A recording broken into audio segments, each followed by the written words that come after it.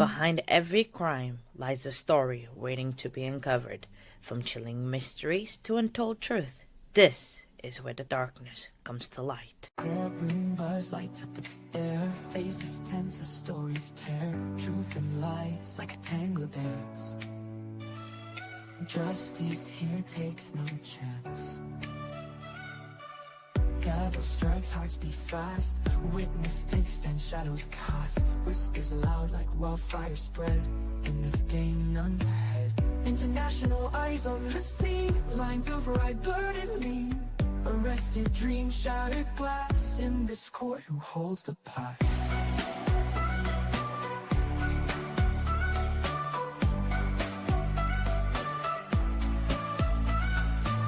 Lawyers dance in verbal fight. Day turns into darkest night. Every turn, heart skips a beat. Justice tango on repeat. Families watch, soul torn apart. Courts drama quick to start. Chains rattle, futures bleak. Yet in silence, justice seeks. Around the world, eyes through gaze. Every trial a twisted maze. Judgment passed through smoky gates. In this court, no room for haste. Good morning. Hey, everyone. How are you? Sheila here this morning. It's going to be Sheila every morning, except tomorrow. Tomorrow, if the defense gets to carry on, and I'm sure we'll end up with closing statements and stuff tomorrow. I have to say that because the judge had said that they would have it by the end of the week. So, and as we all know, the state rested yesterday, which was totally, I don't know, it's not what I expected. I don't know. That was really weird how, they brought in the last person with all the Snapchat stuff and said, this is what's going on. Good morning, Kara. You know what? Let me just stop and say good morning to everybody. Good morning, Kara. Good morning, Lois. I see Britta's here. I know Denise is here. Good morning. Cindy was supposed to bring coffee for the entire crowd, but I think she's got birthdays going on. So, yeah, we have no sound yet, so we're still here. I know I'm just kind of jumping in this morning. I was a little bit, I didn't go to bed until 4:30 this morning, and I woke up to Hector decided he was playing. Hey, Forrest, good morning. Yeah, I woke up to the sound of a show called The Monster Inside Me playing in my background this morning. And I was like, what in the world? Why was I having nightmares? I only slept for a couple hours and I woke, it was maybe 3 hours. I woke up, I was like, what is this weird? Yeah, it was out there. My husband was, he's sleep watching monsters inside me. So, but anyways, as we know, yesterday they ended with the state resting, and they ended with the medical examiner saying, yeah, he was deceased by 2 gunshot wounds. We had the Snapchat, the forensic person that came in and said, yeah, that Karina got the new phone 3 days later and decided to delete all her Snapchat 3 days after he had passed away. So, I don't know that the state has enough evidence without Huston Danker saying, what is the defense going to say? I know I'm all over the place with my thoughts. This is why I say we need a squirrel. I need a squirrel emoji. What is the defense going to say? What is Karina going to testify? Is she going to have friends come up there and say, hey, she's a wonderful neighbor. She, helped out around the farm. She was a hairdresser. She this, she that, and I'm not going to lie, if you listen to, I have my morning coffee with Kathy, gossip, rumor, and innuendo. And she kept saying she has a murderous face. She has a murdery face. And I don't what. Good morning, Katya. How are you this morning? So I won't be here tomorrow morning. Katya's going to take the stream. That's where I was going with that. That's what happened with the squirrel. Yeah, so Katya will be here and take the stream for me in the morning. I have my own thing that I need to do that I had already had scheduled and didn't realize that it was something that I couldn't change. So I have to be somewhere in the morning. So squirrel, there's my squirrel. Denise put me a squirrel. You're here, but you're going to be quiet because being in the car on the way back from the beach. You go, girl. You go, girl. Katya had been at the beach and there's no sound. There's no sound. He's talking. They don't have sound on. Come on, camera people. Y'all need to pick up on the sound.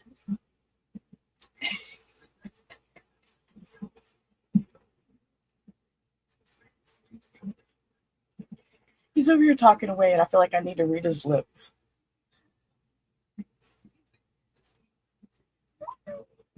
Yo, come on. I'm going to have to go see if the other stream has sound. Give me just a second, because that's ridiculous.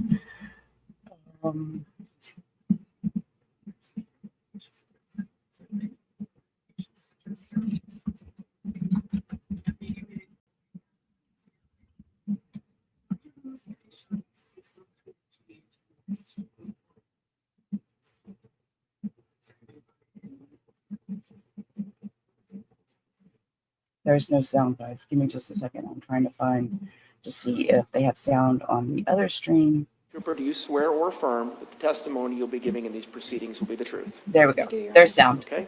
And then, Ms. Cooper, for the record, please give us your first name and... Stop. I'm going to pause right there. Hold up. We didn't have sound. No. She's already on the bench. Hold up. Your last name and spell them both. Karina Cooper, Karina Coop as in Paul, ER. All right. Ms. Watt.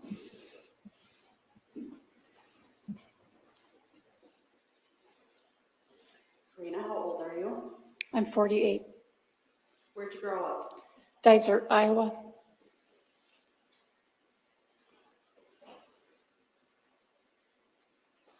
I want to hear the story about your relationship with Ryan, okay? When did you meet Ryan? I met Ryan in 2005.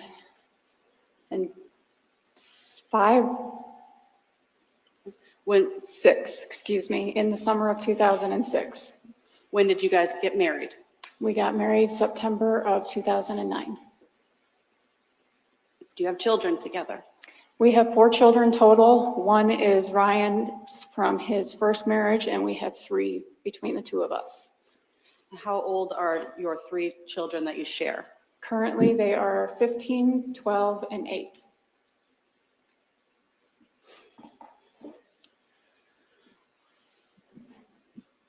How would you characterize the nature of your relationship with Ryan in general? I guess, was it good? Was it bad? Generally speaking, I would call it good, normal. We've seen some evidence that you guys had a few toys at the property. What did you guys have? It depended on the year, but both Ryan and I kind of went through phases where one year we'd say, oh, we want to go camping. And we did camping for quite a while. We bought a couple of different campers. Then he would go through a motorcycle phase, and he bought and rebuilt a motorcycle. And then we were golfing the next year. And so we recycled a lot of toys and a lot of hobbies. Okay. At the time, we had snowmobiles and a Ranger, which is like a sport utility vehicle, like a 4x4 type of thing. Okay. And so you had a shop already, right? Correct. And were you guys trying to build a second building? A second and third, technically. The farm, like people have spoken about, he worked for Cooper Farms. The farm was putting up a large machine shed on the property, and we ourselves were putting up a smaller shed, machine shed of our own. And what was the purpose of that smaller machine shed? Ryan wanted to be able to pull semis into that building and work on them and clean them. He wanted an office. As he was taking on more responsibility with the farm, he was needing a little bit more of that space to do some, Michelle did the book work, but just to do have an office space, kind of. Also, I kind of overtook his first shop by him putting the barber shop in there, and then I started making soaps and candles, and I was kind of hogging in on his space. So it was kind of a joke that he said, okay, I'm going to build my own shop and get my own key for this one. Okay. So you said he was working for Cooper Farms. What would his normal work day, like just in terms of hours? Oh, geez, it could vary. They were long, almost year round. It was always long, because if they weren't in the field, he was trucking or working cattle. So some days could start as early as 4 a.m. If he started that early, he was usually done a little earlier, around 2, 3. Some days it was from 7 a.m. to 11 p.m. It varied depending on what he was doing. What about and I understand it probably has to do with the farm season, is that Correct. fair? Okay. So what about in June? Did he have like a more regular schedule in June? June, the crops would have already been planted, and for a few years, probably more than I'm remembering, but he had started doing some what's called side dressing for the local agronomy company. I'm not real up on what that entailed, but it basically involved spraying crops. So in June, he was usually doing that. I cannot recall if he had started doing that or not at that time, but there's a good chance he was. So if he's doing that type of work, what time is it still varying so much, or what time would he normally go to work? He wouldn't probably start until, I would assume, when the agronomy company opened. I'm assuming around 8. If I had to try to guess, I'd say he'd leave around 7 in the morning, but he could be gone till fairly late at night. I want to ask about his sleeping habits. Where did he normally sleep? Most of it, well, 99% of the time he slept in the recliner in the living room. And is he a heavy sleeper? Yes and no. When he slept hard and snored hard, but he was up and down quite a bit throughout the night. He would sleep for a few hours, then wake up and watch some TV, and then sleep again. Did he have any sort of a regular pattern to what time he might wake up? It always seemed to me that he would fall asleep watching TV around the same time I was putting, the kids to bed, so around 8. He might doze for a couple of hours. I would go to bed and read, and then I'd hear him up later watching TV around 11-ish, getting a snack in the middle of the night, and then back to sleep. And again, it kind of depended on what his work hours were. If it was a time when he was leaving the house at 4 a.m., he was tired at night and would sleep harder. Okay.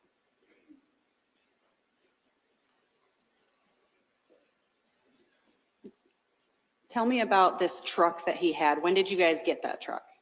Which truck? Semi-truck or pickup truck? The pickup truck. Well, there's a bit of a story behind that too, because he bought this dually pickup truck, a Ford F450. It was before the derecho, whatever year that was. Okay. I'm sorry, I don't remember. Let me just ask you, so did you get that truck with the insurance money from how was it paid for? That's what I'm trying to ask. So like I was saying, he bought the first one before the derecho. It was ruined in the shed that came down in the derecho. He bought the exact same replacement truck and paid for a good portion of that with the insurance money from the first one. What remained that he owed on it, we financed through Chelsea Bank. Okay. And what was that? What was the remaining balance on the truck at the time of Ryan's death, if you know? I thought it was closer to 25,000, but Michelle, Ryan's sister, testified that it was 15. And given her accounting, I would assume that she is correct.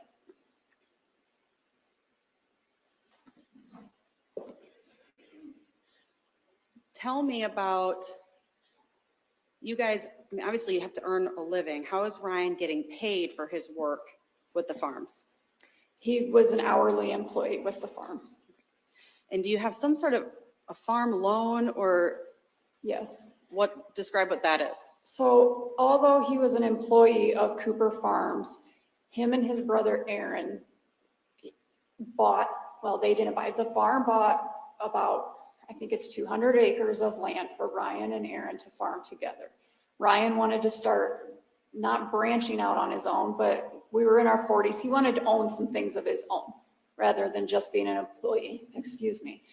So they bought this piece of land that Ryan and Aaron rented from the farm with the agreement that they were basically renting to own it, was the way I understood it, that eventually they would own it. Okay. So any crops that were planted on that farm between Ryan and Aaron, they had to pay for the seed, the land rent, the fertilizer, the storage. They paid for all of that themselves, and the profit off of that was theirs, minus I think they had to pay the farm some usage for equipment, but I could be wrong about that. Okay. What we paid for that with was a what's called an operating note from the bank. Okay. And does part of that money with the operating note, is that how Ryan's truck gets paid down? Yes. Ryan did most of the finances, but from what I kind of pieced together after, well, he did all of the finances, so I was basically lost. But what I pieced together after the fact,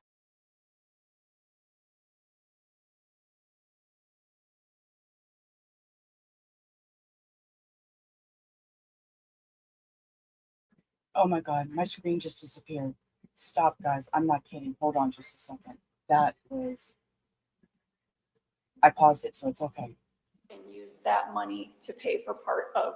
Do we have truck, sound? Is sound okay? is my understanding. Stop it, Katya. Katya, stop. And I believe part of it may have come from the farm note as well, because it's a write-off for the farm. But like I said, that's just kind of what I've pieced together after the fact. Okay.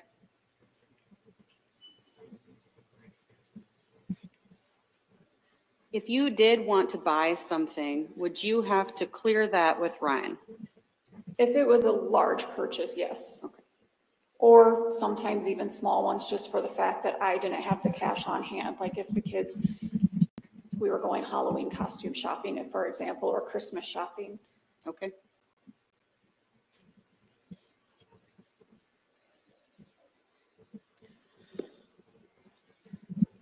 What was your source of income at this time? I owned a barbershop salon in the outbuilding at our house. And we've seen some bank records. Did you overdraft a bunch? All the time. Like I said, it was out of the house, and I kept the kids at home with me when they weren't in school, and it was just laziness or forgetfulness of taking a daily deposit into town to the bank. Did you have any credit card debt at this time? I didn't own a credit card. Ryan had one credit card that I guess you could say we shared.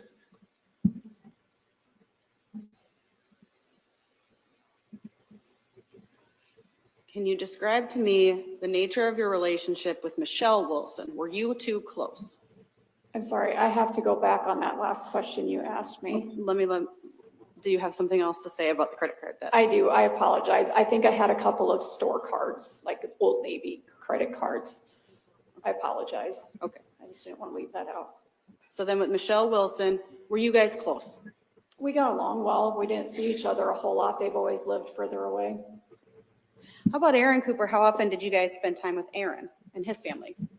Holidays, birthdays, occasionally we would just get together to have a few drinks, but given that him and Ryan worked together all the time, we didn't necessarily socialize a lot together, but we had a lot of the same friends, so it was occasional. When you received the life insurance money, did you pay down any debts? Several. Okay. What debt did you pay? First, I met with Brad Rund at Chelsea Bank regarding, I had some questions for him about the farm note. And while I was there, he told me that Ryan had a payment coming up on the dually pickup. And how that worked was, I think it was only a once or twice a year payment that he had to make. So it was a larger one.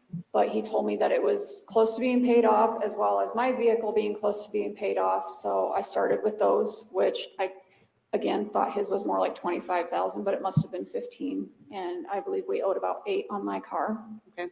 So did you pay those? I paid those, And then were there any other debts that you paid? several.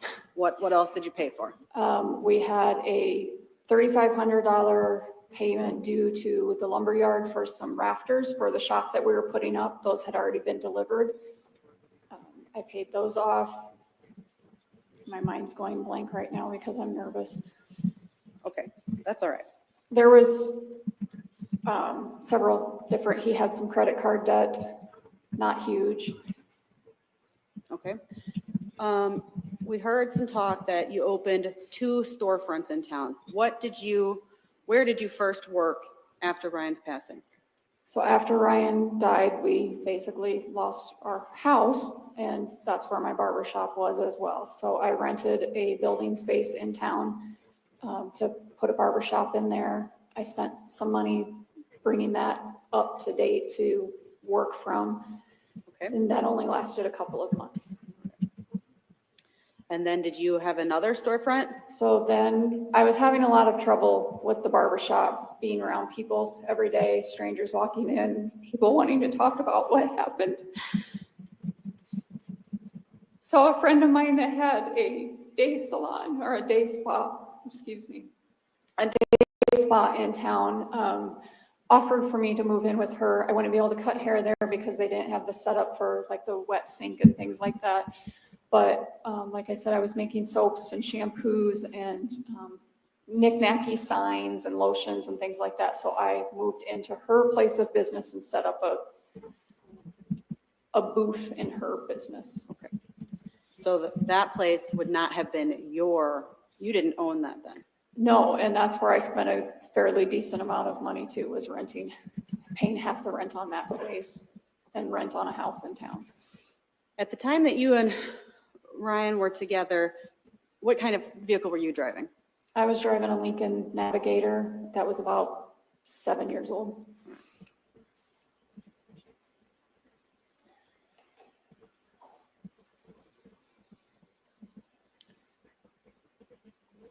Did you blow through all the life insurance money? No, I spent some of it paying off debts and renting a home. Okay, I do want to also, did you have a dream at some point to do an embroidery business? Ryan and I had talked about that a little bit when we were getting ready to put up the new shop and talking about how I had overtaken his shop. I had bought a Cricut. It's the vinyl cutting machines that you can make t-shirts with. I was kind of dabbling in that, and we had talked, both of our moms are quilters, sewers. I wanted to buy an embroidery machine. Okay. And did you end up buying one with some of the insurance money? I did. How much was that? Around $12,000. And did you start an embroidery business? I did. Did you do that out of your home? I did. At the same time, are you still selling soap and candles or no? No. When we moved back out to the country to one of the homes that the Coopers own, I left that office or left that space. The gal that I was working with was thinking about moving into a more affordable building. It would have been a lot smaller. There wouldn't have been space for me. I was spending a lot more money in that space than I was making, so I decided to leave. Okay. You mentioned moving around some. Where did you first move to after Ryan's passing? We stayed with my brother and sister-in-law for a month or two, and then a friend of mine from Chair had a small 2-bedroom house that was it was tucked away in an alley. It was real private, and she offered it to us until we got on our feet. We lived there for a few months. It was very small for 4 of us to live in. Okay. And then we rented a larger house in town for about 6 more months after that.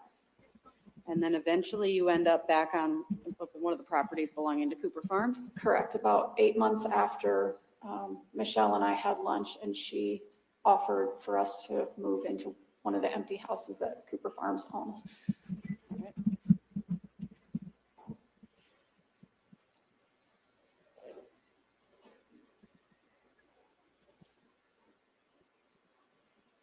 Oh. May I approach, Your Honor? You may, and you don't need to ask again.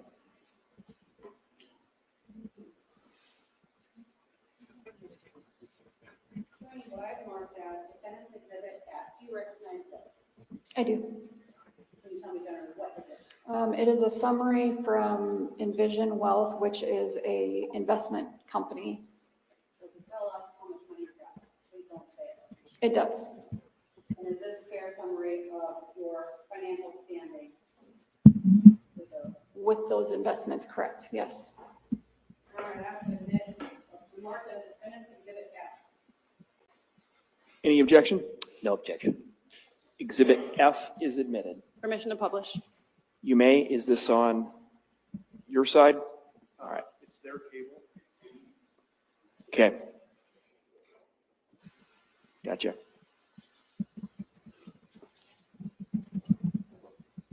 I think we're going to have to restart it to get it on the big screen. So just give me a second.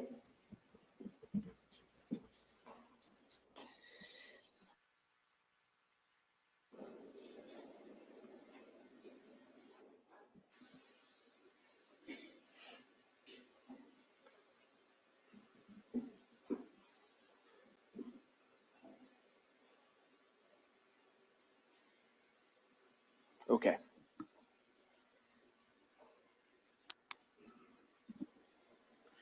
All right, I just want to kind of go through this a little bit. Defendant's Exhibit F.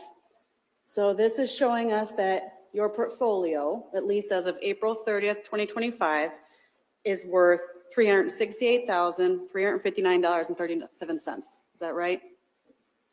Sure, should be.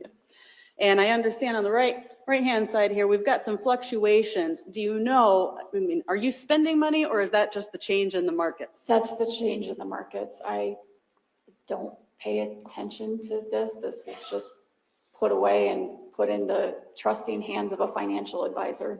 Okay.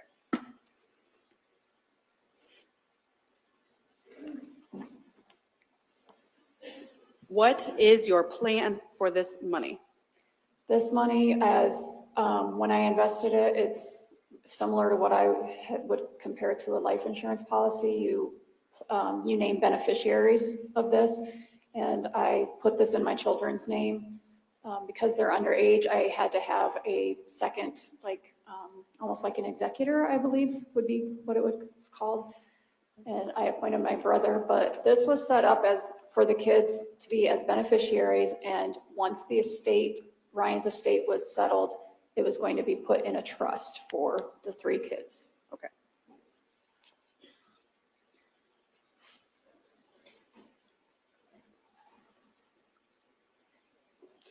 No, you can take that down.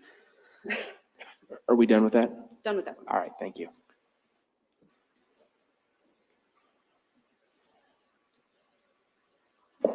After Ryan's passing, I mean, how much are you earning each, like in 2022, how much money did you earn from your businesses? From my businesses, none. Okay, so you lost money. I did, And you still had 3 children to care for. yes, They cost money. they do.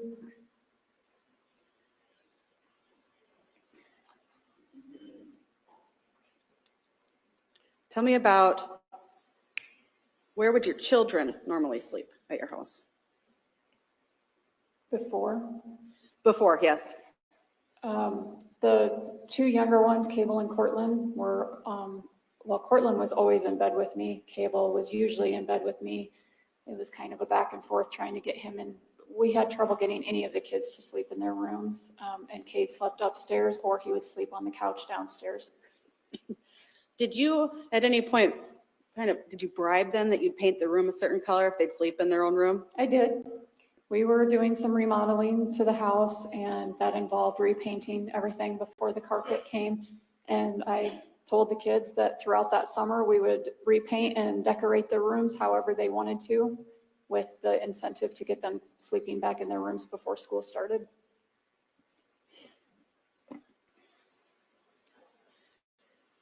And we've heard some testimony that there's lots of pictures on your phone of your children. Yeah. All right. My children and hair. Okay.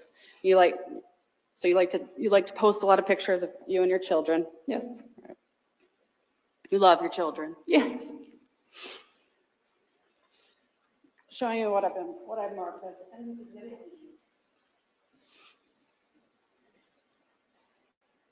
Right next to us. Yes. Who's this a picture of? Myself and my babies. Do you know when it was taken? It was taken at Riley Storyhan's wedding the summer of 2024. 23, sorry. Your Honor, we'd ask to admit what's been marked as defendant's exhibit E. Any objection? No objection. Exhibit E is admitted. And permission to publish, please. You may.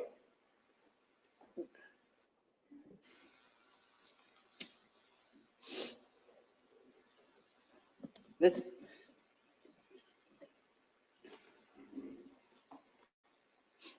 So can you just tell us who the three children are here? On the left is my daughter, Cortland. Right next to me is my son, Cade. And on the right is my other son, Cable.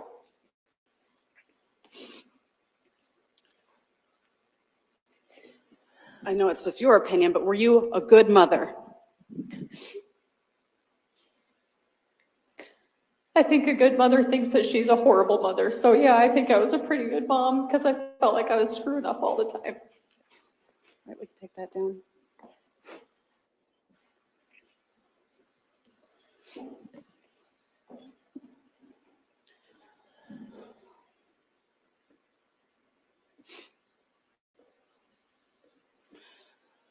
You and Ryan, did you guys have a lot of friends? Yeah, we did.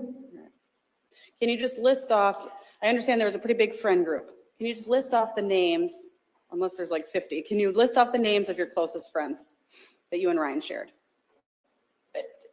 To clarify, we had several friends and we also had like different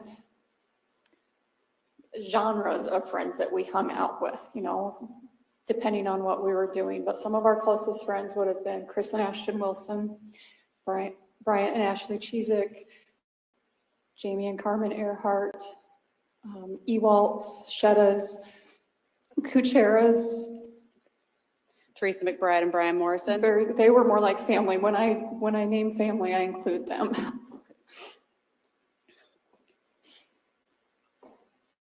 Riley Storyhan was a close friend. Quite a diverse group, depending on what hobby we were doing at the time. Okay. Did these people remain your friend for some time after Ryan's passing? Some did. Okay.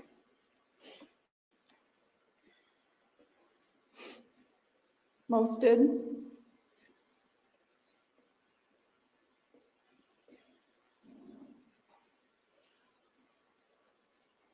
Is it a fair assessment that sometimes when you were drinking, you became a Karen? Yes. All right.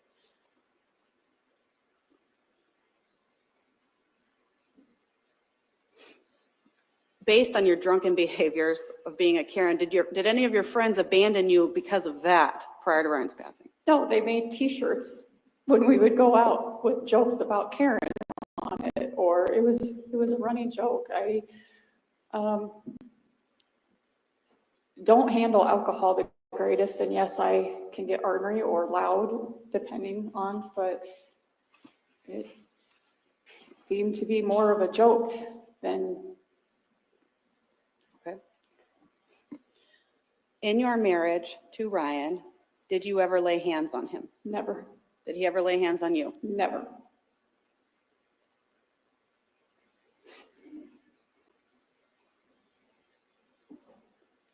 Heard a little bit of talk about Snapchat groups and whether you left them. Did you leave a bunch of Snapchat groups before? No, I left one. Which group did you leave? It was called Six Pack. It was a golf group from a tournament we had played in the year before, and I wasn't playing in it that year, so I left it. There was. Okay.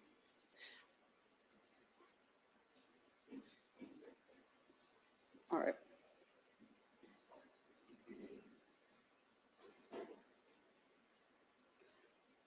I want to touch briefly on the night of June 17th. were you and Ryan at this sports complex?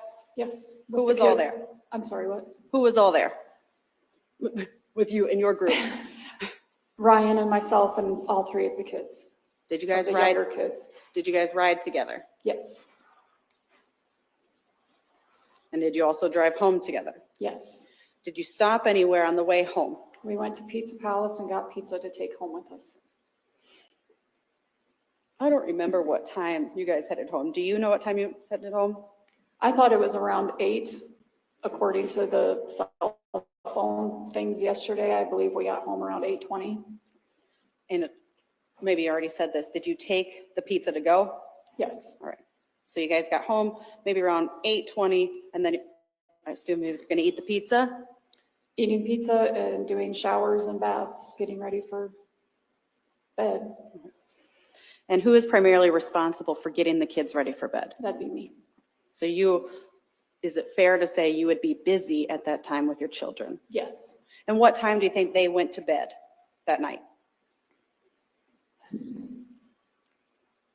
I'm not sure what time Cade went to bed because when I laid down with the 2 younger kids, he was watching TV with Ryan. Cortland and Cable and I went to bed.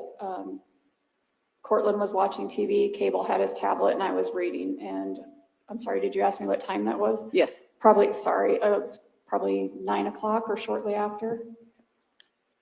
9:30 maybe.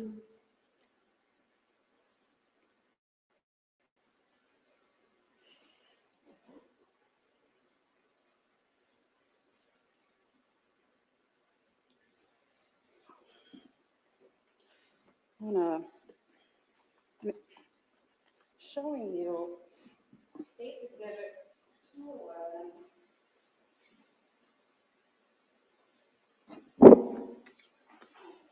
Did you have a chance to look at that yesterday? I did. So is this your phone number? Seems to be, yeah. And you see the sticky with Houston's number on it? Yes. Yes, sorry. Is that phone number on this call record? It is not. And we see some check marks next to some numbers, and it seems to be the same number. 319-231-3853. Do you know whose number that is? I have no idea. It could be anybody's. My cell phone was used for my business phone as well, so it could literally be anybody's.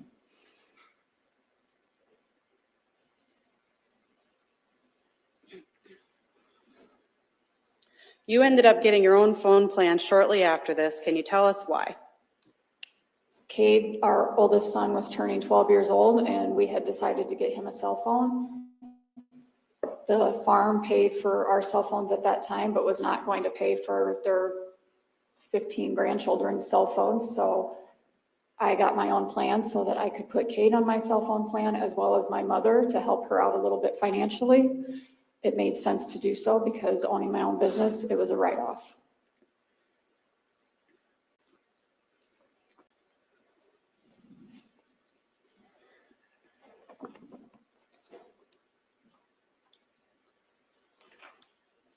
Approaching with State's Exhibit 206.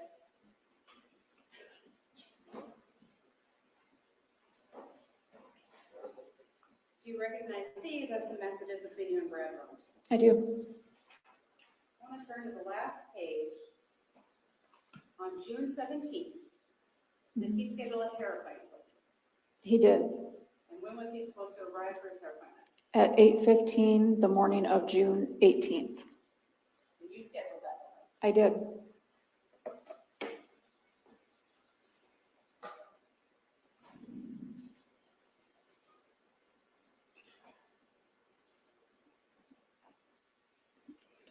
Do you remember, did you have a couple of hair appointments scheduled for the morning of June 18th? Yes, I have a customer that I've had for 23 years. That was also my first grade teacher, and I did her hair every Tuesday and Friday morning at 8 o'clock in the morning. You did her hair every Tuesday and Friday? Every Tuesday and Friday. Styling it then? Yes, it was called a shampoo set. I would wash it, put it in rollers, put her under the dryer, and then style it. And she did that twice a week, and the world could come to an end and she would not miss her hair appointment. All right. And June 18th, of 2021 would have been a Friday. Yes.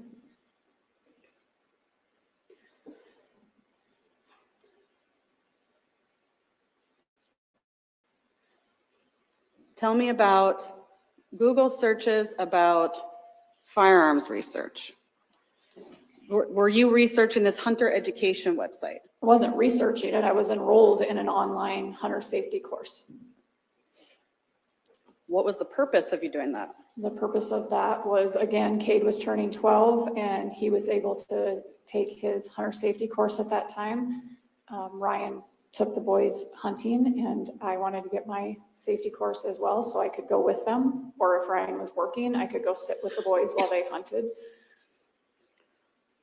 Can you tell us, I mean, were you aware that some of this was being done on a private browser?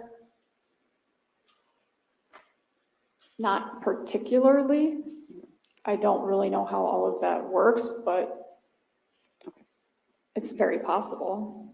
And I took screenshots of several of the slides, I guess you would say, because at the end of each chapter there was a test, and I took those screenshots to kind of help me cheat on the test because I wasn't doing very well. Okay. Have you shot a rifle? I have. It's been 25 years ago, but I have. All right. Because you told the police that you never even shot a gun. Yes. That was not true. That was not true, and the only thing I can say is in my head, I was thinking of handguns at the time. I have not shot a handgun. I have shot 2 long arm rifles in my lifetime. Many years ago. Many years ago, before I met my husband. All right. I have been around guns. I don't deny that.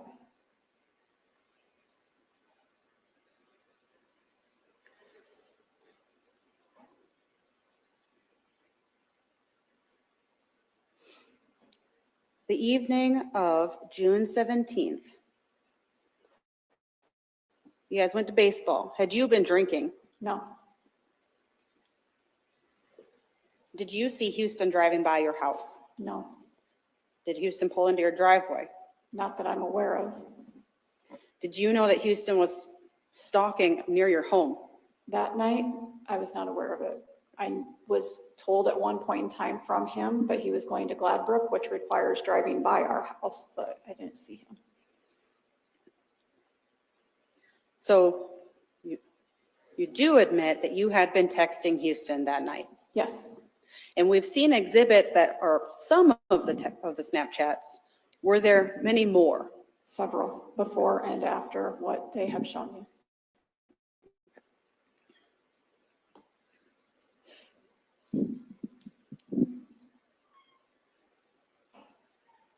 I want to talk about the relationship with Huston. How did you meet him? Technically by cutting his hair. Like others have said, it's a small town. I knew of him for years, but I started cutting his hair is how I met him. And how often would you cut his hair? It varied. At first, I would call it on a regular schedule of maybe once a month. And then there became a time that he started getting his hair cut every 10 days, which was, in his words, following the footsteps of Brock Wilson, who he worked with at the time at Liquid Grow. They got their hair cut every 10 days, so it never looked like you got a haircut. Okay. And how do we go from cutting his hair to Snapchat buddies? Flirting a little bit when cutting his hair, talking about, he was having a lot of problems with his girlfriend or ex-girlfriend, the mother of his child at the time. He only had one, was having some custody issues with her.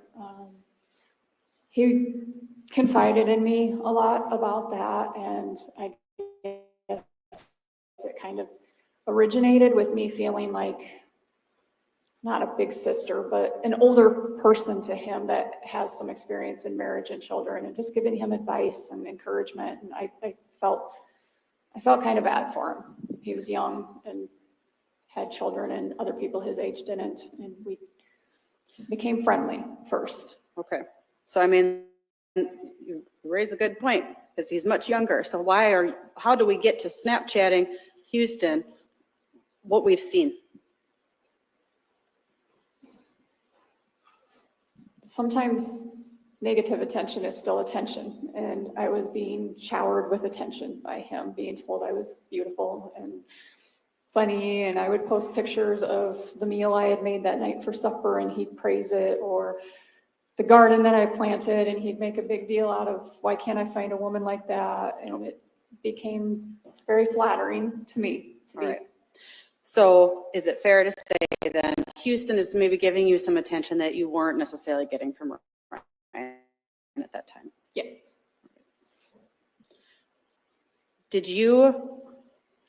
Was your relationship with Huston, was it primarily online then?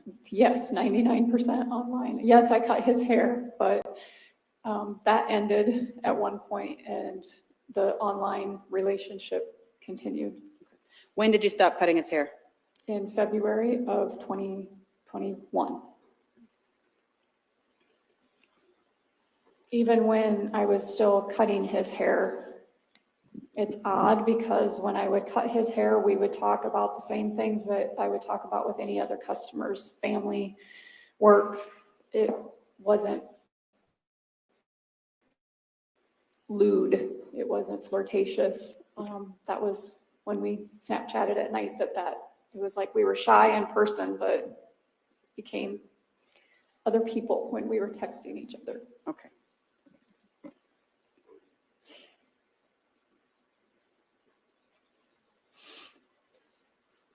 So if you stopped cutting his hair in February of 2021, did you ever have him, after you stopped cutting his hair, did you ever have him over to your house? Not after February, no. Did you ever see him in person again between February and June? One time briefly in Waterloo, he had sent me a message asking if I could get him some beard wash. It's shampoo for the beard. And I agreed. And I had told him that I had a birthday present for his son as well to give him. And I was going to Waterloo and I told him I would meet him outside of Shoe Carnival in Waterloo. And I dropped those items off to him and that was it. And is that the last time that you would have seen him then prior to Ryan's death? Yes.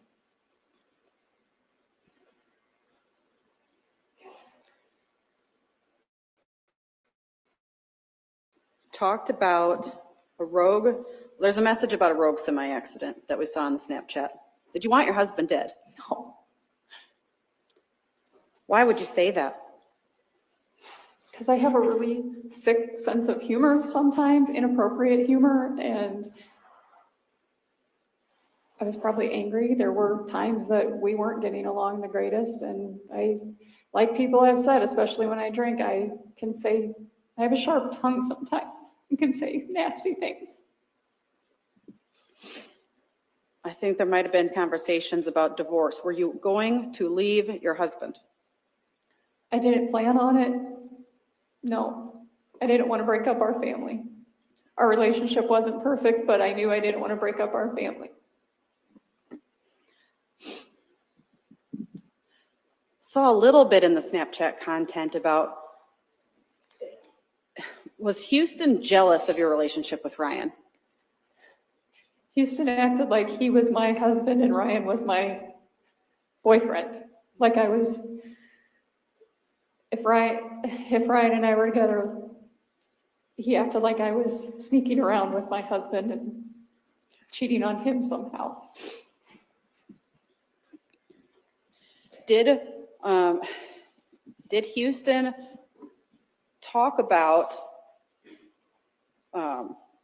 Huston talk about killing Ryan? Several times. Did you ever take him seriously? No, I thought he was full of crap. He liked to brag about how he knew powerful people and his dad knew dangerous people. And he insinuated that he had been involved in some other crimes. And But you didn't believe him. no, he's got quite a reputation around town with women and telling tall tales.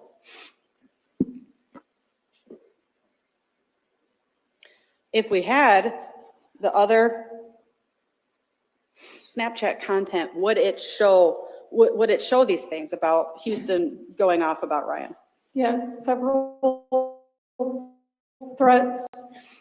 What but would also what would your reaction be when he's making these threats? How did you handle it? laughed it off, used sarcasm, sometimes replied inappropriately, like when he said one time, "Don't use your husband's truck in the morning, there's going to be a bomb planted under it." And I replied, "Gee, thanks for the heads up." Yeah. Okay. So does that mean, though, do those messages mean that did you want your husband dead? No.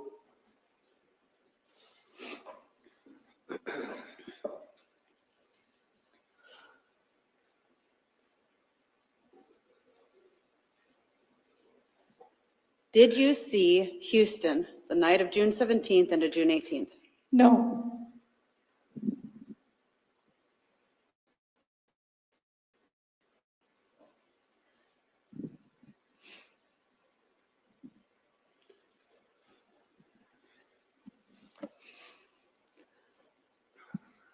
I guess we do have these Snapchats about shell casings. What's going on? Again, it's not the first time that had been talked about. I didn't take him seriously. He had made a comment before about walking into the shop. When Ryan was there, I was gone with the kids at the swimming pool. And he had made a comment, and he said, "If you get home and find your husband dead, make sure you pick up those shells for me." And I had asked him, "What in the world, like LOL, what does that mean?" And he said, "Well, according to CSI, that's how they always catch the killer." So I took it as a joke. Okay. So it had been referenced before. It was 3:30 in the morning, like you said, and I said there were several messages before that he was very aggressive towards me that night and upset and angry. When those messages came through, I was more or less Snapchat. Like most of you know, once you open a message and you exit out, the Snapchat is gone. It's not like a text that you could go back and reread what was there. I halfway read messages, didn't always read them thoroughly, I wasn't paying attention, plain and simple. And your belief, when you said go, did you believe that you said more? I know I said more. I sent 3 messages in a row. What did they say? Go to sleep. 3 messages, like putting periods in between the words to emphasize go to sleep.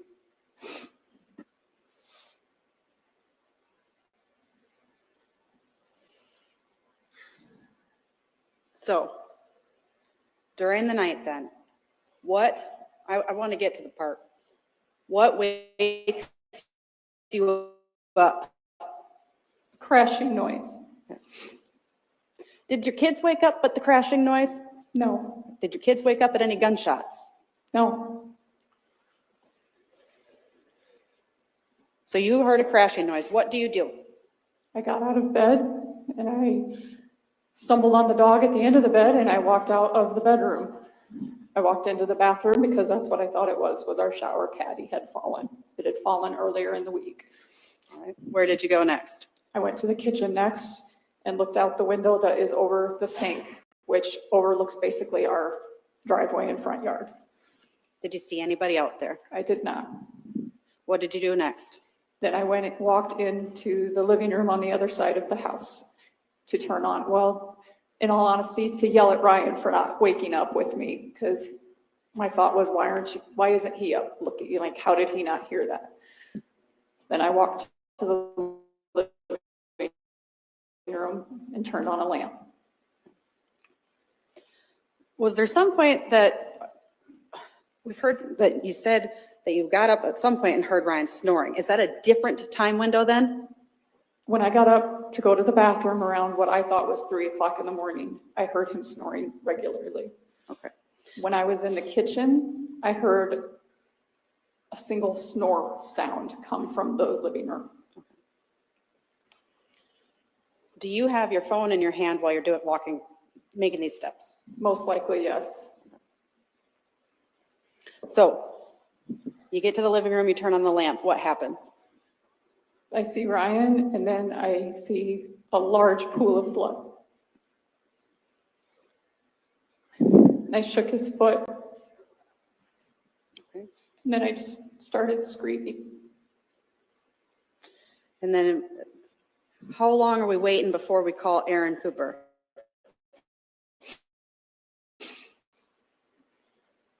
It seemed like forever, but a couple of minutes. I ran back out of the living room through the dining room, and I was halfway up the steps when Kate was coming down the steps. I think I scared him because I remember him like turning around like he was going to run away from me, like run back up the steps, and then he realized it was me, and I grabbed him and we went downstairs, and I put him in the bedroom, and I went in the bedroom as well, and I believe that's where I called Aaron from, was the bedroom. So to answer your question, it was probably a couple of minutes, but it felt like a lifetime.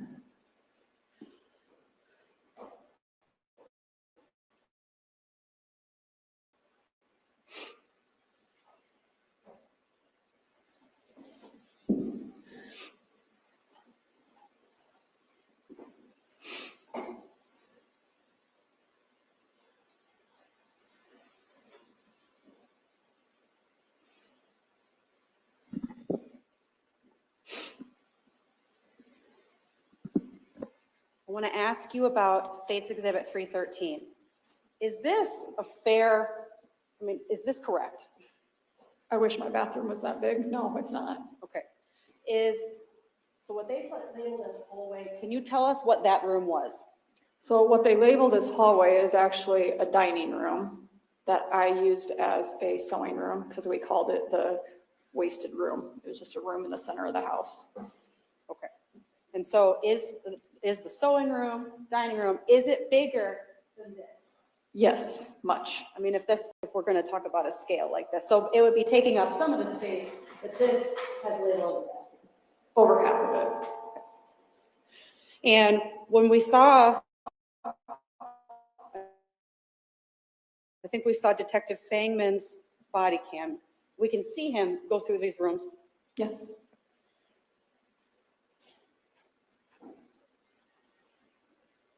I want to know, is this door, this mudroom door, is that the door that was most frequently used when people would come over? Yes. Do you know whether this front door on the steps, do you know whether that door was locked? I can't say for sure. I made the assumption that it was locked. It was a newer door, and it was the type of door that even if it's locked, you can open it from the inside. I'd be fairly confident that it was locked.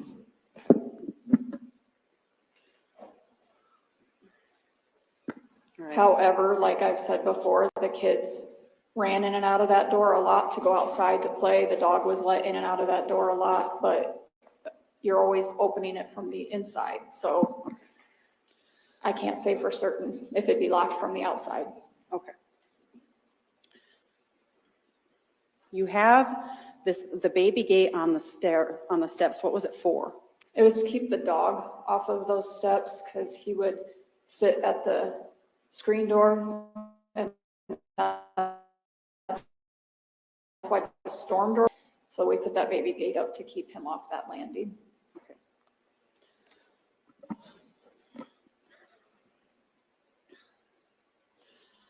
I guess returning then to when we're calling Aaron, can you tell us why you called Aaron instead of 911 first? Aaron lives less than a mile from us. Aaron is a first responder. Aaron is the person closest to us that I would trust in a time of emergency. I called him because I was panicking, and I wanted him there because I thought somebody might still be around.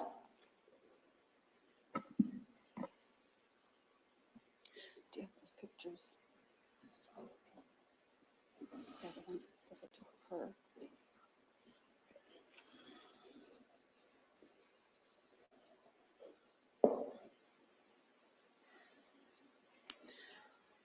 Did you in that living room, did you search for any shell casings? No, Did you dispose of any shell casings? no,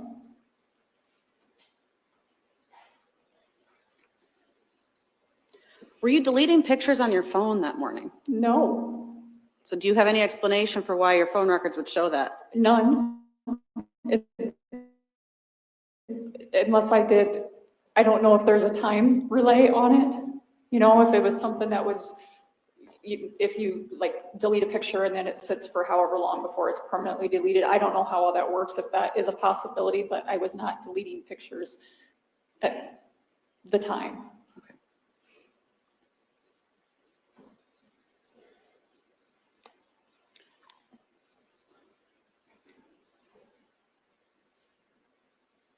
Then when the police get there, why didn't you tell them, Huston shot my husband? I was so scared. I was scared. I was panicked. I instantly thought I was being set up in one of his plots that he laid out all the time through Snapchat. I panicked.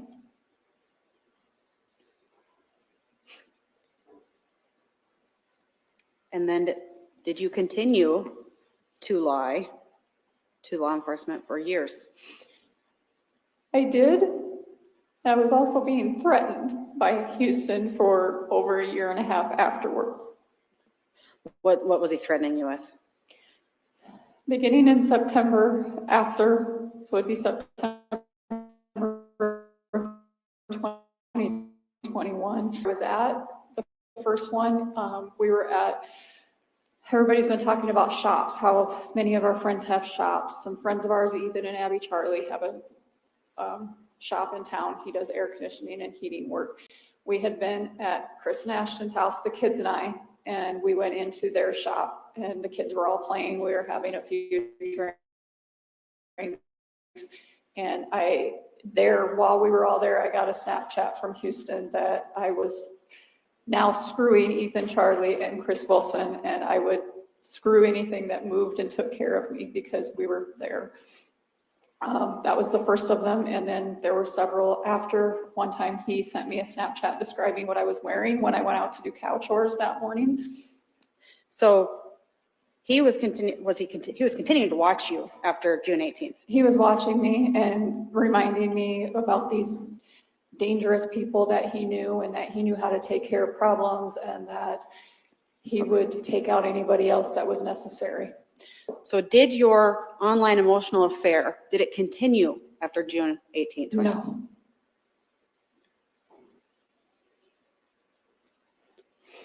Didn't you cut Huston's hair one time after Ryan died? I did. He had messaged me a couple times asking if I would watch his kids.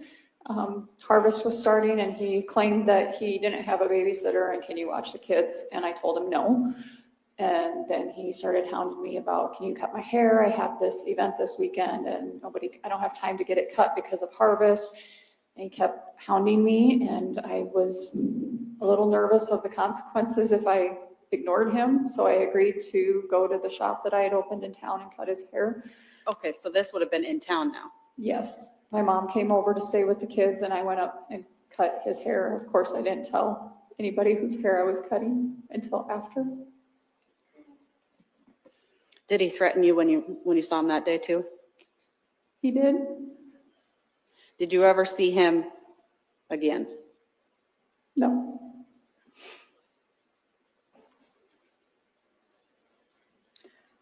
We do also want to touch on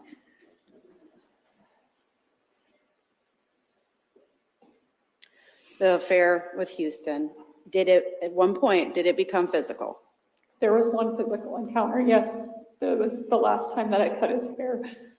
Not in September of 2021. No, not that last time. I'm sorry. The last time I cut his hair before he killed Ryan, it would have been in February. I cut his hair and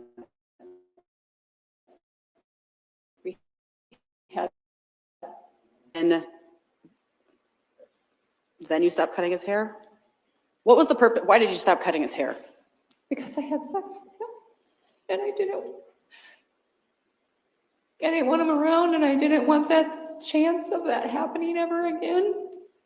It was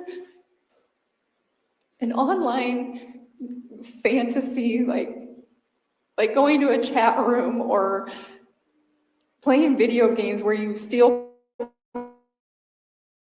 cars and shoot it. An online fantasy thing, and when it became a physical in-person thing, I was disgusted and scared of losing my husband.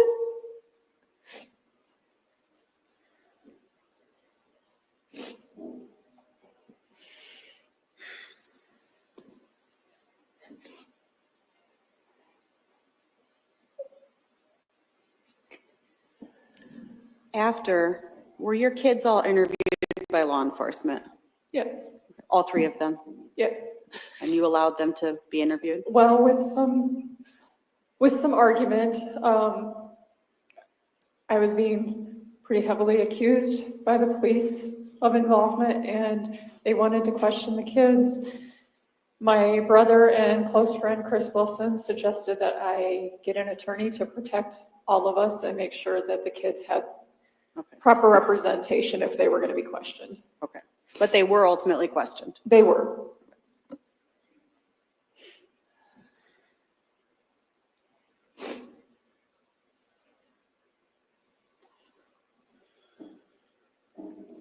Ryan was killed with your 3 children home. Would you ever orchestrate the murder of your husband with your 3 kids home? Never.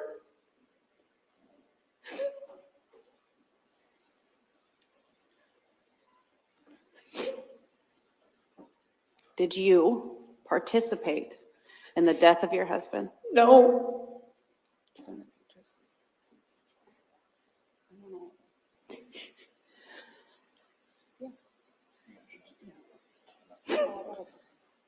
One moment, please.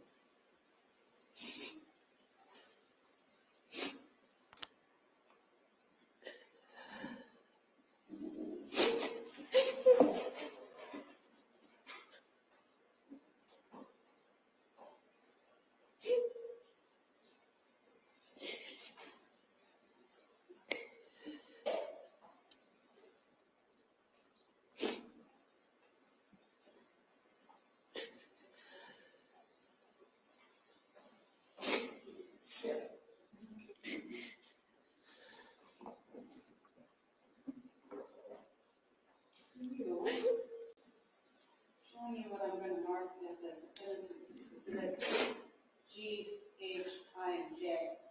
Do you recognize these pictures? Yes. Were those taken of you the morning of June 18th They were. by law enforcement? Yes.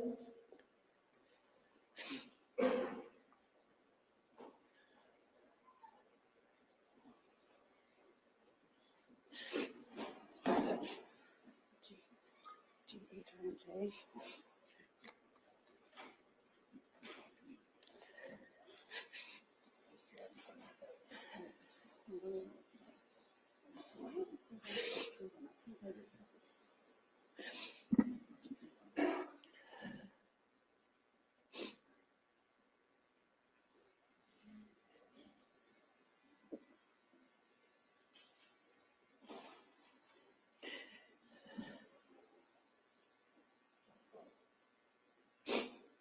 Your Honor, I'd ask to admit into evidence what's been marked as Defendant's Exhibit G, H, I, and J. Any objection? No objection. Then defendants exhibits G, H, I, and J are now admitted.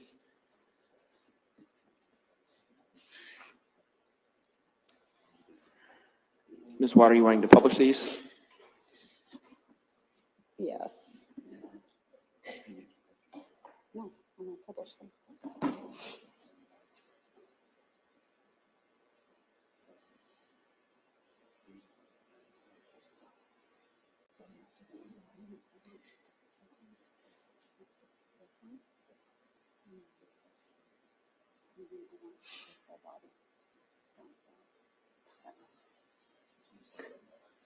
Why isn't it? You've just decided which one. I didn't.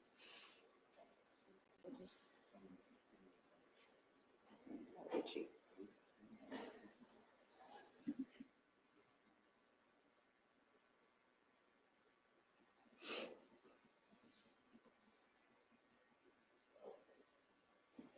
Just.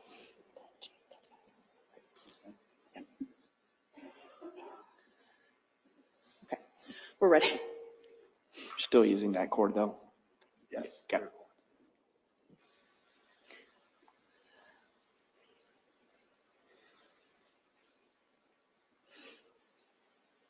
Okay, showing you Defendant's Exhibit G.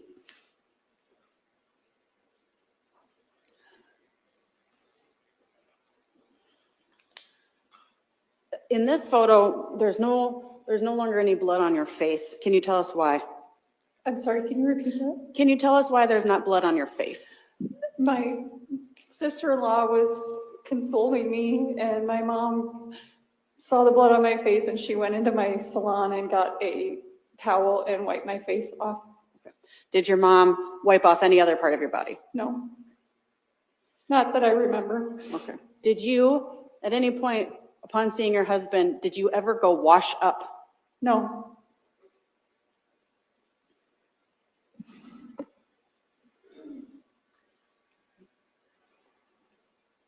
Yes, you can take it down. Thank you, Your Honor.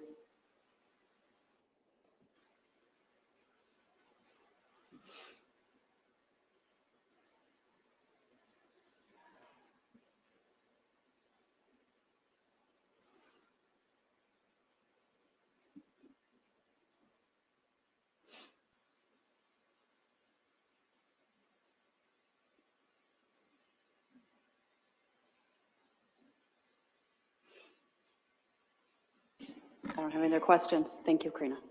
Mr. Kodiaga, cross-examination?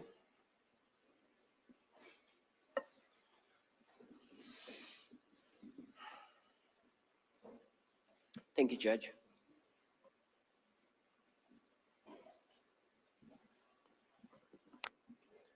Ms. Cooper, can you hear me well? I can't. Your husband, Ryan Cooper, was killed in his own house, correct? Correct. The place where he's meant to be safest. Correct.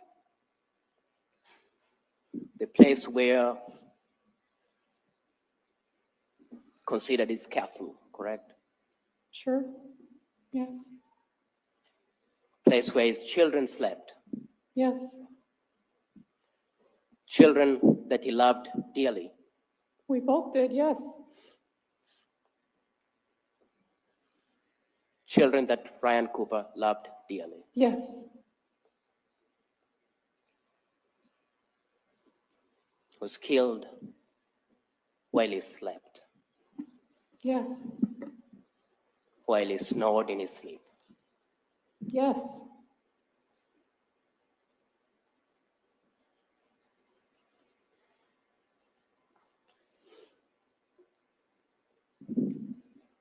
You state you loved Ryan Cooper. Yes. You loved him Yes. very much. Yes.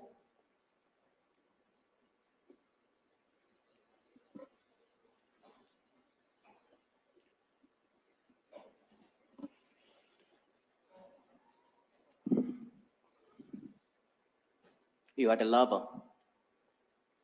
That's what you call him. Yes.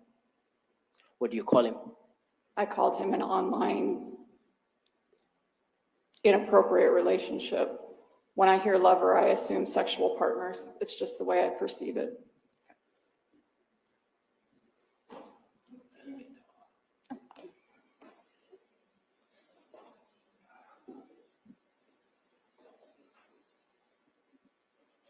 Judge, let's hope this works.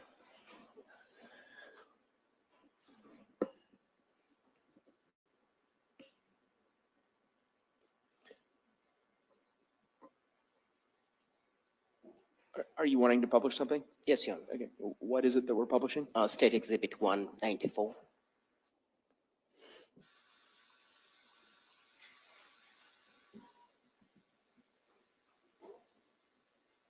Are you able to read that, Ms. Cooper?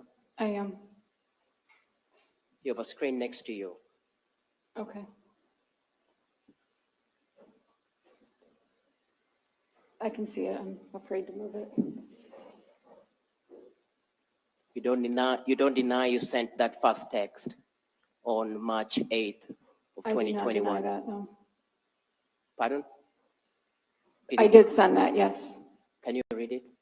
Read it. I just read this 10 times, I swear, with You heart left out- emojis. I'm sorry, what? You left out a love emoji. I just read this 10 times, heart emoji. Okay. I swear, heart emoji.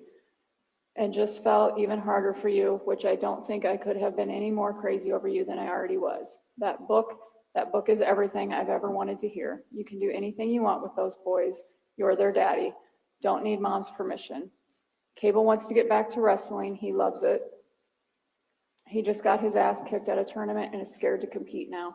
Just wants to go to practice. Doesn't want to lose. And you know what the sperm donor said to him after he got his ass handed to him? Not a fucking word other than it happens. Not let's go home and I'll show you how to get out of that move. Just it happens. They need you so badly. Kate is your football and baseball kid. Kid can throw a damn ball.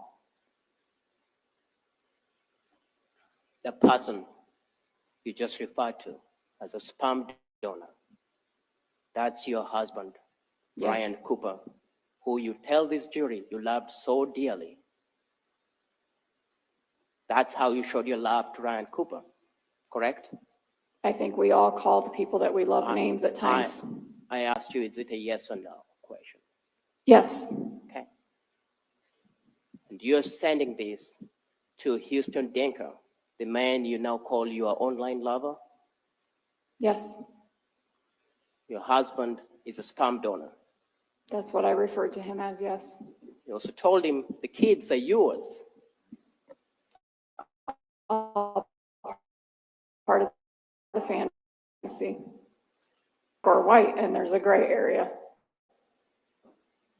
Ms. Cooper, did you hear my question? I did. So, yes, if it must be yes or no, then yes, I clearly said it.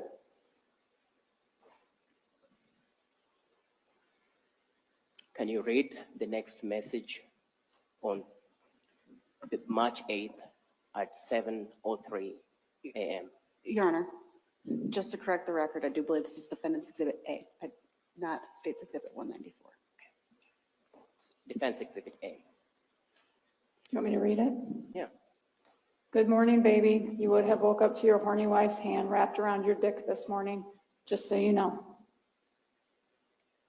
And who are you sending this to? I'm sorry, what? Who are you sending this to? To Huston Danker. The man you're just telling this jury that you're terrified of. I wasn't terrified of him at this time, no. When did you start being terrified of him? After he killed my husband. Also, this time you're not terrified of him in March. No. And so Huston Danker would have woken up to your hand, your horny hands around his dick, correct? That's what I wrote. That's what you wrote to him. Correct. You are the one who initiates that conversation. What's that? You're the one who sends that conversation. Yes. A minute later, you write to him expressing thoughts of death to the man that you claim you love called Ryan Cooper. Correct?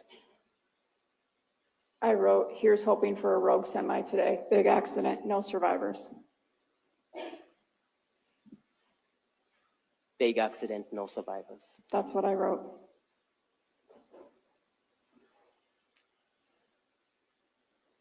Your mind, and you should say your mind is pretty dark and twisted, correct? That's what I wrote in the next message, yes. We can turn on the lights. And just to be clear, for the record, again, you mentioned it, Ms. Watt, but this shows State's Exhibit 194. There is no State's Exhibit 194 that has been admitted. It's identical to what the Ms. Cooper had admitted as Exhibit A. So just so everybody's clear on that. Is that correct, Ms. Watt? Yes, Your Honor. And Mr. Kodiak, is that correct? That is correct. All right. You can go ahead, Mr. Kodiak.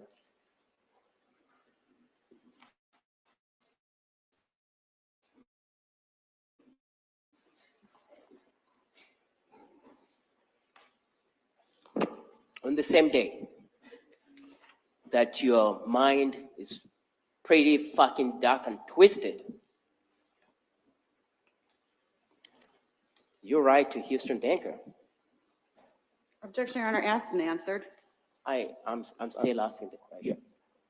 Not sure the question isn't finished, so go ahead. On that same day, when your mind is pretty fucking dark and twisted, you write to Huston Danker and you say, oh, I don't want to wait another summer. Correct? Yes,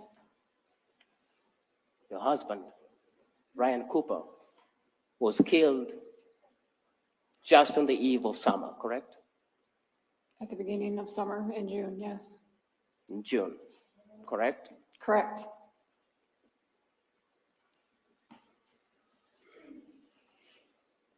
The same message, 10 o'clock, that same morning, where you want him dead by a rogue semi-accident.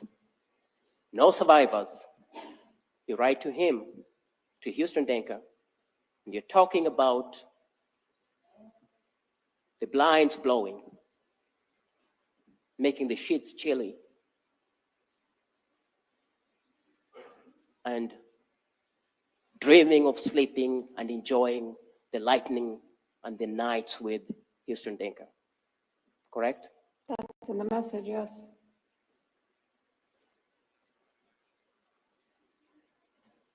You tell him the same day that you want a partner, not another child.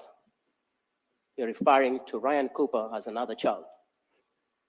Yes, That's the same man you've told this jury was a hard worker who worked from can't see in the morning to can't see in the night he was. and will fall asleep so tired because of his hard work. Yes, That's the man you refer to your lover as another child. yes.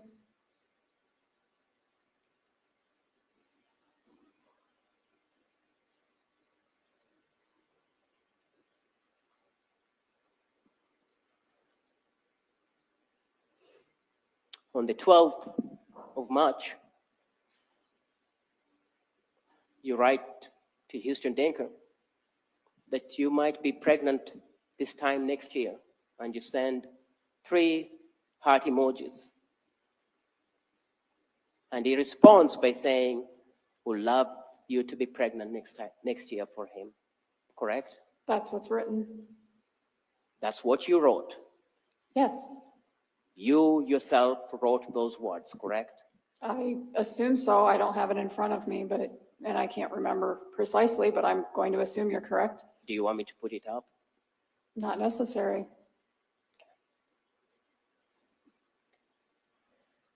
fact, at that time you talked about IVF. Yes, He doesn't know what IVF is, and you have to explain to him what IVF is, I did. where they plant your sperm and my egg, correct? correct. Not the old-fashioned way, but our baby. Right? That's what you tell him. Correct.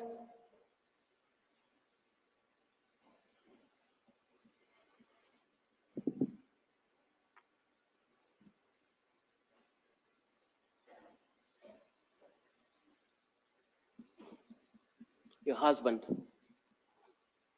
Ryan Cooper,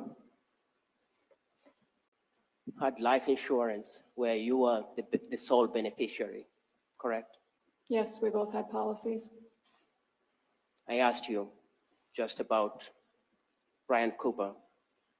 You are the beneficiary if Ryan Cooper were to drop dead. Yes, You would stand to earn a substantial amount of money, correct? yes, Over $500,000, correct? correct.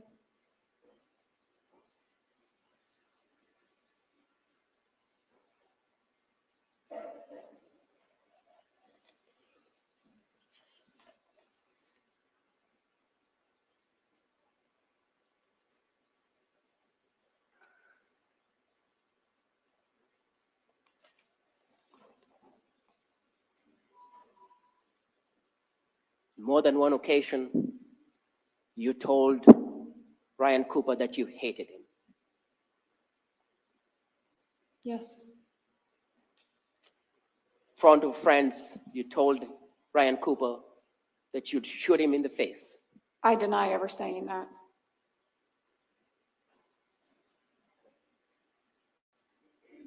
Was that when you were Karen, when you said, I'd shoot you in the face? I never said that. Karen did? Karen did not say it either. It was not said.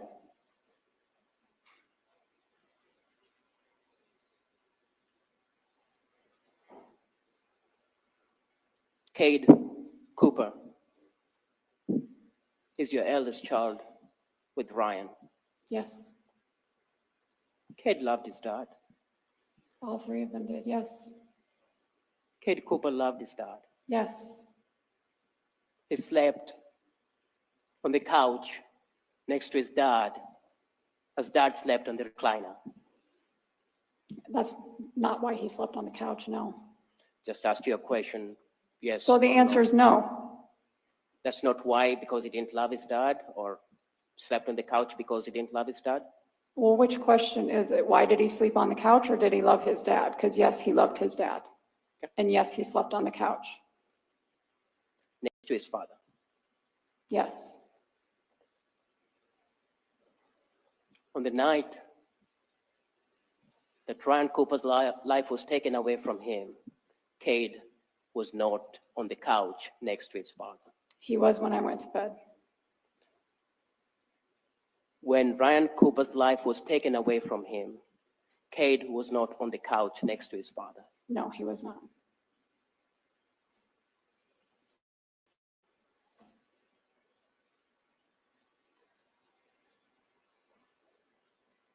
And you know that because, as you've said before, you were up at 3 o'clock and you went to the living room where Ryan Cooper slept on his recliner, and Ryan Cooper was the only one there. Cade was not.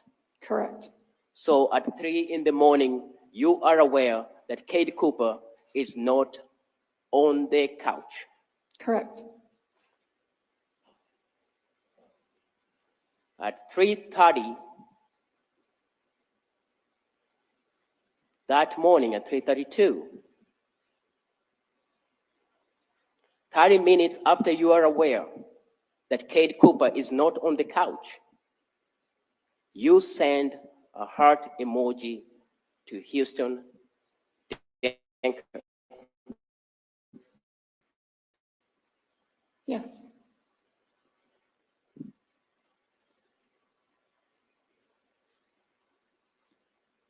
If you may have the screen again. Just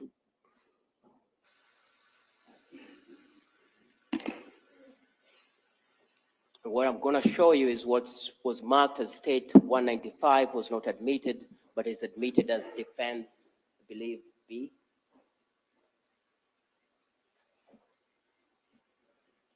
So for the record, this is Defense B. It's the same document. Can you see this, Ms. Cooper? Yes.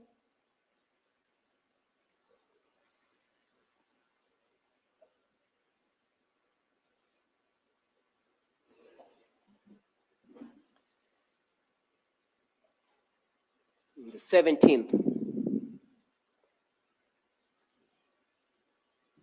of June, 10:19 a.m.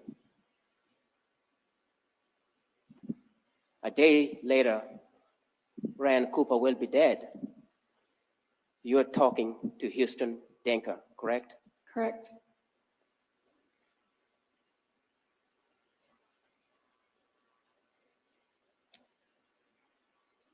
Can you see in that document where you're saying to him, just be prepared for your wife to constantly be tearing something apart and redoing it?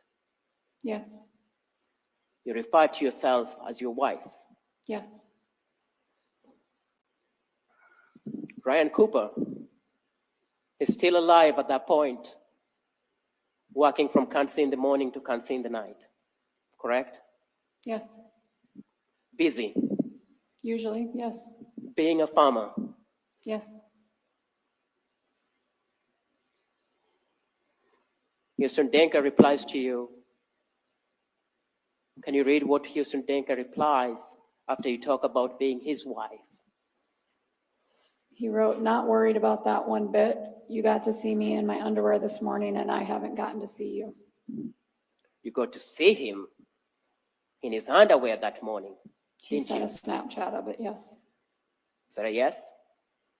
You got to, Yes, and you respond by saying, train wreck. what is the next text message and who sends it? That he sends, Yeah. "Going to sleep with my hand on your pussy very soon." Going to sleep with my hand on your P-word very soon, correct? Correct. And what's your response?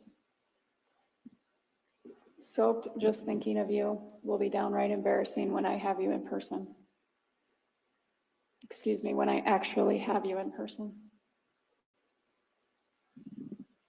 That's hours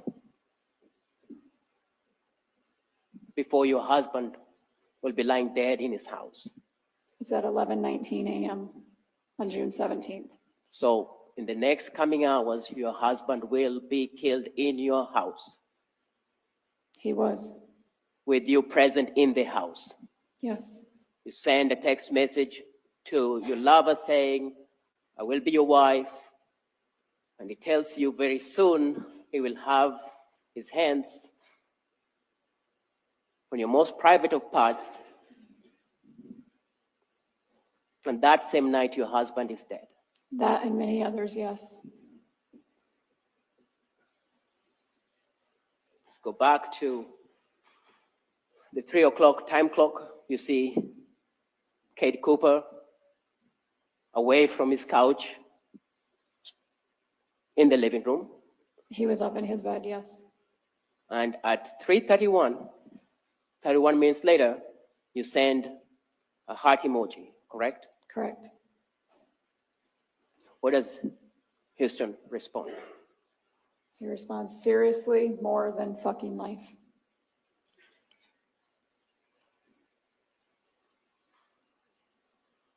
And what is your response? Forever.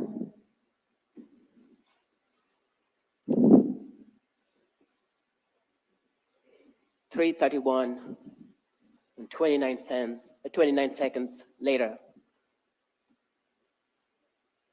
what is Huston Danker's response to you? Huston says, "More than anything, okay, babe, phone's going down. Send me something after I leave your house to then wait for me to open it. Deal?" More than anything, okay, babe. It refers to you in a term of endearment, babe. Of course, we know that by now, but it says phone's going down. And you need to send him something after I leave your house That's what he said. to then wait for me to open it. Deal? And what is your response? I replied, "Deal." You were asked by your counsel whether you would orchestrate a murder with your children in your house. And you said you wouldn't, correct? Correct. You understand what to orchestrate is, don't you? Yes, I do. You do? You said I understand what to orchestrate is? Yeah. Yes. So when he says, phone, send me something after I leave your house, your response is, deal. That's what I said.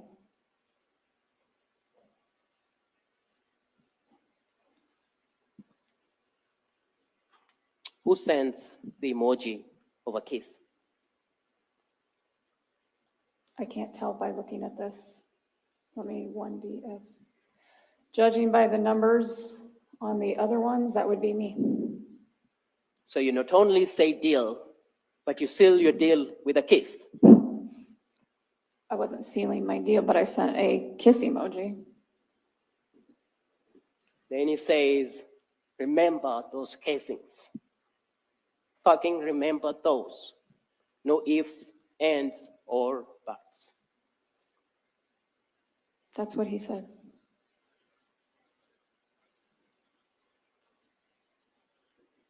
There's no ignorance on your part when he tells you to remember those casings. You know what those casings are because you say, absolutely, 100%. That was the Snapchat I sent, yes. Absolutely 100%. Correct? Correct. It cannot be clearer than that. Objection argumentative. Sustained.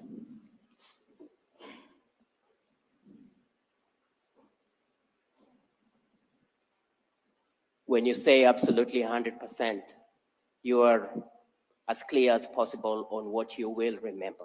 No, That's what you write, Ms. that's Cooper. what I wrote.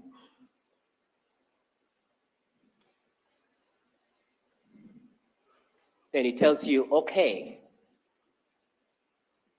phone's going down. I love you. And That's what's what he your wrote. response? My response is, I love you too. What does he say? So much. And what do you say? Forever.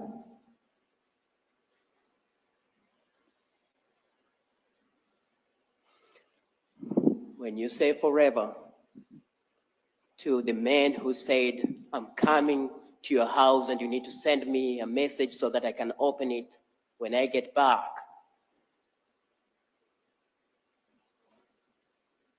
What does he respond to you once you say forever to him? He responds, okay, babe, seriously putting the phone down. Have to get this shit done. I love you. And what do you say to him? I say, go to sleep. Ms. Cooper,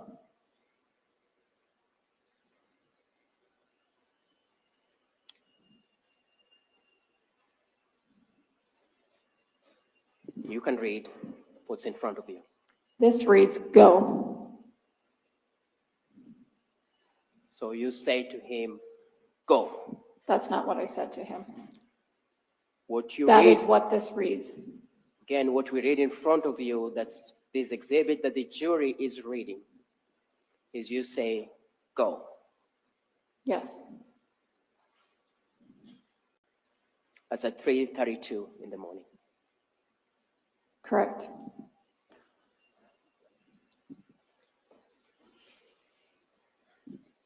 An hour later, at 4:42, Huston Danker will send you a message that says, yep, just woke up. That's what this says. I never saw it.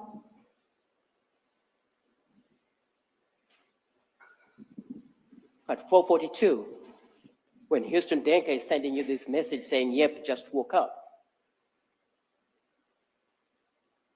a Tama County deputy is walking in your house because your husband is dead. Is that a question? It is. I don't know for certain on the timeline, but yes.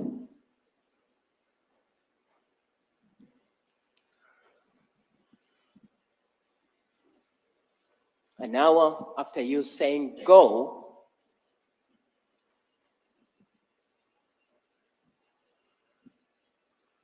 your husband, you're calling the cops because your husband is dead. Around 4:30 a.m., yes, I'm calling 911 because my husband is dead. So that's an hour after you saying go or thereabouts. That's what this says, yes, but if you're asking if I knew the specific time, no.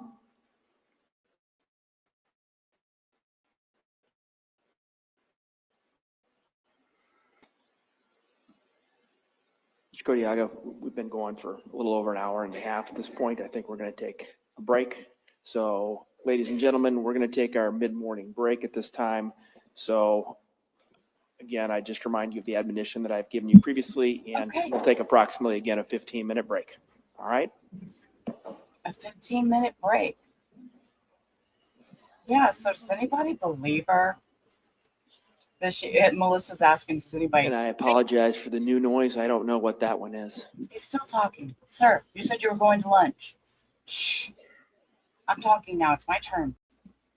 We're not going to lunch. We're going to break. Everybody stretch. Stretch your legs. Stand up. And you see, look, I think they even polished. Let me turn him down. There's a lot of air noise in the background.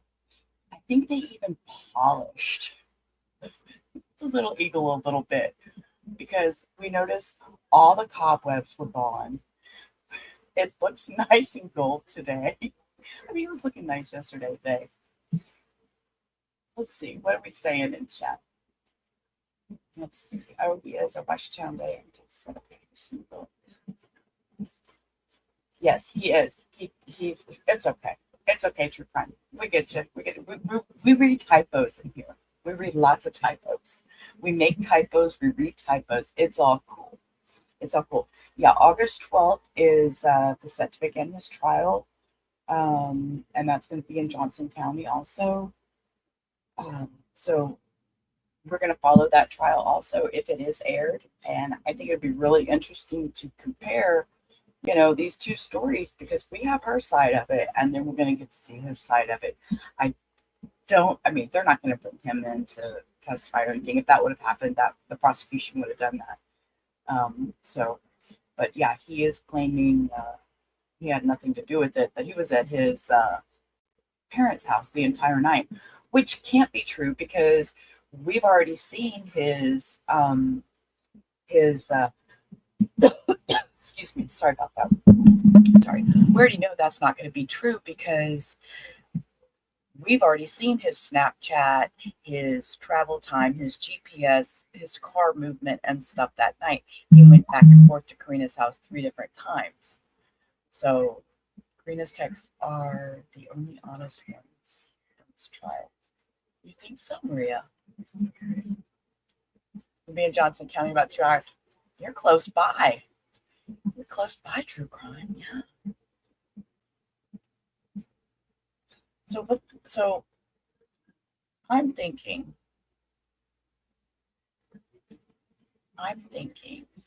that Mr. Kodiaga is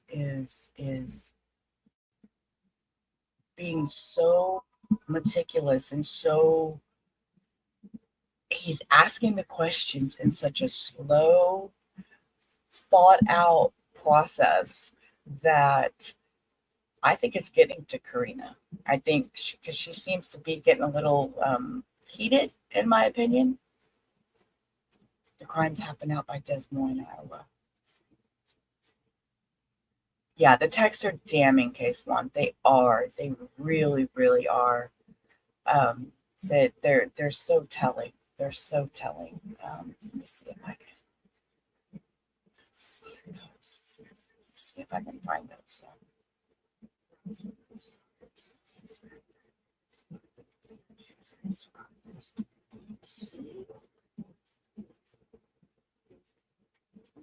I don't see them. I would like to read through those. Well, I say that, but no, I really don't. I really don't. Yeah, you think so, William? I agree. He's very good. He's getting to her. He's getting to her. Her lawyers are going to tell her to ball more. You think? I mean, she could have put some Vicks or something up in that tissue so it helped make her nose run or her eyes water or something. We should, give her a few hints here. And the cussing, oh my God, it's so out of control. It's so out of control. I so try not to cuss on this channel. In the Rubber Ramada room, we get a little out of hand. We watch some crazy, crazy things. And, my foul mouth comes out when I'm over there. I try to keep it a little cleaner over here. So, yeah. So if you're not, you know what? I guess I could drop the Rubber Ramada link too. I never really thought about that.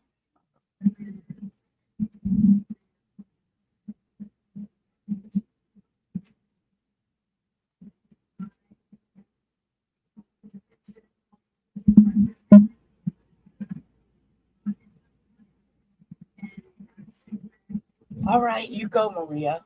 You go, Maria. Go get a smoothie. Sounds really good. Anyways, there's the Rubber Ramada room. If anybody hasn't subbed up, that might be a cool thing to do. We do late nights usually over there, and I do like car chases, body cam videos, that kind of stuff. So yeah, just a fun room. Just a fun room. Yeah, and these texts are just so damning for her. I don't think she can overcome the text. I think that's going to be a big setback for her when it comes to jury deliberation. So, and I want to wait on. And I found y'all. I'm so excited. Okay, I learned today. I'm just sitting here babbling. Okay, I learned today how to do polls and questions. So I'm gonna wait. I should probably do a test poll. You know what? Let's do that while we're waiting. Just because I don't know it. Oh. Okay. You know what? Here, let me see. Hold up.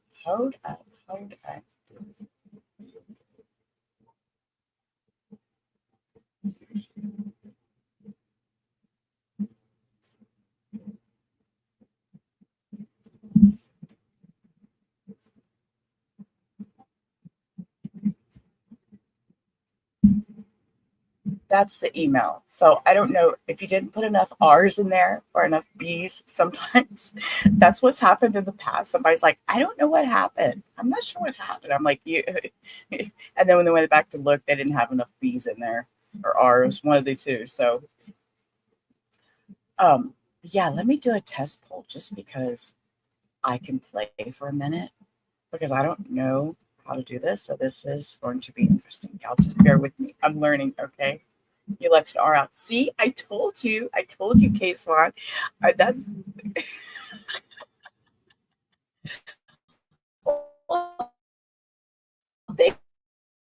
thank you for getting crapped into. Uh-oh. Say something. Okay.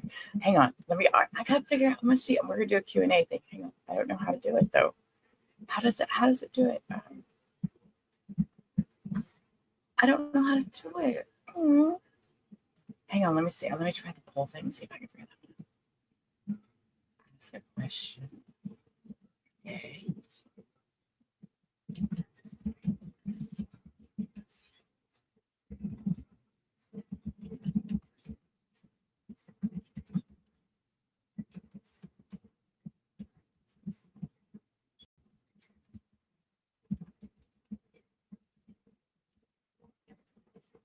I'm learning, guys. I'm learning. Hold up.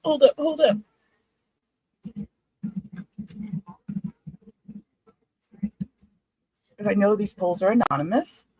So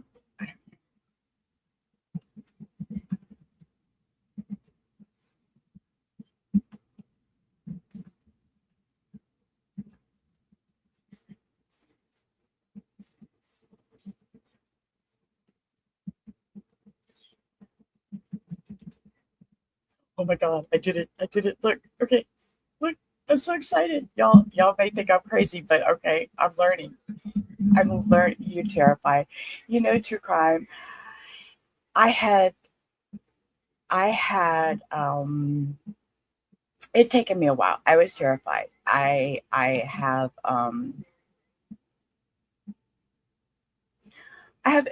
some mental health issues that I'm very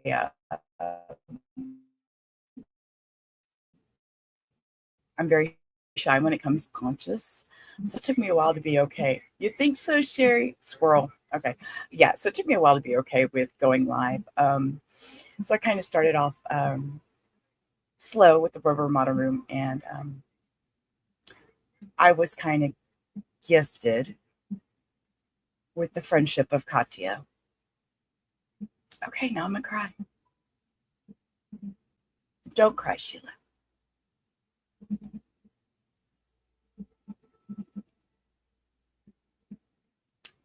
Anyways, so yeah, it's fun to learn new stuff.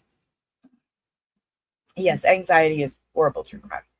So let's get off that because I'm not going to cry today. Yeah, Lois.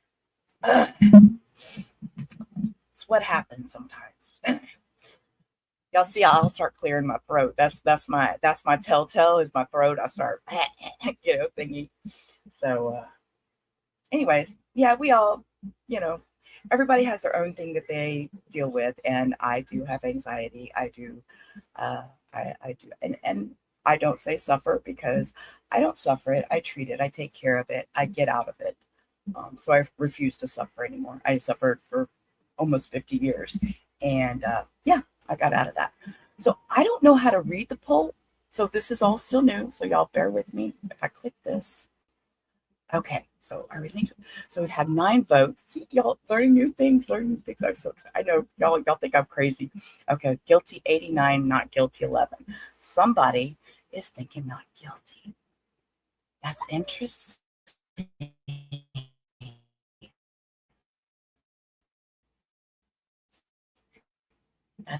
I'll put up a new poll that will be a end of verdict. I wanted to try it out because I didn't know what I was doing. So that was my first experience. Kind of got to play with it for a few minutes. Make my makeup myself. So now I know what I'm doing. So then when it does come time and I can do a poll, I can do it right. The other one is question and answer, but it was you, Josh. It was you, Josh. Tell us why. Why do you feel that way, if you don't mind? Hey, True Crime, if you just suggestion, close the chat, open it again, and the poll should pop back up. If you close out the chat and then you open it back up, the poll should pop back up. Because I know in the past that's what that's what I had done in the past, but when I was still learning how to do all this. So yeah, Josh fessed up. It was him. Yep, you're right, Lois. Yes, go out and come back in, True Crime. Then you'll be able to see the poll. Yeah, but I'm curious as to why Josh feels that way. What has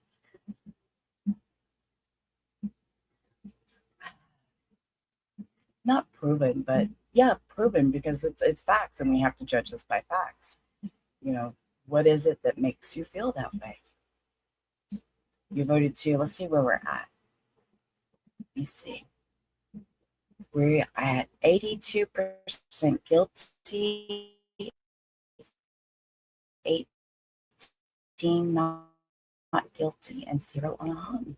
11 votes. So, and that is their feed that keeps refreshing to be in the minority. Okay. All right, Josh. Just have to be different. That's just that different awesomeness. And again, I want to go through this while we are on break. Katya, she's not here. Thank you. You're the best, and we'll get through all this together. And I appreciate you, Katya. You know that. And Josh is wanting Karina to stop rambling. So he's throwing out a $2 holla. And Britta has been a member for 4 months, which is awesome.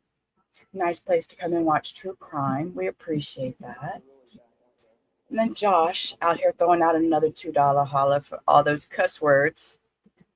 And I just want y'all to know I do appreciate that. That's so kind. That's so kind. You think so? Okay, Swan. Well, the cross has changed your mind. Yeah, I don't, he's doing so good going so slow with her. Mr. Kodiaga has an accent that is so thick. Even I have a hard time understanding what he's saying. But I do have to say that right now, as he's doing this cross, he is speaking so clear and so precise with his words. I think that's, and I honestly think it's getting to her. So,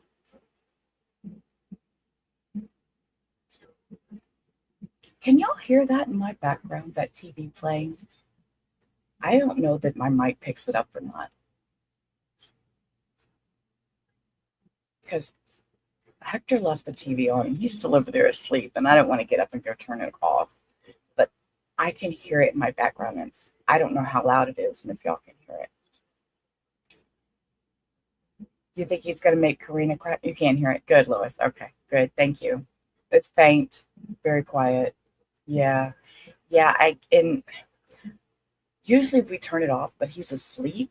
And so if I go over there and turn it off, it might wake him up. So, but I'll be muted in just a minute anyways. When they start back, they should be back any minute now. The voices in your head. No, Crystal, it's not those voices. Not today. It's just my TV on the other side of the room.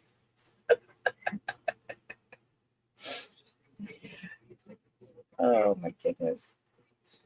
They need to hurry up. I want to get back to the cross.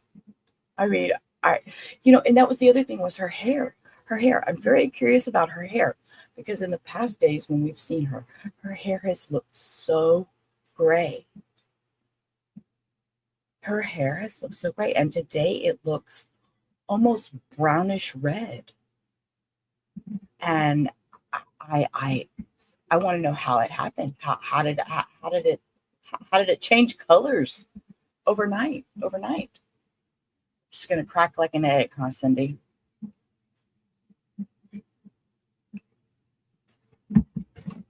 Ooh, coffee refill. Here y'all go. Some ASMR.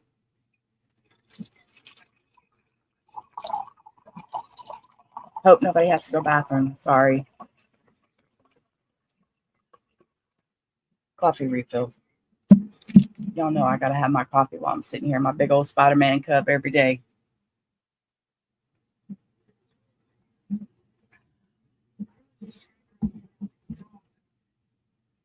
Yeah, I'm waiting for her to break down and really cry. That's what I was waiting for Mr. Kodiaga to get to, was to make her just break down. And look at you, Josh. You were a member for 2 months. Didn't even know it. Well, thank you for being part of the TCA group. Oh, potty break. Yeah. See, Crystal? See, sorry about that. Is that ASMR, whatever that noise is? Let me pour my coffee in my cup. Yeah, so anybody needs to run and do your thing right now is probably the time to do it because they're going to start back and we're in this cross. We are in this cross. Lois, 5 months. Whoop, whoop, whoop, whoop.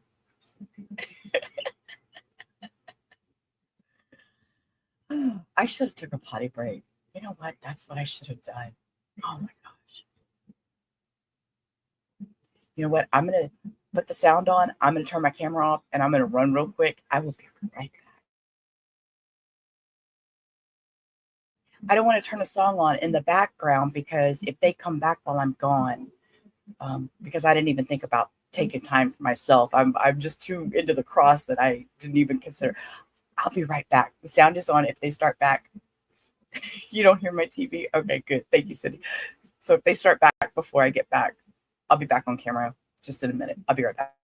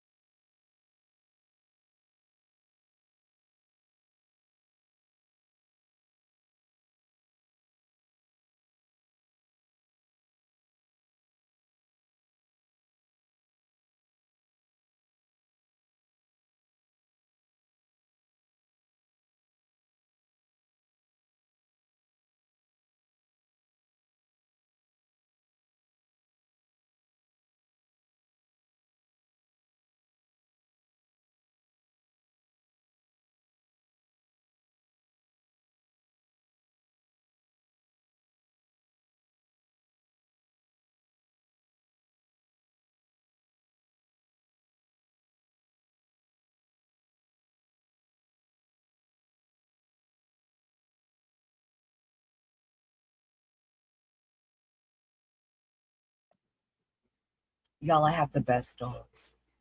I have the best dogs. Lola is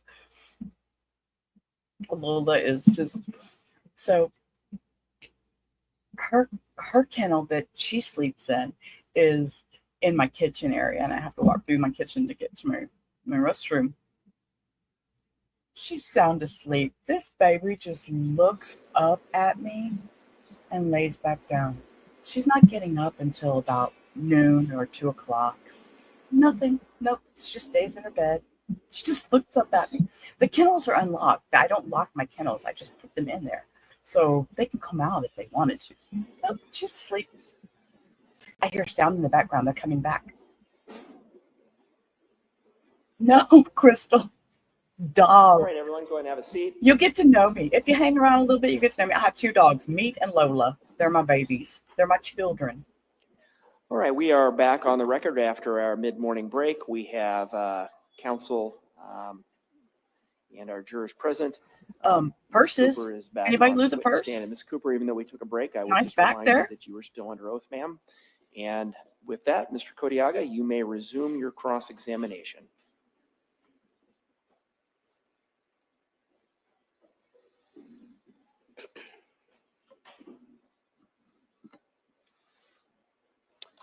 Thank you, Judge.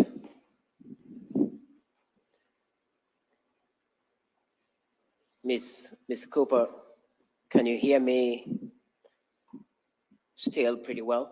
I can.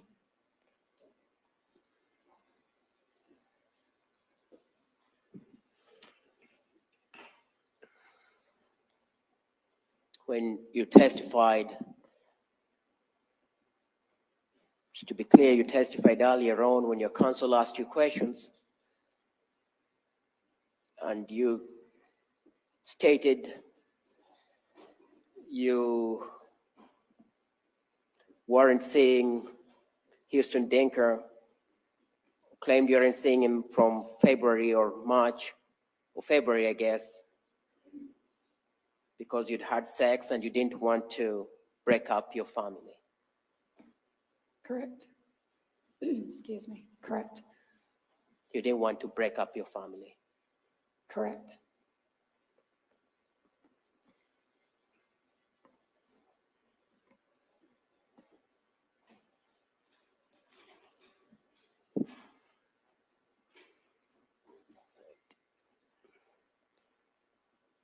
And yet, you are the same person texting Huston Danker and telling him you will be his wife, correct? Those are the texts I sent, yes. This story that you told the jury this morning, that you're terrified of Huston Danker, you never told it to Deputy Fangman, who arrived in your house as the first deputy. No. There for a substantial amount of time, trying to find out what had happened to your husband. You never told him that Huston Danker shot him. I did not. Deputy Foster was the following deputy who came to your house. Your husband is still sitting, sleeping on his recliner, dead. And your children are crying and traumatized. You never said Huston Danker did it. I did not. Your mother comes. Aaron Cooper comes. You never say, Aaron, Huston Danker did it. No, I did not. That's the Aaron Cooper, the man who you believed would protect you, and he did, in fact, protect you because he came armed with a gun. Correct? Correct. He didn't even have time to put on his shirt when you called him because that's what he did. He wanted to protect. Correct. You never mentioned the name of Huston Danker. I did not.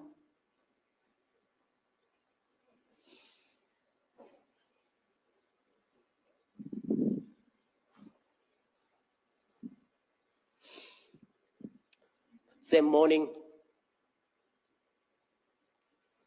your husband, Ryan Cooper's body is lying cold in his house. You are interviewed by DCI agent Ryan Harmon, correct? Yes.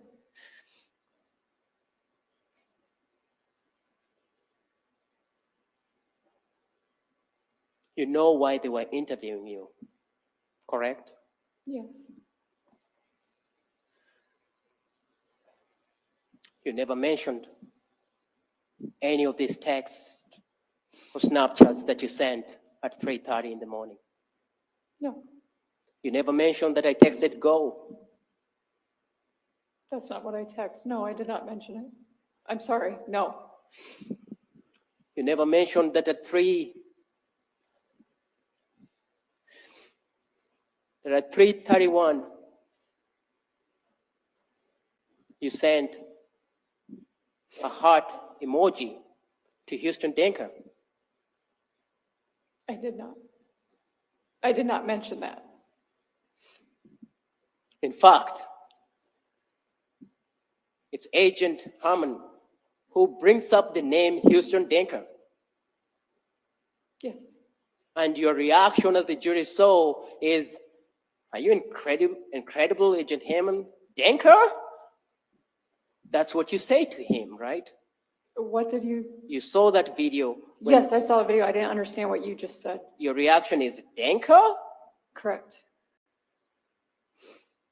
And you immediately tell Agent Hammond that he's a kid, correct? He said what? That he's just a young man, a kid who you know about. Yes, that's what I said. Not what you're telling this jury today, that, oh, I was so terrified of him. Yes. Never mention any of that to Agent Hammond. No, I did not.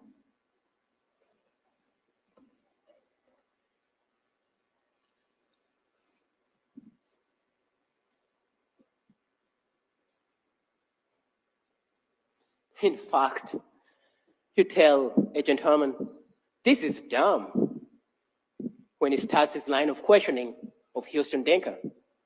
I did. You characterize it as dumb. That's what I said. Your husband is lying in his house cold. Correct? My husband was, Withdrawn. Withdrawn. Ryan was dead at that time, yes.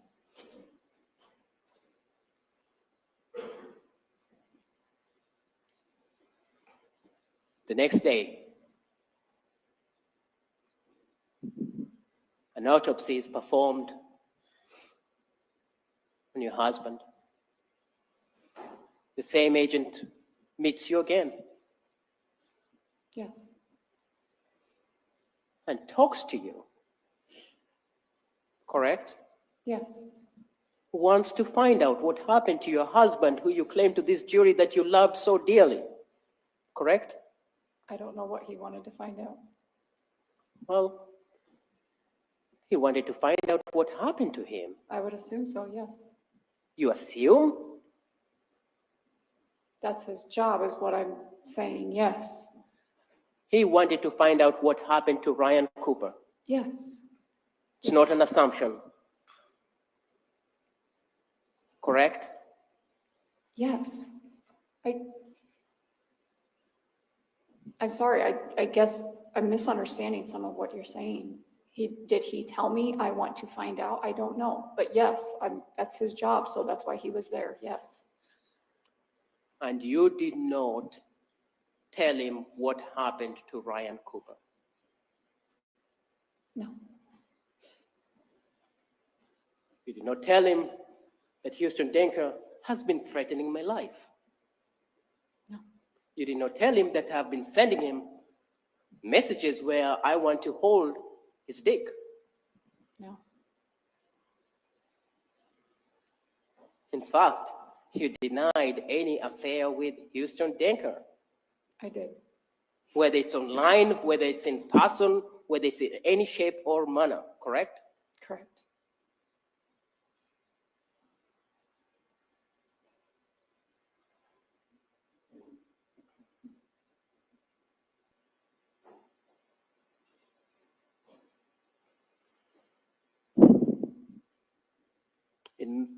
2 years pass. It's May of 2023. You talk to Agent John Talbot. Yes. You talk to Agent John Talbot, it's at your farm or Ryan's farm where he lived and where he died, correct? Correct. You're talking to Agent Talbot in May of 2023. You know very well that he's investigating what happened to Ryan Cooper that night. Yes. You have a conversation with Agent Talbot that spans 3 hours. Yes. He tells you, no detail is too small. Tell me everything. Correct.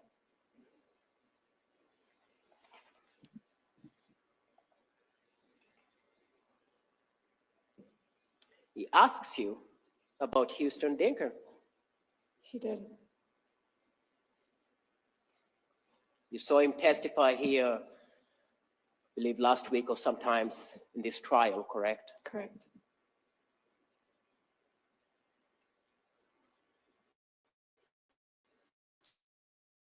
You knew who was a DCI agent, a sworn peace officer in the state of Iowa who wants to find the man that you now claim you loved so dearly, correct? Yes.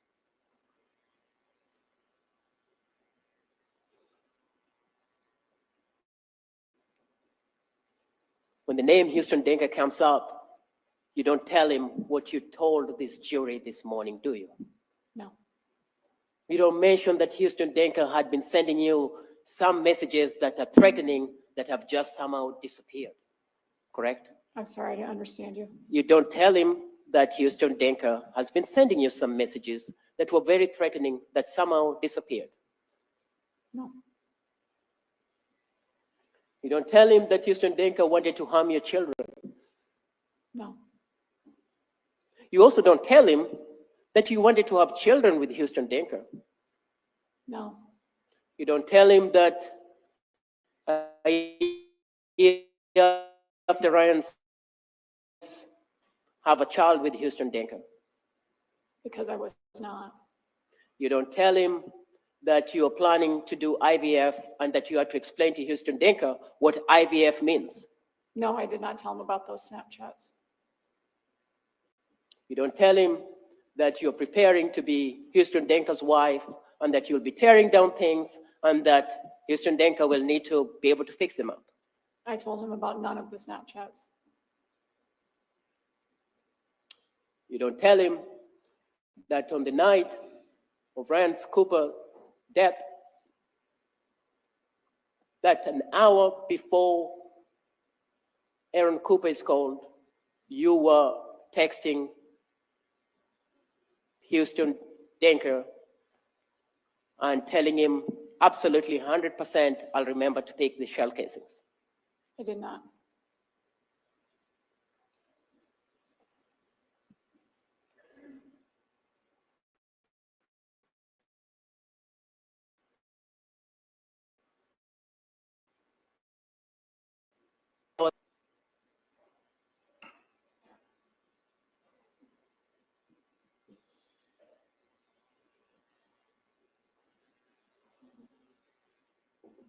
You don't mention the story you've told today, correct? Correct. In fact, you chase him out of your property. I told him to leave.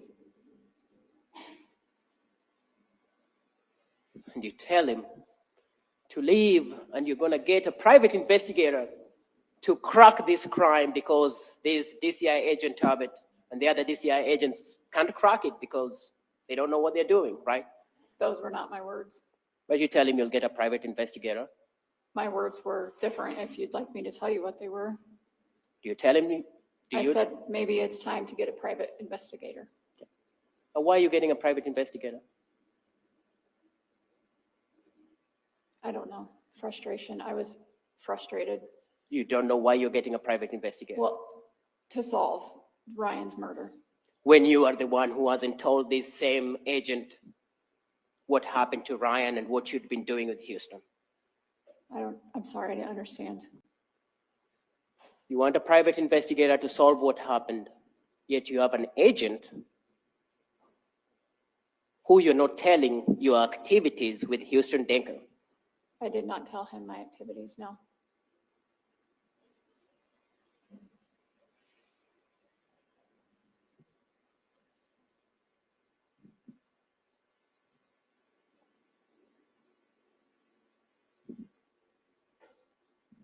At that point, you knew what had happened, correct? I did. Well, And yet you tell him that if you knew what had happened, or if you knew, and your words, the person who did this, you will be in jail because you would have hurt that person or killed that person, correct? that's what I said.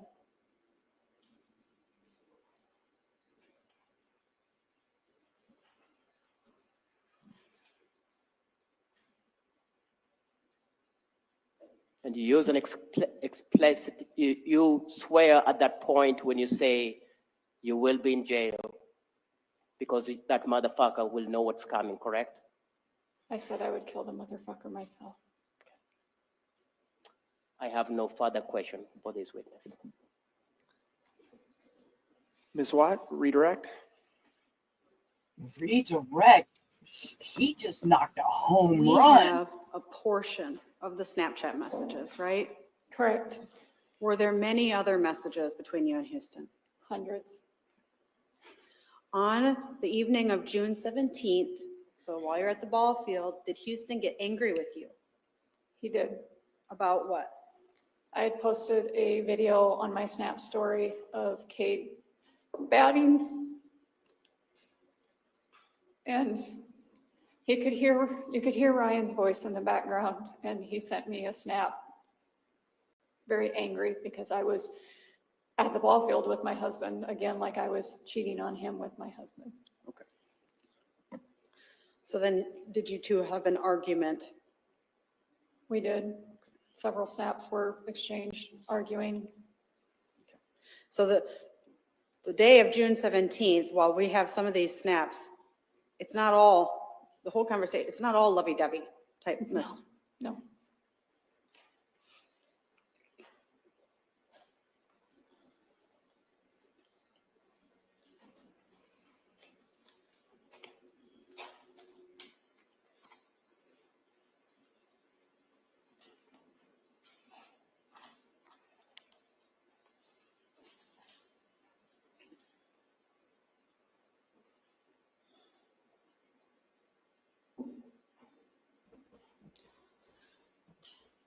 You knew these things for so long.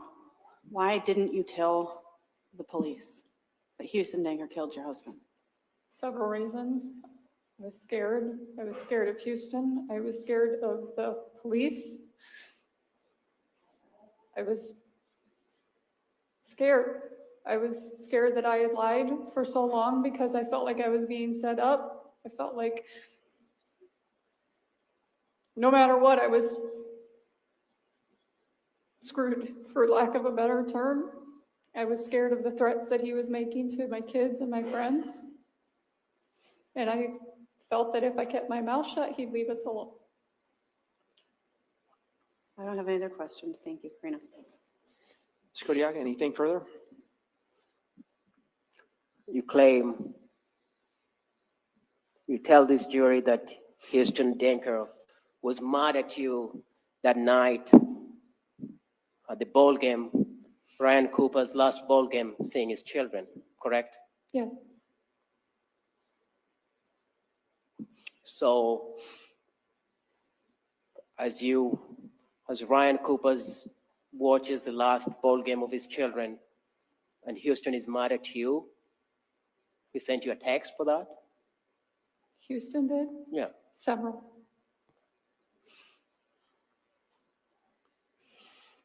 And that's the same night where at 3:30 2 in the morning, you send Huston Danker a heart emoji. Correct. The same night he was mad at you, you send him at 3:32 a heart emoji. Correct. I have no further questions. Anything further? No, thank you. All right. Thank you, Ms. Cooper. You may step down.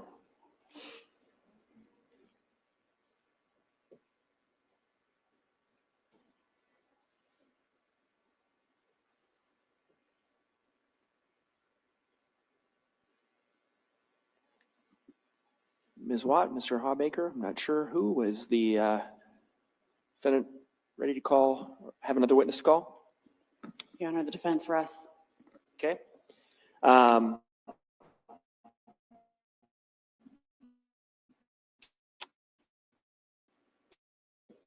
Counsel,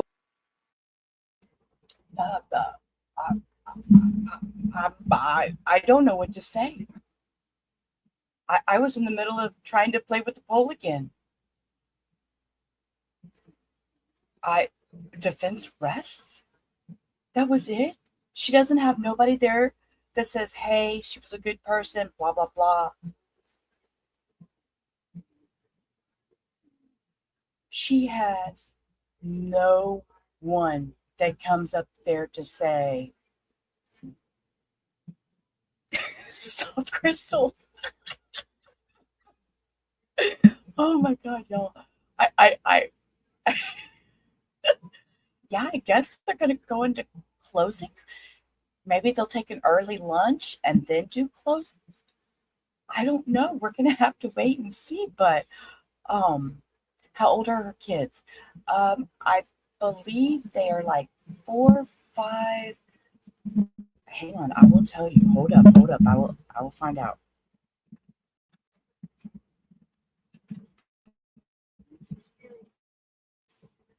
at this point, there's a couple matters we need to take care of.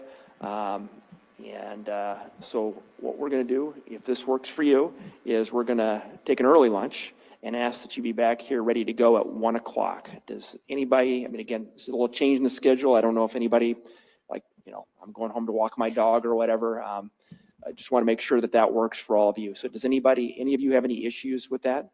Okay, not seeing or hearing any, then we will break till 1 o'clock. Ask that you be back here ready to go by then.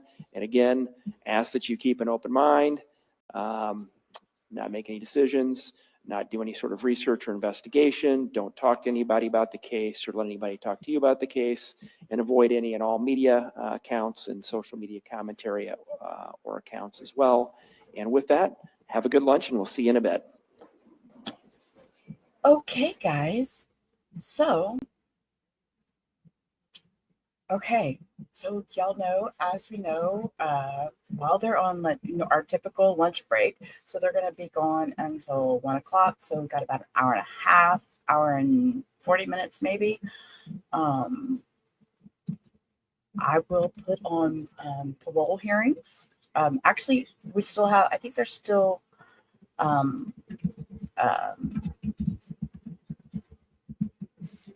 sorry, squirrel. I was trying to change the ticker thing, the thingy at the bottom.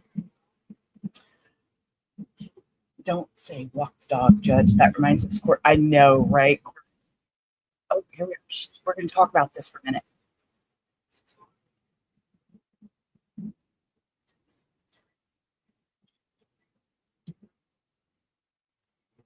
If it's going to present rebuttal evidence, and if so, what that will consist of.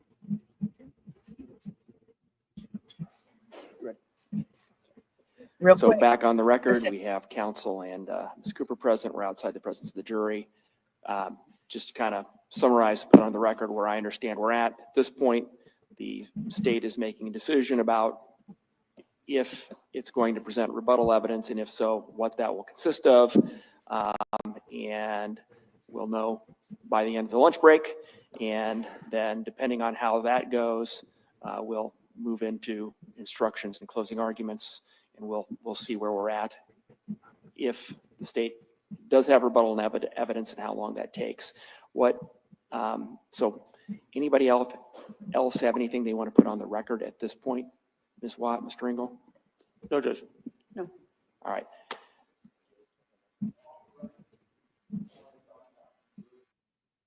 Okay, so there's that. There's that.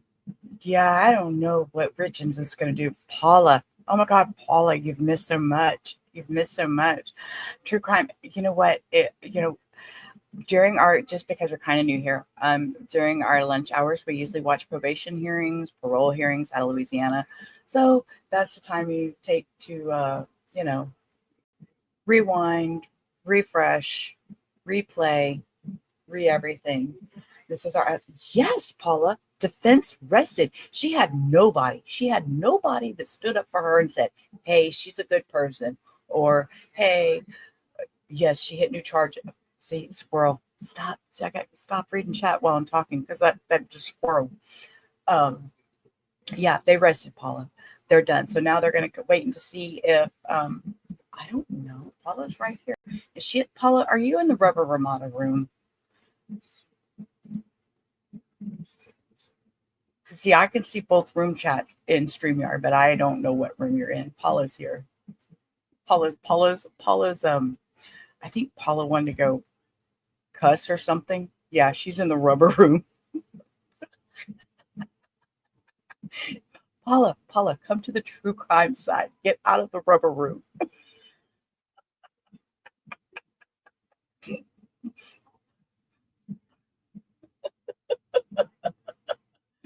Yeah, we're true crime in the morning. We're rubber at night. We do the crazy stuff at night. Oh yes, sassy in the rubber Ramada room. We cuss, we act up, we talk smack. we're a little bit on the wild side in there, but that's late at night. So late at night my time. This week I've been off. It's been a little crazy with all the new changes and stuff with me taking over Katya Stream and stuff. So yeah, Paula drives real fast. She got here quick. Okay, y'all, I'm sitting here talking and laughing and stuff. I'm not even paying attention and setting up for the parole hearing. Let's see. Let's go over here. This was let me hang on. Oh, we're gonna back this up.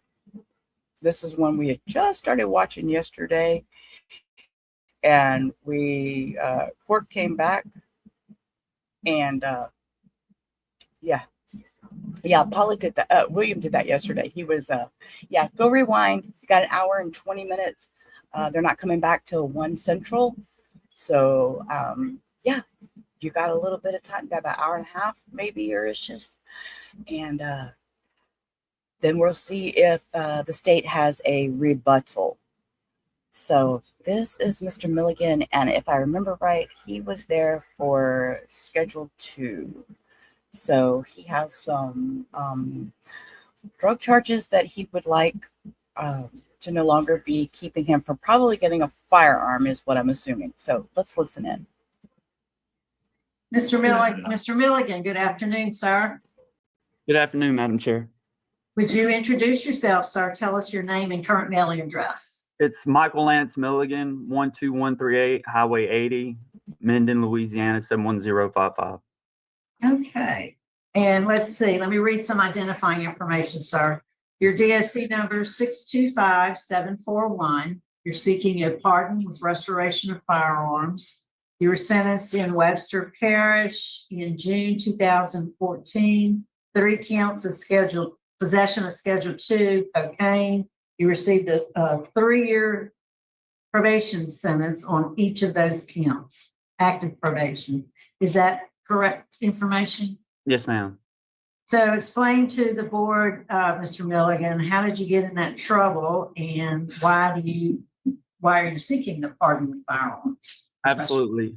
So again, I'm Michael Milligan. I'm here before the board. Thank you for the opportunity. I can make a lot of excuses, but I just want to be honest. So, when I got out of the military, not that it's an excuse, it's just I had a hard time transitioning when I got out, but always remember I am an addict. I'm in recovery. I'm an addict and an alcoholic. I have sobriety date of June 13, 2017. For that, I'm grateful. And I will say that when I got out, I was just just an addict doing the things. And again, it's not an excuse. I definitely shouldn't have been partaking in things that I was doing, but it was cocaine, it was marijuana. And when the police officer arrived, I threw it in a cigarette box, and I told them that I ate it because I felt if it wasn't on my person, then they couldn't, I couldn't be convicted with possession. So I told them that I ate it. They took me to Minden Medical Center, and then they, treated me for overdose. But I'm assuming they went back to the scene and found the cigarette pack that had the marijuana and the cocaine in it. And I'm wrong for that. I definitely deserve the punishment that I had received for that, and I am guilty of that. So I don't contest it.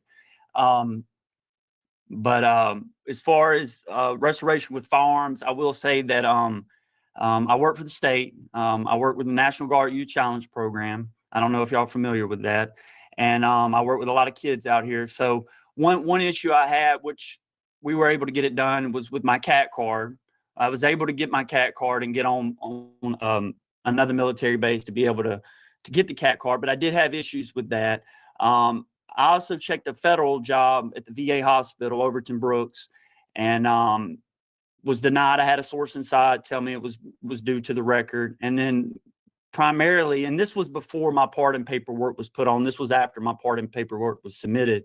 But then lastly, I grew up, my stepdad used to take me hunting occasionally, and my boys are 9 and 10. I have a newborn also now. He's 7 weeks old, but they've been bugging me about wanting to go hunting. And of course I want to get them in the woods. I can remember coming up being in the woods, and they have a BB gun. So I don't think I'm, against the law them having a BB gun in the house, but I try to show them, with the BB gun, just weapons condition rules, treat every weapon as if it were loaded, never point, So I try to go over that and teach them a little bit. But other than that, that's somewhat my story. And if y'all have any questions or anything that y'all want to know, please feel free to ask. So, Well, thank you for all that.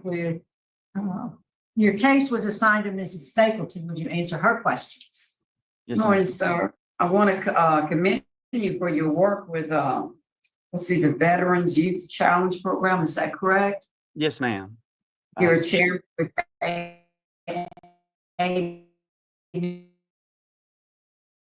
meetings. Yes, ma'am. Is that what you're most involved with now?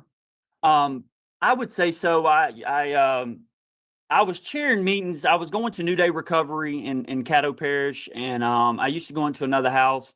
And then I was even going to Bayou Dorcheat Correctional Center. I was going into there up until COVID. When COVID hit, they kind of shut it down. They're back active now. But then every Friday night at 7:00 in Minden, Louisiana, I chair a Friday night meeting, open discussion, open meeting. I've been doing it for, I guess, over 5 years now. I dedicate every Friday to go in and chair that meeting. As far as other activities, I do coach at Central Elementary in Webster Parish. I've been coaching the Little Warriors program, the Minden Rec. I've coached 2 years there, the 7, 8U, 9, 10U football teams. I'm on the board with the Ray of Gray Ministries. I attend church every Sunday morning, every Sunday evening, every Wednesday. I'm a full-timer. Again, I do the AA-NA meetings. They are all open meetings. So, and then, of course, what's very rewarding, to be honest, is the fact that I work with 16 and 18-year-old kids, young adults, adolescent teens coming through here that I see a lot of them in me, and so I'm able to kind of witness to them, share my testimony with them, and try to I'm a teacher now. I started out as a cadre drill instructor here at the program, moved up to case management, and then from there, I'm a teacher now for Jobs for American Graduates. So, it is a very rewarding job just getting to work with these kids. And it's like I see myself and I'm like, if y'all would just listen to me, I can give y'all something that you need if you'll just listen to me. And a lot of them do go on to do very good things. So That's an excellent testimony that you have, and it's impressive. But we have to get back to the crime. Yes, ma'am. The crime that we're talking about is the one possession of cocaine. You got 3 years active probation. Yes, ma'am. And then explain to me that you broke into the house and it was through the back bedroom window. And then you said you wanted to kick it with her. What were you wanting? Okay, so Is that slang for? okay, and this is exactly what happened. This is a really crazy situation, but I'll make it quick. Okay, so we had already talked, Miss Donna. We wanted to do some cocaine together, and I got stuck down at another place, and I didn't come at the time that she agreed upon. So she had went to sleep, and I came later, and I never made entry into the home. I did knock on the window and was, because I knocked on the door, she didn't answer, and I had the cocaine. Well, she got scared. She called the law. So when the law came by, they passed the house. I seen them go past. So immediately I threw the weed and the cocaine under the car in a cigarette pack. And when the chief of police arrived, he started questioning me, and he's like, where's it at? Where's it at? And I said, well, there is nothing. He said, well, I guess you were breaking in the house if you ain't got nothing. And I said, well, I ate it. And I don't have anything to hide. I'm being transparent with y'all. It was wrong. She did know. She did sign an affidavit though, eventually, and they did. The state did dismiss that one, breaking and entering, or whatever the charge was. But again, I do take full responsibility, 100%. So you had to go to the hospital for an overdose? No, I told them that I had ate the cocaine because I felt that if I didn't have it on my person, they couldn't charge me. But really, I had threw it under the car, but I guess they went back and found it later. I'm assuming that's what happened. But no, I did not OD or anything. I never ate it. No, ma'am. Well, the DA, he wrote, well, it was two pretty scathing letters.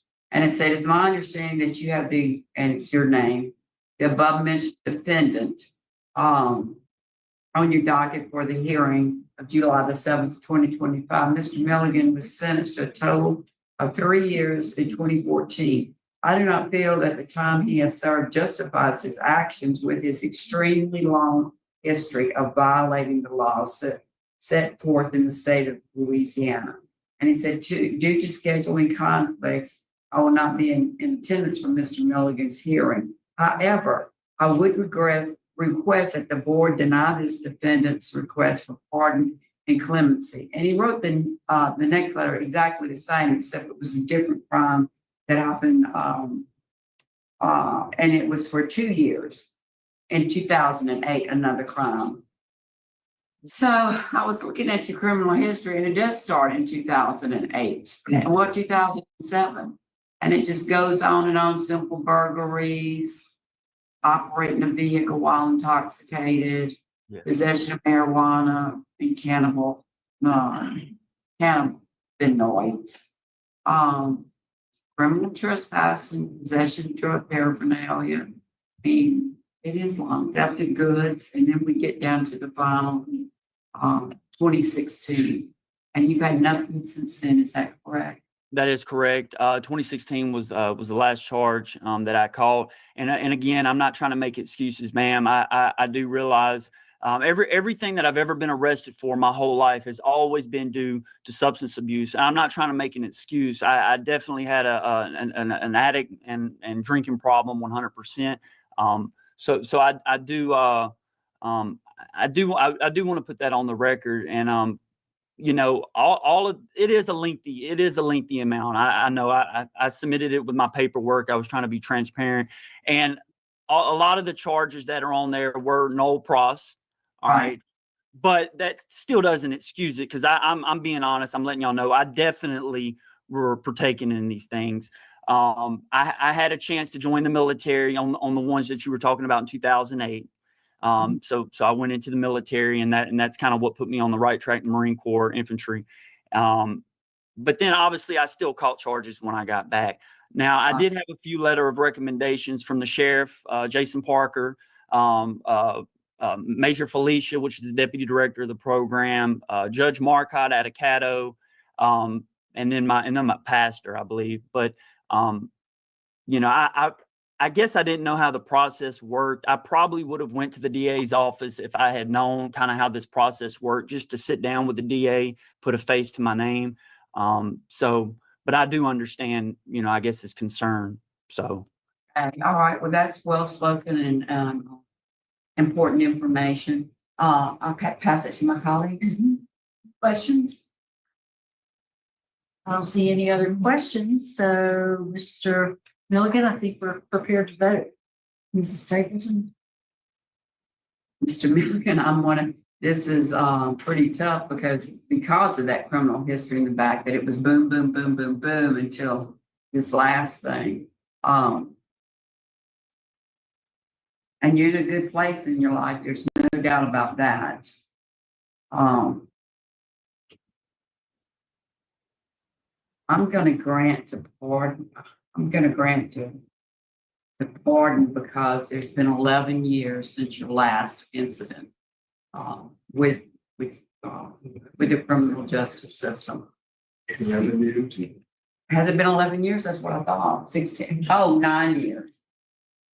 2016. Been 9 years. Yes, ma'am. Oh, okay. I did my math wrong. I went to 2024. We really look for 10 years. Yes. Really. So based upon that, I'm glad I was corrected. I was looking at a different date. So I'm not going to be able to pardon you today. So for that, I'm to deny. Yes, ma'am. Mr. Brady? And you got a letter there from Judge you see, we don't have the letters, or at least I couldn't find them in here, Couldn't either. from Marcotte. Yes, sir. Judge Marcotte, Craig Marcotte at Caddo. He was my veterans court when I went through the SUDS program for veterans court. I had a letter. I got it here. They were certified letters I sent. And then Major Logan Felicia, which is the deputy director here. Jason Parker, which is the sheriff of Webster currently. And then Brother Mike Wilkes, which is my pastor. So What's the date on the Sheriff Parker and also the Marcotte letters? it was March 13th of 2023 was the letter, which is when I submitted my application. The 29th of March for Judge Marcotte. And both of those, read that letter to me. What Marcotte. Okay, I'll read it. His handwriting's a little sloppy in all respect, but I'll do my best to read it. Okay, so it says, I was Lance's veteran court judge. I have seen Lance mature and grow through the years. He has made a remarkable recovery during Lance's time in veteran court. I'm not really sure. It's something and the change of his behavior and becomes a valuable member of society. Okay. I got him here. All right. Does it recommend the pardon? I would say so. I mean, he But he doesn't say those words. Well, I have his personal number. I know him very, very well. We've had lunch a few times. He's even come out to the program to talk to my kids. I don't. Yeah, go ahead. If I interrupt you, but it's important to me. What about Sheriff Parker's letter? Does it recommend a pardon, or is it just kind of a character reference? More of a character. Mr. Milligan is in good standing with Webster Parish Sheriff's Office. He is happily married with 2 young boys. I got 3 now. He is an active member of Whispering Pines Missionary Baptist Church in Webster Parish. He has been employed by the Youth Challenge program for the past 5 years. I guess more character. I guess, but they did know I was trying to get my gun rights back, though. They knew that as well. So Okay. That was just important to me. Do you have access to a fax where you're at now? I can send them to you right now. I could email them. Would that work or? Check your phone. She's going to tell you where to email it. Okay. The letter.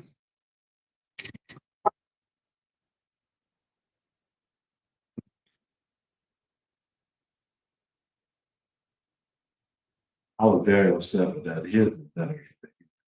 You found him? Here's the letters that we have.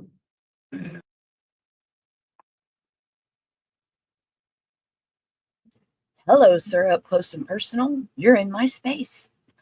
Did you get the text? I took pictures of them. Let me see real quick. Okay. Yeah.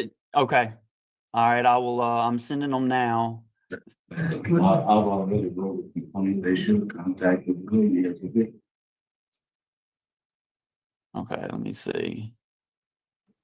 Hello again, beautiful. Look back this way. I'm sorry, guys. I'm sorry. I'm just goofy today. Okay. All right. Okay, so we're gonna continue. You want to wait for the facts, or you want me to read it? I want to put those in the record for sure. Let me, so when I click on the link, it's, which I can manually do this real quick. It's saying that it's, reported as spam when I click on her link, but let me copy it real quick. Just give me maybe 30 seconds and I'll get it to you. So. Okay.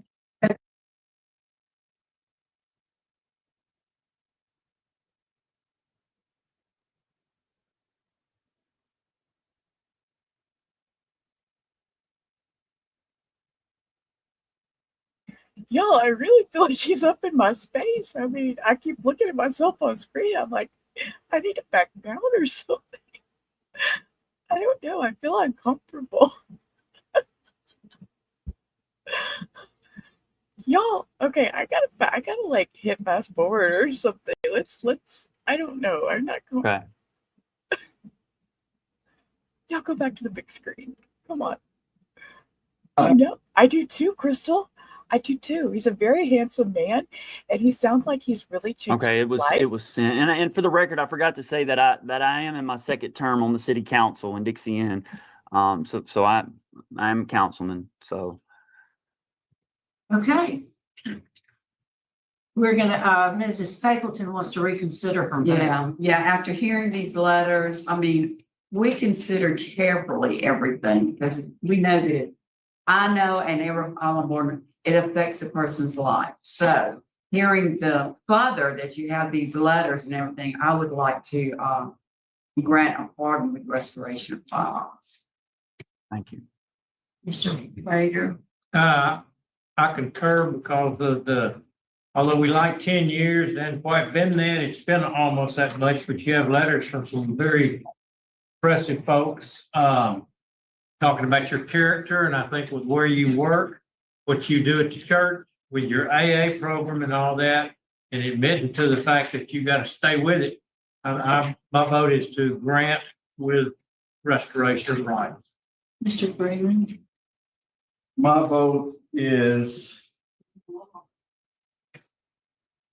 the criminal history was a little concerning, but my vote today, I think you passed all of those days. My vote would be to grant with restoration. I mean, we usually like 10 years of cleansing, but you've done a lot in your 9 years. So my vote today is to grant with restoration of firearms.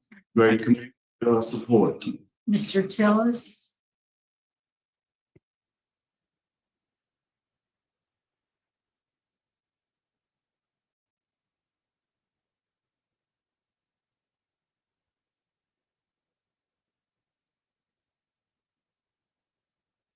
Vote is to grant. All right, Mr. Milligan, my vote today is to make the recommendation to partner with restoration of firearms based on your work with the youth challenge. You know, you came, even in your application, you admitted I'm a recovering addict, and you still are, and you always will be, and we don't see that often. So I'm impressed with your work, your Friday night meetings, your work with the youth challenge, the support of the sheriff. We don't see that often in the judge. So I think, like my colleagues have said, you're past all that. I don't think you're any risk to the public, and I think you're a great asset. So we're going to make that recommendation on your behalf, sir. Good luck. Thank y'all, board. Appreciate it. Hello. See, I feel like I got to duck down. I don't know. He gets kind of in my personal space. That's good. I'm glad he got that. That was, yeah, I like that he bettered his life. Well deserved. I think that worked out good. Let's go on to the next one. Jose Pita. Let's see. What did Jose Pita do? Simple burglary. Okay. Simple burglary. So let's see. Jose Pita. Oh, hello, Jose. You're in my space again. Okay. Let's see. Let's zoom Jose for a second, because yeah, yes, exactly, Crystal. And he was a council member, right, William? You know, he knew people. He knew people. They wrote recommendations. Like that guy said, it's good to know impressive folks. I mean, okay, come on, sir. We see you there. Tell us your Oh, name, hold up. sir. Mr. Pita, would you Pita. introduce yourself, sir? Tell us your name and your mailing address. You're still on mute. It's a Can you hear me boomer now? thing. Unmute, Yes. sir. It's a Hi. boomer thing. My name is Jose Pita. What's your If everyone address? else- Your My address. address is 1556 West Willow in Stockton, California. All right, Mr. Pita, you're here today, seeking a pardon with restoration of firearms. You were sentenced in June 1976 in Orleans Parish for simple burglary. You received a 3-year sentence that was suspended, and you were placed on 5 years of probation. Is that correct? Yes, ma'am. So tell us just real quickly, sir, about what happened, what you do, and why you're seeking the pardon.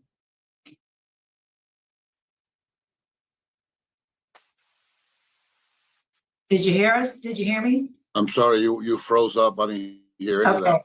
Can you hear me now? Yes? Okay, so tell us what happened in 1976, simple burglary, and then why are you in need of a pardon? Okay, you were breaking up again, but can you hear me now? Yes. Okay. Well, I made a mistake a long time ago, and I moved to California, and I got a first offense pardon. And I thought I was good to go. I came to California. I worked for 35 years in the same field, and I even had clearance to work in the international San Francisco airport. I had total clearance to even drive in the runway. When I retired, I went to purchase a gun with my son. And that's when I found out that I had a felony. Up to this point, I thought that the first offense pardon had taken care of that. I had no idea that this was still hanging over my head. So, well, it is what it is. I can't do anything about it. So later on, down the line, I went to find work after I was retired. And the felony came up on the application again. And so I was denied. So to me, it was a big embarrassment. I'm very ashamed of it. And at this age, I'm okay, but I would sure like to take this off my head, so hopefully it will never come up again. And that's about it. I've been a law-abiding citizen all this time. I have 2 kids, 2 grandkids, 2 great-grandkids, and we're a very close-knit family. And I always had a job. I always provided for my family. I was a law-abiding citizen this whole time. Okay, sir, your case was assigned to Mr. Prater. Would answer his questions, please. Yes, sir. Good afternoon. Yes, Have sir. you been in trouble since then, No, sir. in the last 44 years? No, sir.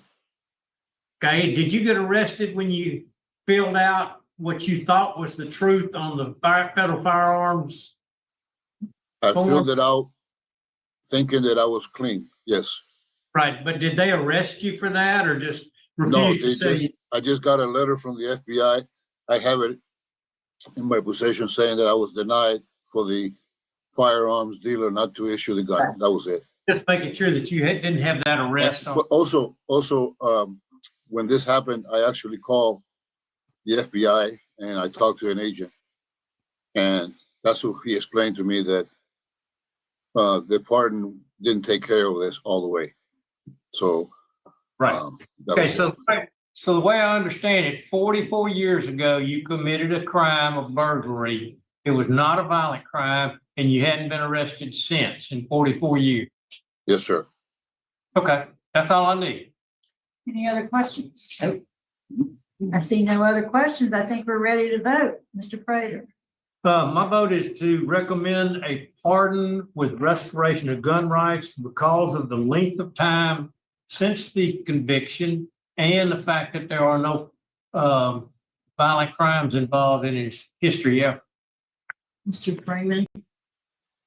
My vote is the same. I vote to grant you pardon with firearms eligibility with firearms right. That's going to be my recommendation. 44-year cleansing period.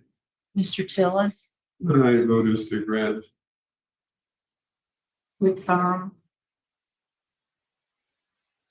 With the firearm. With firearm.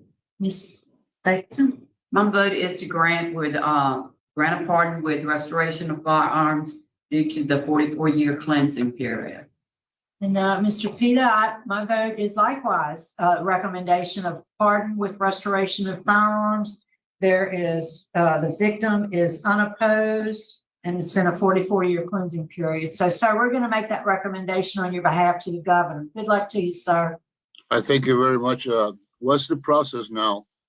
Well, we'll make the recommendation to the governor, and he has no time frame within which he has to act, but it'll be on his desk waiting for his review. You'll hear from them first. Okay. Whatever action he takes, you'll be advised. Very good. Thank you, sir. I thank you all for your time and appreciate you taking my hearing.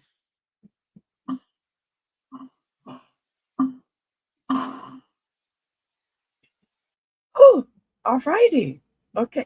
Do you know, I really enjoy listening to people that have changed their lives and is looking for, you know, they said he already had a pardon. I know they get in my space, Maria.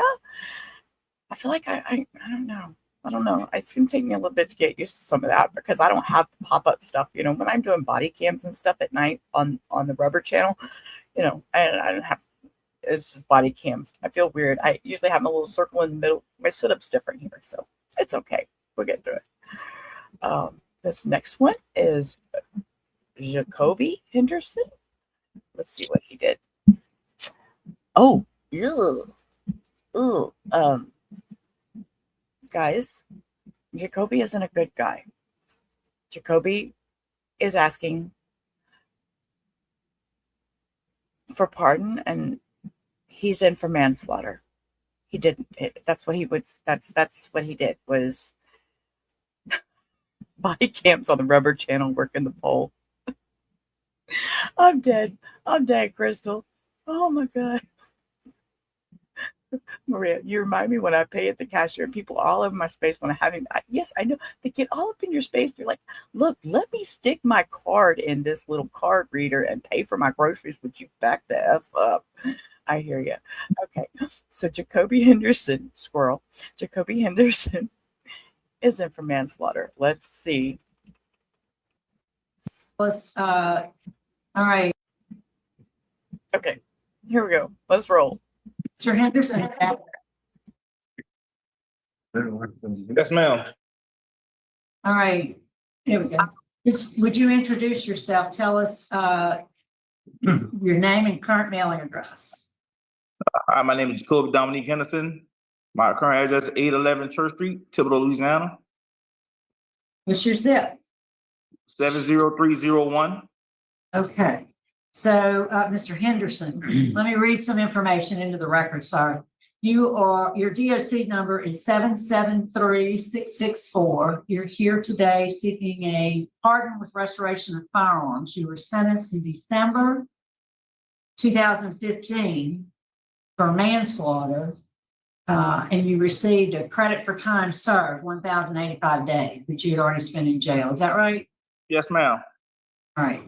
So, would you tell us what happened? We want to know what happened about the crime, and then you were granted a new trial. We see that. Tell us about all those circumstances and why are you seeking this pardon? Yes, ma'am. But we need you to be stationary. We can't talk to you while you're moving around.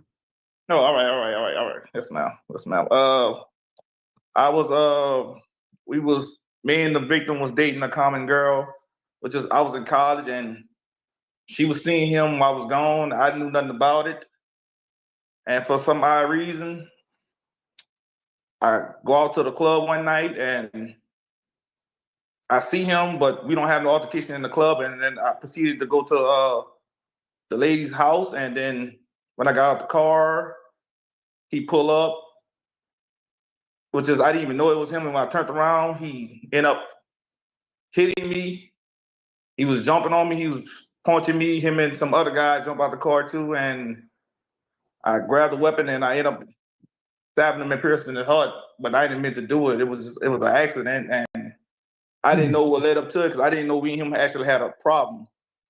But I forgive me because it was so long ago, but I'm trying my best to remember as far as it went. And like, it just, when I end up turning myself in on it and charging me with it, that's when I found out that he was sending messages to the lady that we had in common that he was gonna do me something and all this other stuff. I kept saying, I don't know why he attacked me. And then as the trial proceeded and all the evidence started to come out, they ended up finding me guilty of manslaughter. I had like one not guilty vote. And then when I went for sentencing, the judge just granted me a new trial on the grounds that he thought that he didn't relate the manslaughter to self-defense as best as he could to the jury. So he ended up granting me a new trial. And I sat there, waited for another 5 to 6 months, and they ended up giving me a manslaughter bond. I ended up bonding out. And then I remained on house arrest from April 15 until August. And he released me, and that's when I started working. And he just told me to come to court when I went back to court, they say they have a plea bargain for me of credit for time served, no papers, no nothing. I'm sorry if I went too fast through it, but that's most I could kind of remember of it though.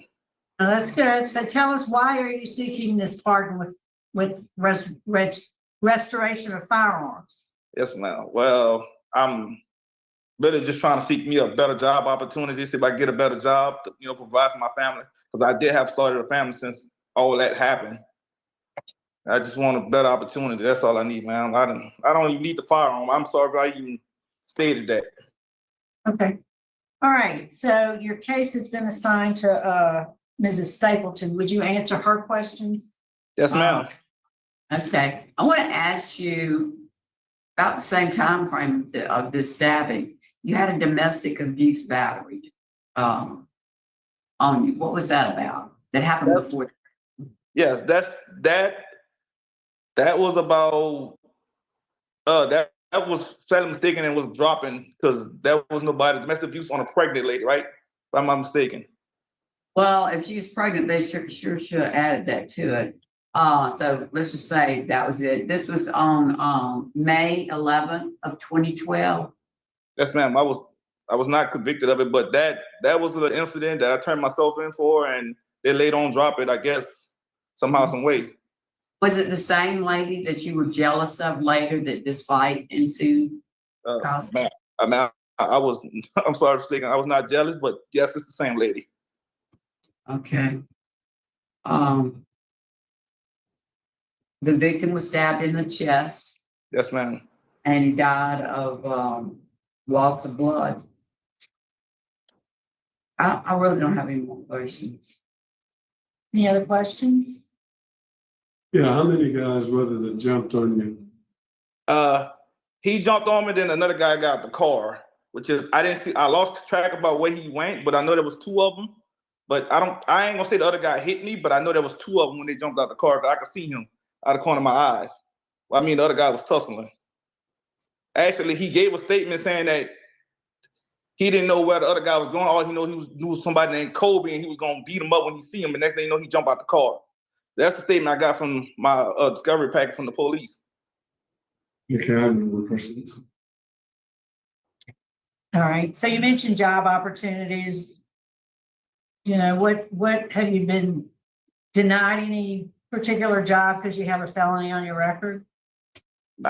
One early in my life, but since it went away, like it was like past 7 years, it started to get better opportunities for me. Right now, I'm an HVAC technician. So how long have you been off paper? Off paper? I never was on paper, ma'am. Okay, so you were credit for time served. Yeah. Yes, no papers, no nothing, ma'am. So since 2015, you've been out of jail? Yes, ma'am. Almost 10 years. Almost 10 years, ma'am. All right, I don't see any other questions. I think we're ready to vote. Mrs. Stapleton? I'm going to grant you a pardon without restoration of firearms. It's been 10 years since, and you haven't had it. And that was your only criminal record with the incidents that happened back to back. So that's going to be my vote. Mr. Trader? My vote is to deny. I don't think it was such a serious felony as that. Originally being billed as a second degree and then end up you pleading and serving just a couple of years. The man lost his life. And it's just been less than 10 years ago. So I think a pardon would be out of the question for me. So my vote is to deny. Mr. Freeman?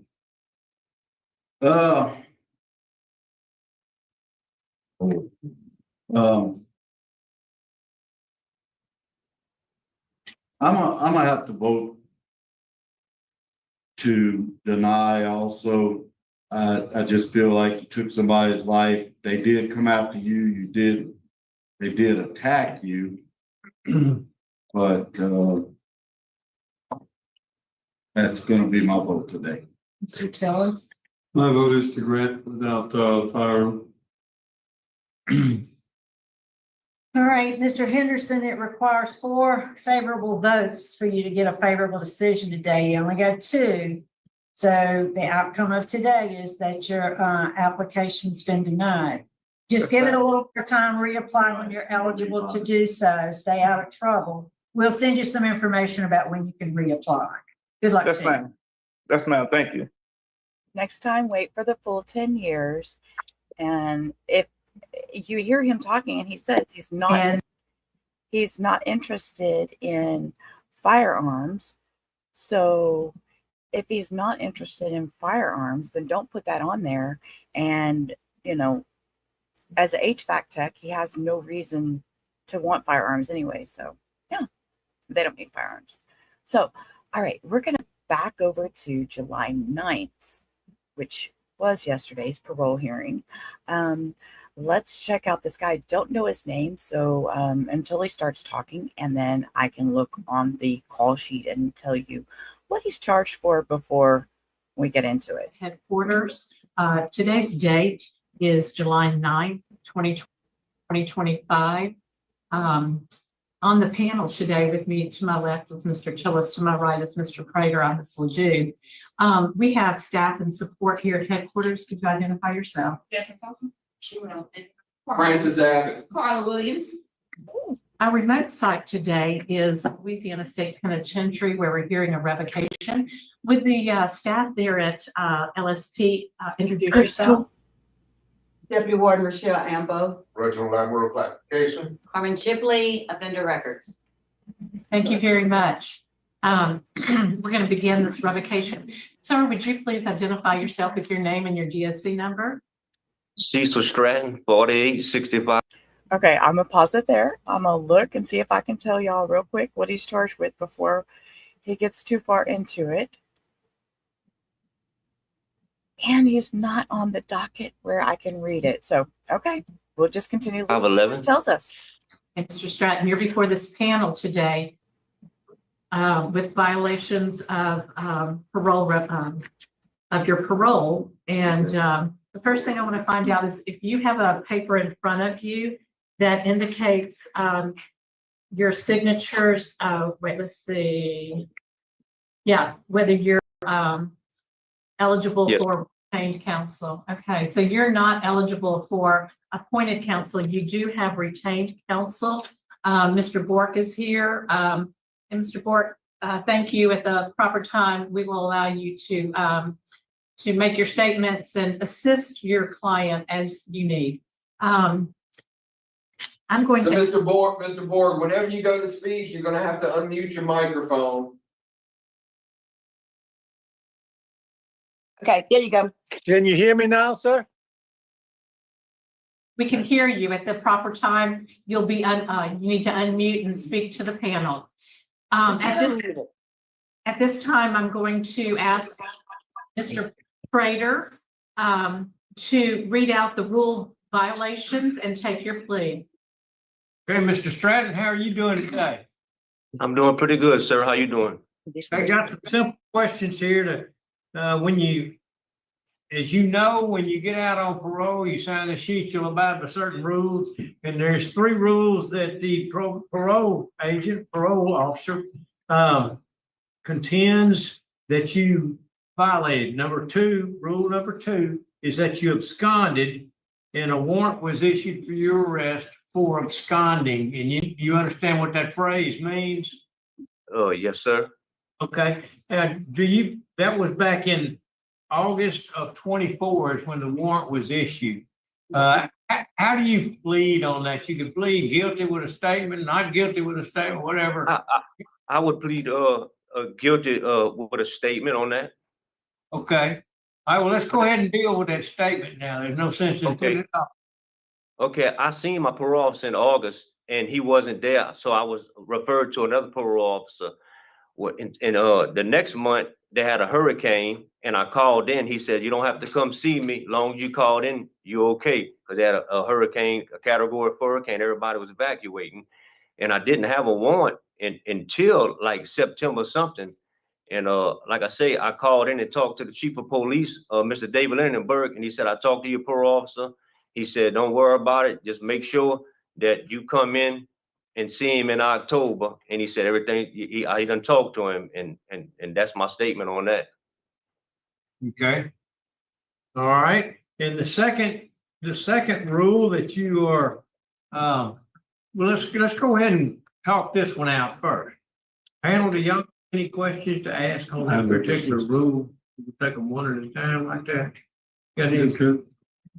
Okay.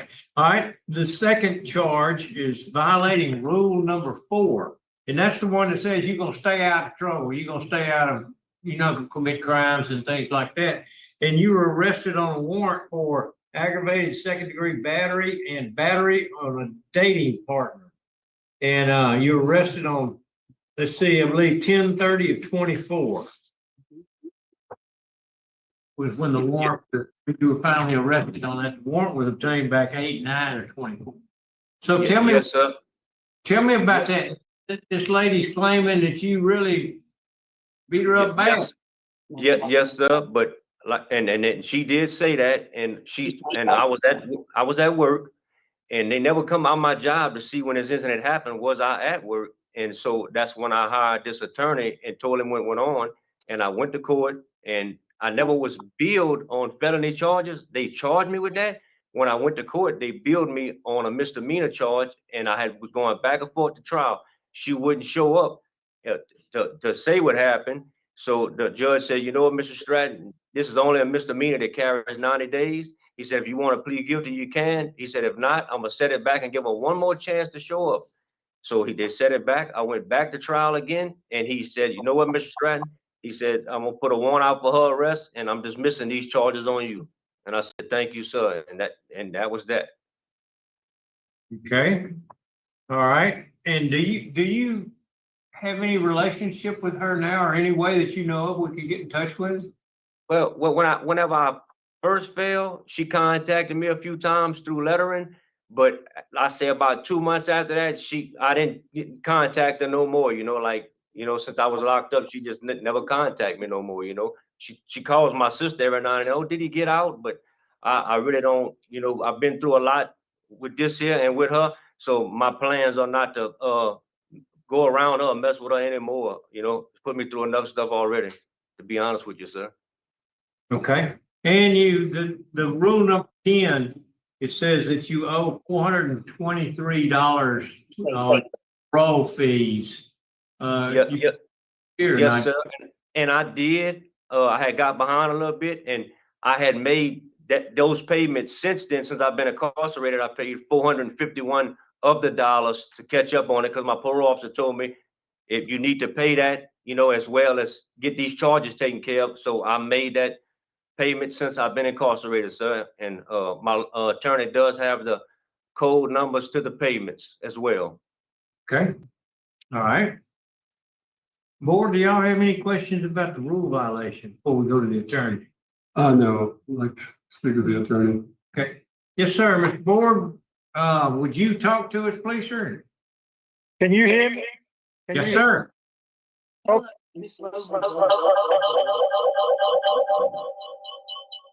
the first thing I'd like to say is Miss Lodrig signed an affidavit saying she didn't remember what happened. She was overdosed on Xanax on the day she talked to the police.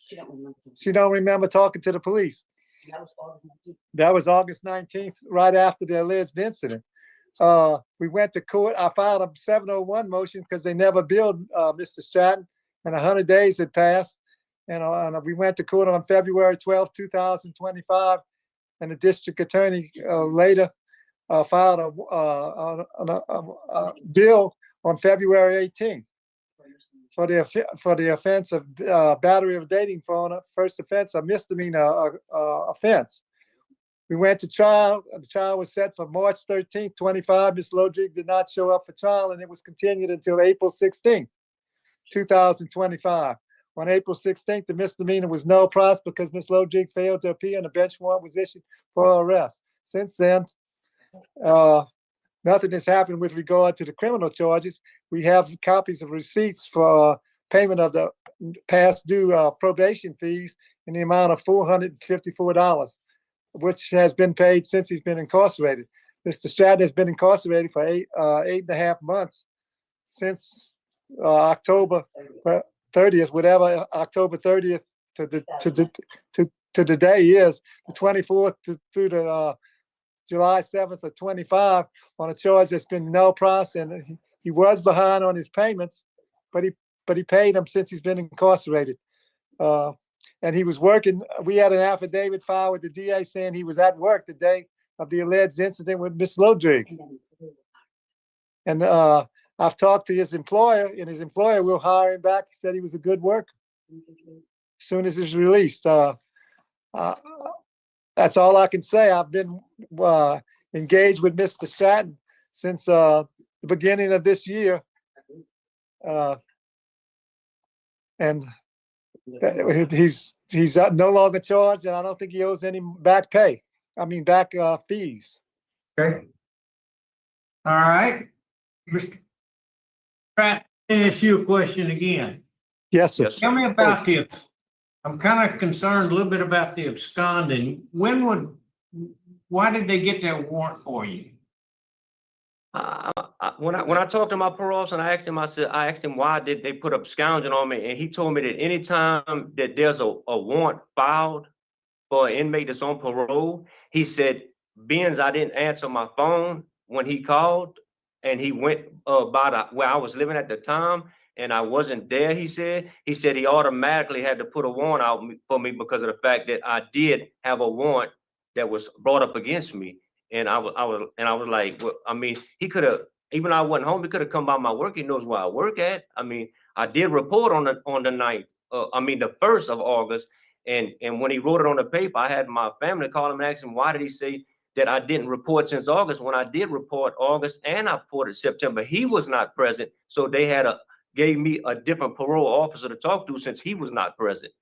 And like I say, that's why I said I would plead, guilty to that with a statement of that, I know that no matter what, you're on parole, you have to see a parole officer. And I did see him, and it's documented. I'm pretty sure it is that I did go in Berg, Louisiana and seen him. He wasn't there. I seen another parole officer, sir. And you've been in jail for how long? 8.5 months. Okay. And when did you get on parole? In 2023, I discharged from DCI October the 1st, sir. Okay.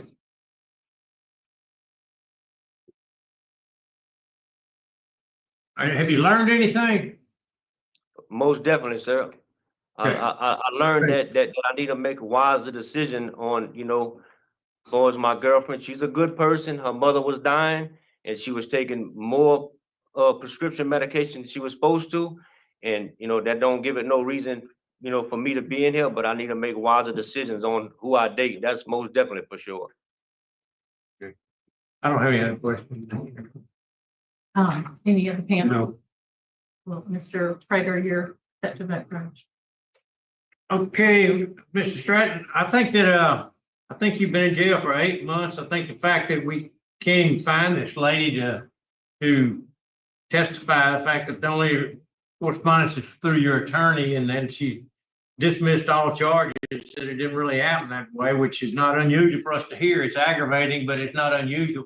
So I'm not saying it didn't happen. I'm saying that the preponderance of the evidence in your particular case is that it didn't, in my mind. The absconding, I think we can deal with that. I think you've learned a lot about that, and it's just a brief period of time, and you get caught up on your fees. So my recommendation is that we not revoke you and that you immediately report your parole officer. Yes, sir. My vote is do not revoke. My vote is to not revoke. Today, your parole has not been revoked. That concludes our visit at Louisiana State Penitentiary. The time is. Oh, excuse me, we have more. Never mind. Go ahead. That's it. Then we welcome. Okay. Okay. Well, there you go. How do we turn all this off? You hear the boomer man. How do we turn all this off? Oh my God, that's so funny.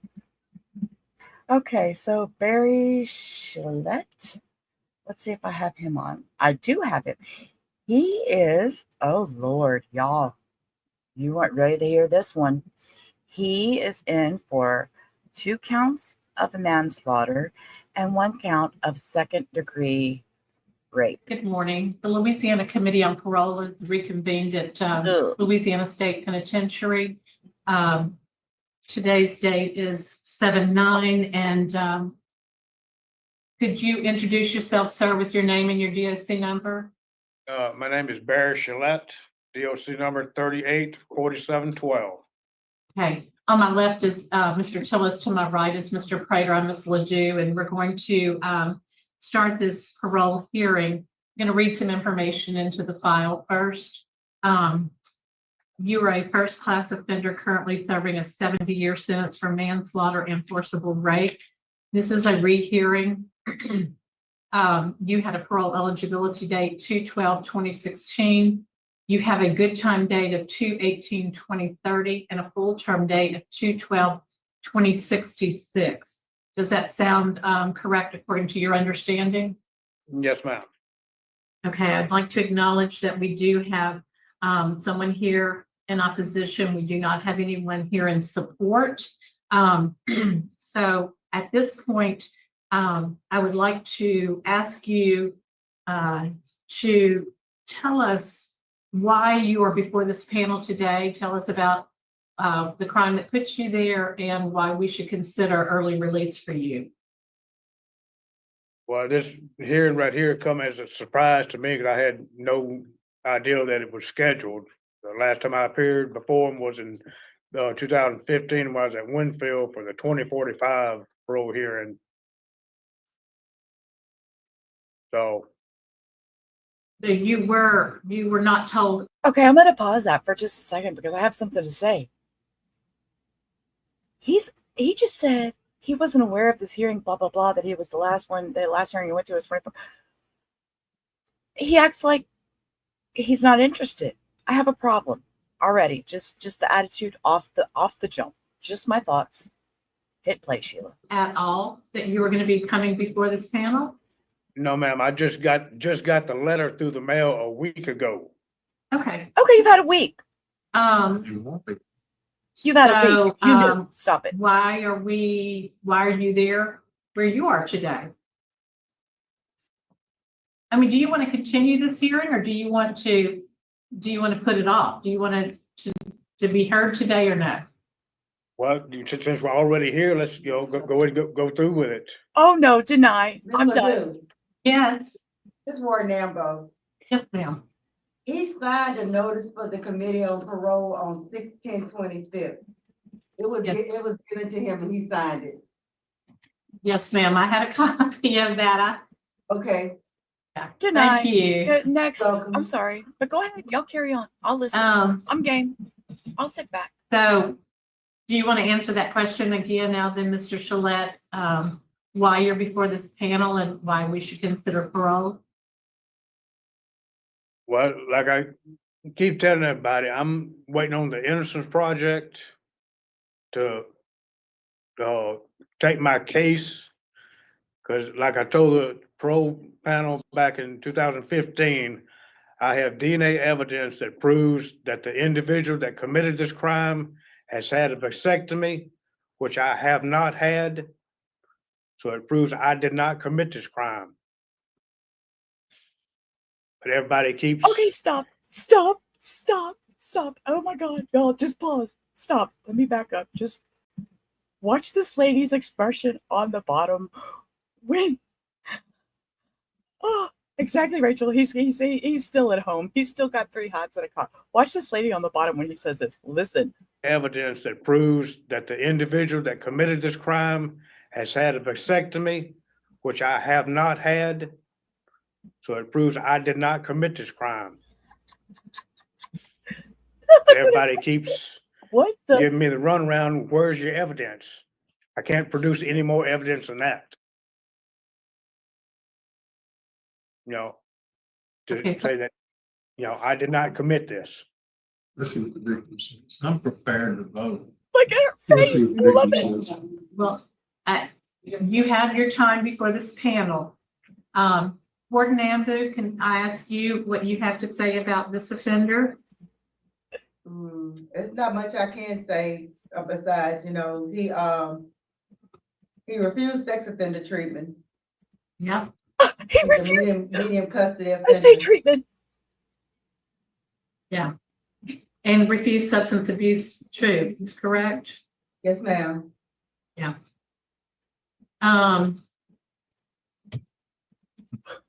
So we would like to, at this point, hear from Heather Bridges, the Heather, victim's speak up, mother. lady. And I want to Bridges, hear you. would you just address the panel with what you have to say? I'm on mute for her. Come on, Mama. Good morning. Morning. This is really hard for me. He killed my daughter. It was proven that he killed her. He does not deserve a second chance. She can't have one.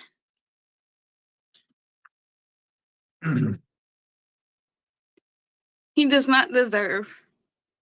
He needs to stay right where he's at, please. Don't let him out. And when my daughter, during the funeral, his ex-girlfriend, she had 2 little girls, and they had told their mom what he had done to them. And plus, after everything was over with and I was able to go get my stuff, his mother and father had to let me in to get my stuff. And his mother told me to my face that she knew how he was and that she should have told me.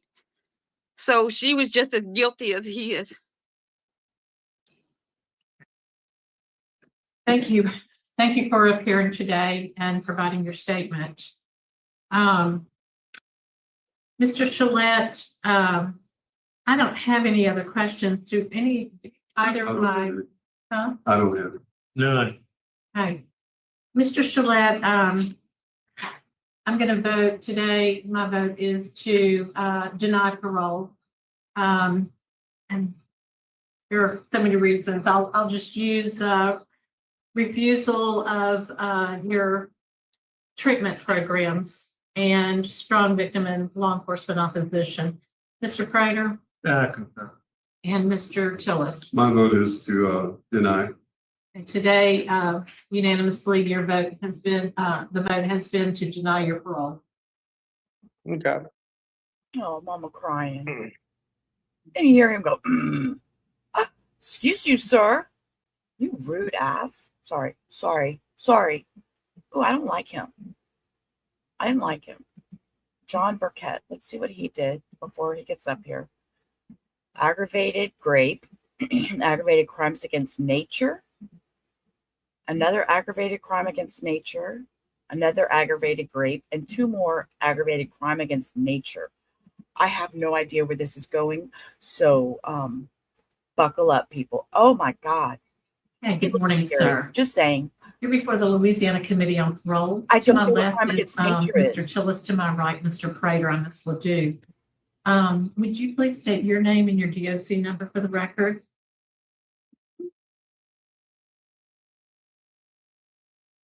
They're muted. I believe it's muted. Sorry, there you go, we sorry. I'm sorry, I thought No problem. Go ahead, sir.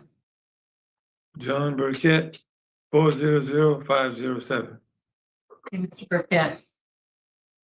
You're before this panel as a first felony offender serving a 70-year sentence, first degree rape, and aggravated crime against nature. You have a parole eligibility date that passed 3/3/2016. This is a read here. You have a good time date 11/23/2041 and a full term date of 3/1/2066. Does that sound correct? Yes, ma'am. Okay. I'd like for you to tell this panel why you're before us today, the crime that you committed, and why we should consider release for you at this time. Well, I'm in here for molesting my niece. And should you let me go? I want to say yes. But I also think about it like this. I hurt somebody. That's about all I can say. I hurt somebody, and I mean, of course I want to be free, but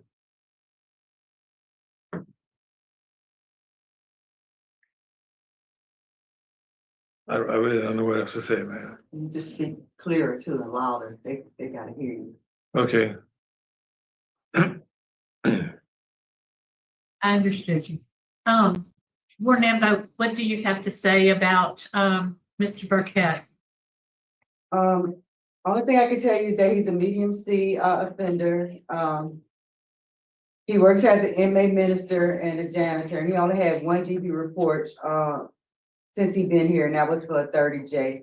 I don't have anything else to say. And you show he served 27 years. Is that correct? Yes, ma'am. He served 27 years. Thank you. So, Mr. Burkett, your case has been assigned to Mr. Tillis, and he's going to ask you some questions. Good morning, Mr. Burkett. How are you? I'm fine, thanks. How you doing? All right. What have you been doing with your time since you've been incarcerated? Besides working and being a minister? Yes. Have you been taking classes, sexual abuse classes or anger management? Yes, I took those already, sir. All the classes I needed, I took it already. All the classes you needed, you've taken them? Yes, sir. What did you learn out of them? What did you get out of them? Which one impacted you the most? Sex offender class. It did? Tell me about it. Talk to me about it. Well, I also know the same stuff that you use for sex offender class, we use for everyday life. Like for instance, justify yourself for doing a crime. How much older were you than the victim? Like 23. You were 23 years older? Yes, ma'am. Yes, sir. Okay. All right, I have no more questions.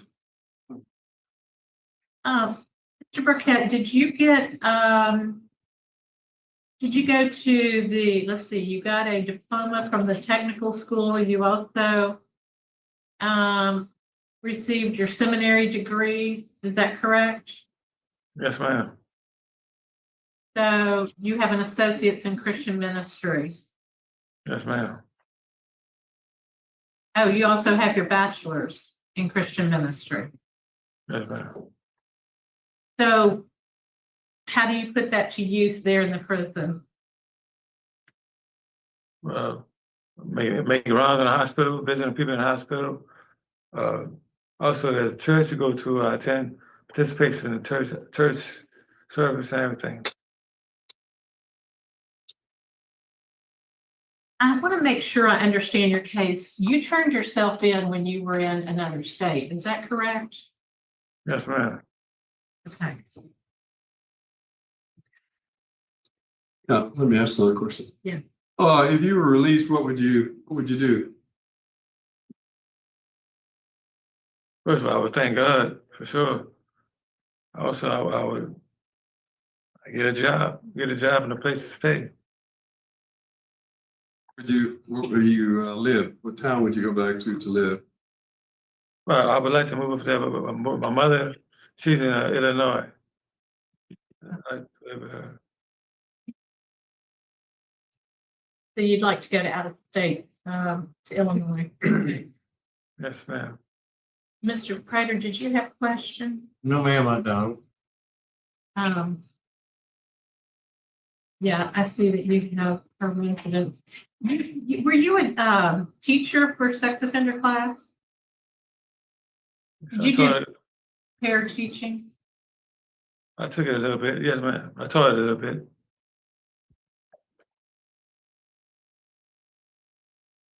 Okay. The panel prepared to vote. Any other questions? I have.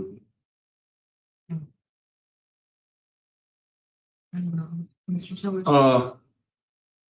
Mr. Burkett, today my vote is going to be to deny for strong family opposition.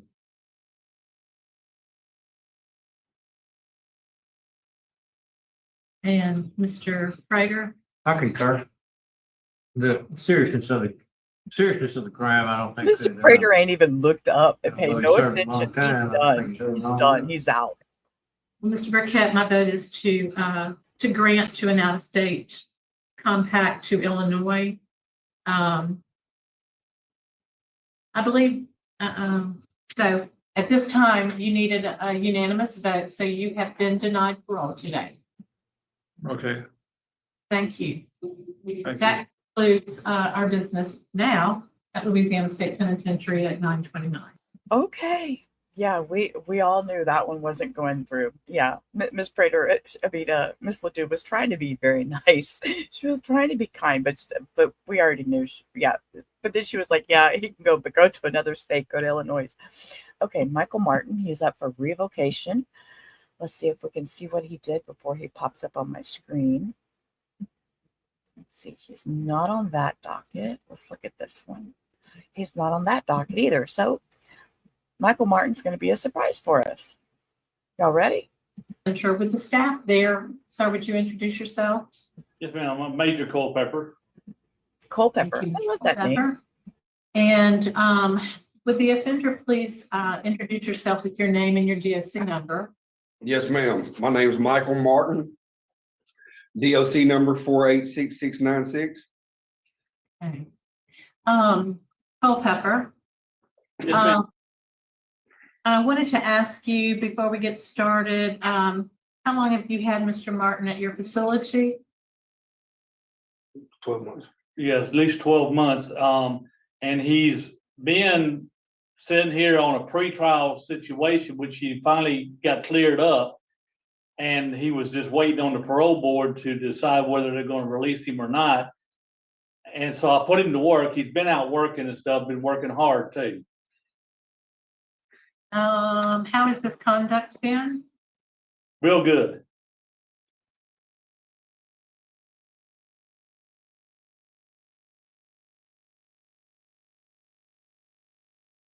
7/4/2025, did you have a 14 violation, Mr. Martin? Yes, ma'am. Well, that is not what we're here to discuss, but I just wanted to make sure I understood this paper that was provided to me. Yes, ma'am. So you're here before us for our parole revocation. I'm going to read out the allegations, but first of all, I want to ask you, do you have a parole revocation questionnaire in front of you? Or do you have a copy that shows you signed it? Yes, ma'am. Yes, ma'am, right here. Okay, so the answers to that questionnaire indicate that you are not eligible for appointed counsel. Did you hire an attorney? No, ma'am. Okay. I'm going to read the allegation against you, and I need you to enter a plea of guilty or not guilty or with a statement. Okay.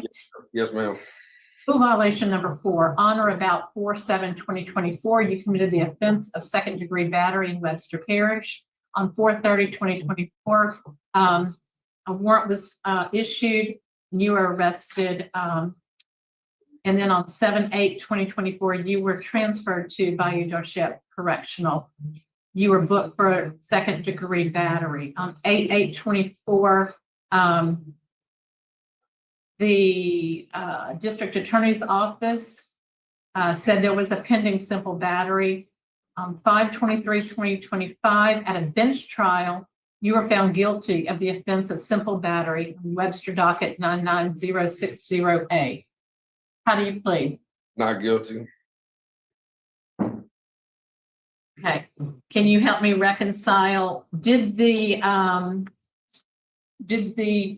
bench trial come out as a guilty plea? I mean, it found you guilty. Yes, ma'am. So you went to court and were found guilty. Okay. So your contention is that you are not guilty of that.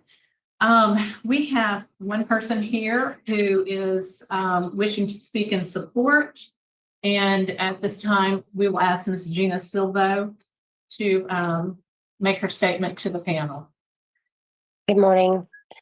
Shane was doing really well before the incident occurred. There's been some new evidence that has come to light that shows there's more to the story than what was presented. I'm not sure if you want to hear that or not, but Shane wasn't there that day that they're alleging the incident took place. I do know where he was. He was actually working, and that the injuries that the victim sustained were sustained a few days later after his release from jail, and then he went back and falsely presented that as something that occurred on Friday. I have also spoken to the work hand that was there with the victim, and I sent y'all a copy of his recorded video statement. Unfortunately, he can't be here because he's incarcerated himself. But he's also signed a sworn statement a year ago as to what he was aware of had happened, because Dustin was with him. And quick question. She said she had a video statement from this guy. How do you get a video statement from him if he's in prison? I guess you can do video calls. So maybe that's how. That was just really weird. Caught me off guard. Had to think about that. Yeah, maybe it was just a video visit and she recorded him. I don't know. That was weird. I don't know if y'all got all of that information. Yes, and I reviewed it. Okay. Reviewed. Thank you for your speaking to us today. Thank you. Mr. Prater, do you have any questions, this offender? Yeah, you said you were not guilty. Would you explain to me why? I wasn't even there at the incident, sir. How long have you been out on probation? 17 months, sir. 17 months, and you hadn't had any incidents? No, ma'am. No, sir. Been complying with parole important? Passed all my drug tests, paid all my fees. I've reported every time. Why do you think this victim did this? I've had a time and time with this guy before, and me and him we don't get along, and any way he can see to do anything wrong to me, he does. Yes. Who is the captain there? Okay. Mr. Culpepper, Yes, sir. since he's been incarcerated with you, you say how's his attitude? His attitude's been great. We've not had no issues out of Michael. We put him on work crew and stuff because he did get found guilty, but and he had a 6-month sentence, which was already time served. And then he went on work crew. He's been out on work crew. He did receive a write-up lately, but it was on, it was a weekend. It was about 3 other people. We have not resolved that issue with that write-up yet at this time. But so far, he's been complying with what you want him to do? Correct. Correct. He's a very hard worker. Thank you so much. Mr. Prager? Yes, sir. Mr. Martin, so this isn't one of those, it wasn't as bad as I thought it was, or one of those deals. You're saying you weren't even there. Yes, sir. Why did the judge find you guilty? I don't, he said that he thinks that, he said that he thinks the victim knows who I am. That's what he said. Okay. I don't understand why he found me guilty either. I don't understand why this hasn't been resolved within the 6 months that I was first here. I've been here 12 months on this misdemeanor.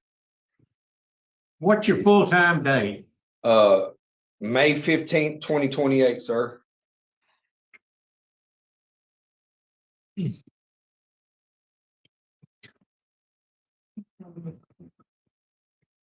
other questions? I don't have any other questions. I think I'm prepared to vote. Mr. Martin, a judge found you guilty of violation of your parole with a simple battery. My vote today is going to, in lieu of revocation, send you to transitional work program. Okay. My vote is to do not revoke. My vote is to do not revoke also. I think that, you were guilty of a simple battery, and I'm assuming that's true. Whether you admit it or not, I'm assuming that's true, and you've been in jail for 12 months, which is longer than a simple battery charge would require anyway. So, my vote is to do not revoke.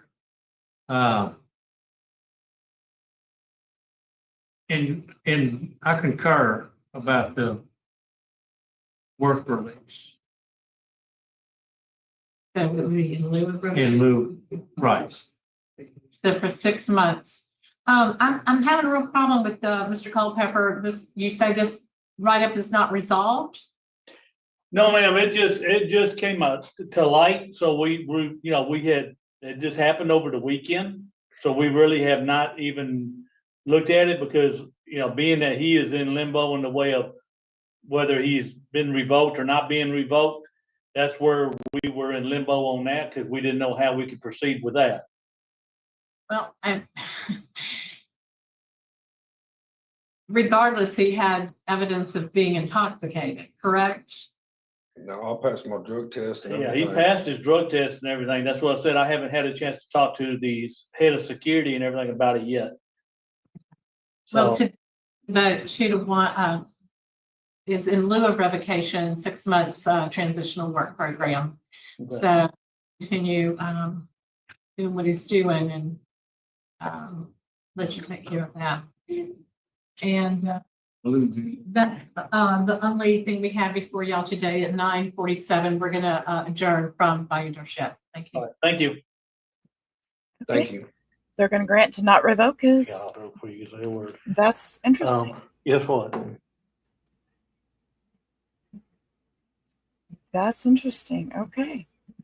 Next one, Elvin Ortiz. Let's see if I have him on the docket and can tell us anything before he pops up. He's not on that one, and he's not on that one. So Mr. Ortiz will be a surprise for us also. Detention Ledoux. We are at Refuge Parish Detention Center. Would the staff there introduce yourselves, please? Perhaps you're on mute. It's a boomer. Sergeant Marsh. Unmute. Hey, Sergeant, thank you. And is there someone behind the offender? I see. Yes, this is, I'm a. Are we sliding it this way? No. So you're Ms. Brown, the attorney, correct? Yeah, I'm attorney Bridget Brown. Okay. So, sir, would you please, okay, we can't see him now. Would you please introduce yourself? Sit up behind them. Hold on. Okay, we do this. Sit up a little bit, Mr. Ortiz. No, you see how this, if you're not in the camera, push over a little bit. Okay, just in front of you. There you go. There you go. Is that good enough for you? Yes. Okay. We could, yeah, okay. Please state your name and your DSC number for the record. Elvin Ortiz. My DOC number is 299674. And it's ELVIN, Elvin? Yes, ma'am. Okay, great. Wanted to clarify that. Mr. Ortiz, you're before this panel today because of allegations of rule violation in your parole. Let's see, you're a fourth felony offender. Mr. Prater is going to handle asking you the questions and getting your plea. Okay. Okay, Mr. Elvin Ortiz, you doing okay today? Yes, sir. I'm doing fine. How about yourself? I'm good. I'm good. When you get out of jail, you sign a deal saying you're going to abide by certain rules. Yes, Two sir. of the rules you're accused of being in violation of today. The first one is rule number 4, and the second one is rule number 10. Number 4 says that you will not be involved in any criminal conduct and be around illegal drugs and alcohol, okay? Yes, sir. When you're accused, because of the fact that on 3 March of 2025, you were stopped while you're riding your bicycle and you had some methamphetamine in your sock, according to the police report. Okay, I know that case was null-prossed at some point. Is that correct? Yes, sir. Okay. Do you plead guilty? You were arrested, correct? So you're guilty of having been arrested. Is that correct? No. You're not guilty of the crime. He's not guilty of having been arrested. And when I say that, I looked at the preliminary report, which the 3 of you have seen, and that is the report from the preliminary hearing, and in it incorrectly states on page 2, right under number 4, that Mr. Ortiz's attorney, Bridget Brown, spoke on his behalf and advised Ortiz to plead guilty to the arrest only.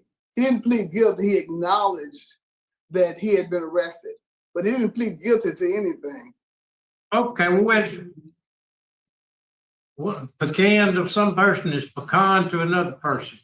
But you were acknowledged or guilty of that, of having been arrested. Okay, well, I'll go with your word. Okay, that's the kind of fellow I am. You acknowledge you were arrested. Is that correct? Yes, he does. Yes. Okay, all right, we're making some progress.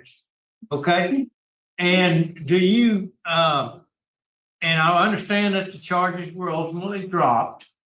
Yes, sir. Okay, was there cocaine found in your sock? Or methamphetamine found in your sock? No. Okay, all right, so you're saying you got arrested, but you weren't in violation of the law? Correct. Okay, all right. And do you have any kind of statement about that? Could you kind of straighten it out for me? Yeah, he does. He does have a statement about that. in the arrest report, which you should also have in front of you. We've got the arrest report, yes, ma'am. Hold on, I'm trying to get to my copy of it. Okay. Mr. Prater. Hold on.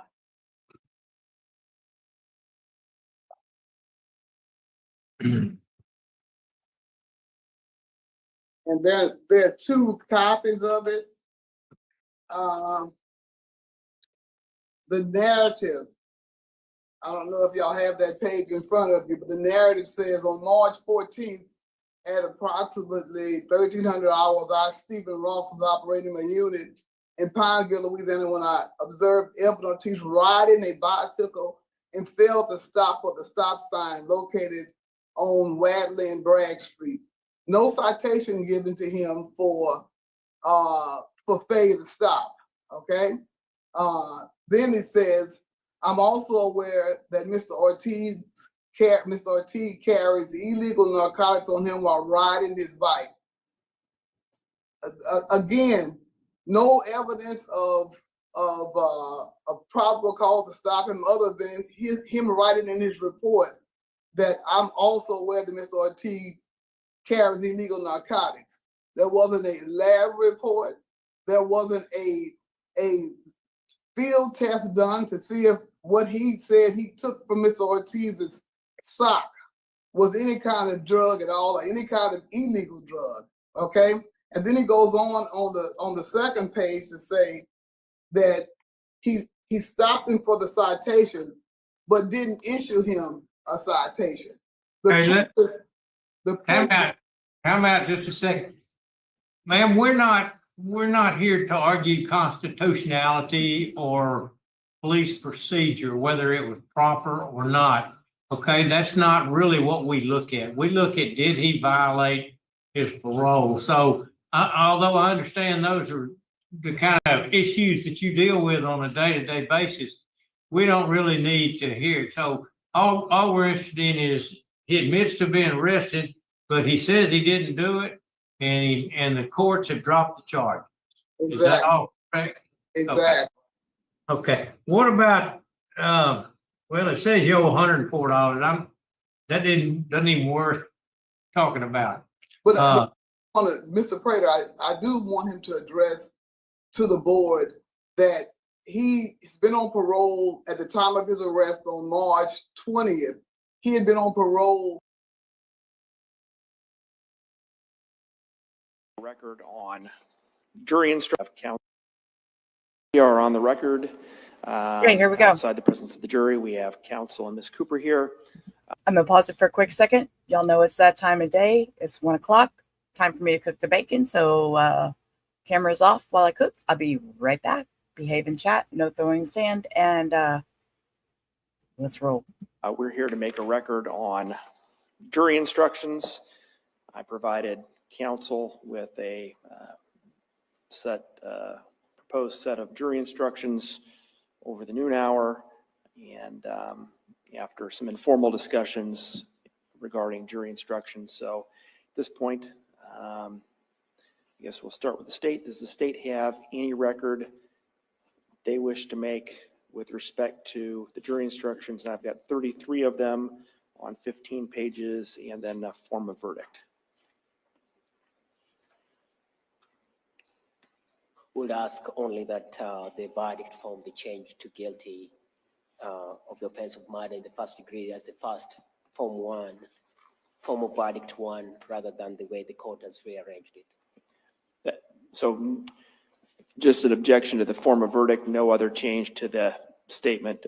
That's correct. To the jury instructions? Okay. And I guess on the behalf of Ms. Cooper, Ms. Watt?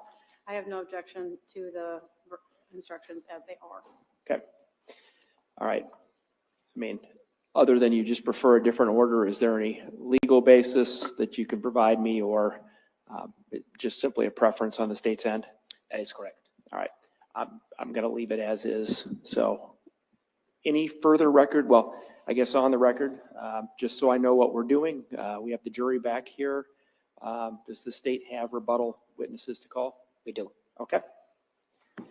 Then once the jury's ready, we'll start with that.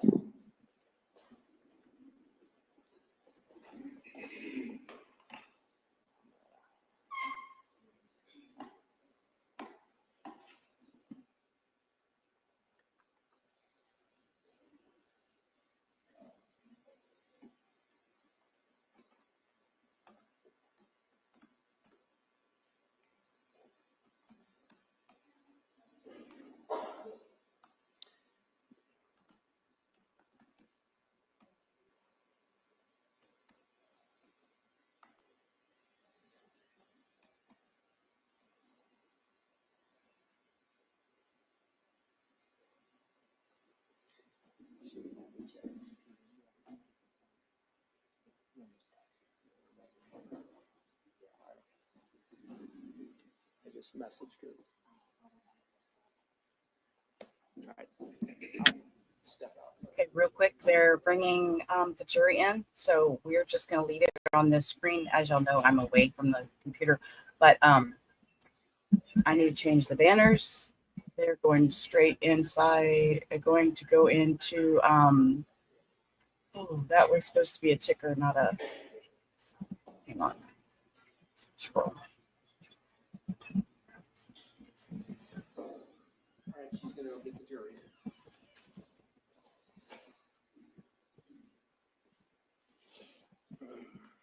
Scroll that bottom. Save. Okay. Let's see. Nope. This one. There we go. I got it. I got it. I need to change this over here too. Hold up. On stand. Nope. What are we doing? We are doing closing arguments. Or no, are they doing jury instructions or closing arguments? Jury instructions. Closing. Crystal, it's every day. Every day, about between noon and 1 is usually my my time to run to the kitchen, cook the bacon for my hubby before he goes to work. So yeah, that's my thing every day, Monday through Thursday. Let me rephrase that: Monday through Thursday. So I'll be back. I repinned. I got the new little thingy scrolling across the bottom, and I'm in the kitchen listening. So you see me chatting. It's Rubber Romano chat.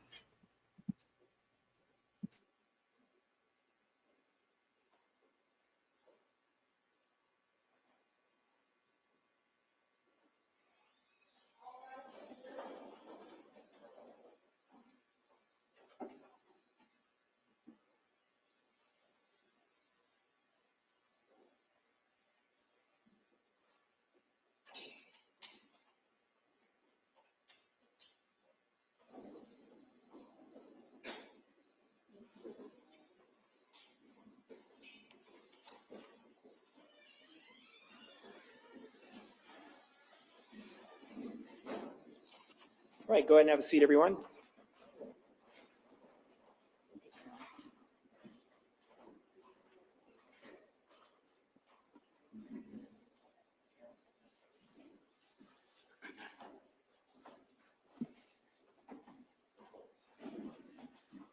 All right, welcome back from your lunch break, ladies and gentlemen.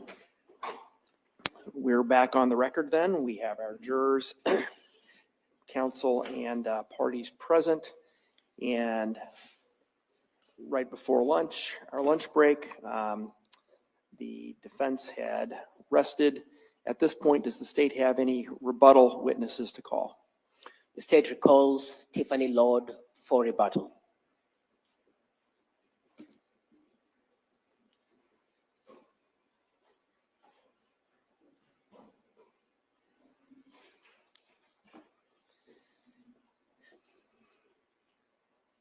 Good afternoon, Ms. Lord. Go ahead and have a seat. Now I'm going to go ahead and swear you in again. Do you swear or affirm that the testimony you'll be giving today will be the truth? I do. Okay. And we've already got your name, so I don't know that we need that again, your spelling. So with that, Mr. Kodiaga, you may begin your questioning. Good afternoon. Good afternoon. You testified before to being able to retrieve some messages on the night or the early morning hours that Mr. Cooper was killed, messages between the defendant, Karina Cooper, and Huston Danker. Yes. Judge, if you may have the monitor, would like to show what's been admitted as defense B.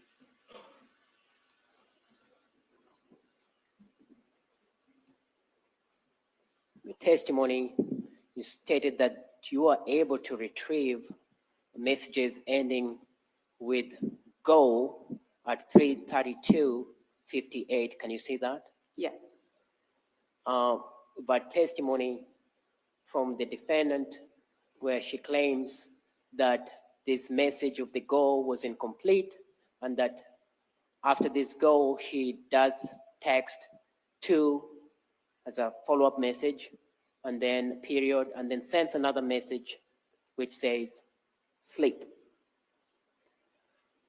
On your review of these records, did you find that the message to and sleep following the message to was sent by this phone at this time? No, I did not locate any evidence supporting that.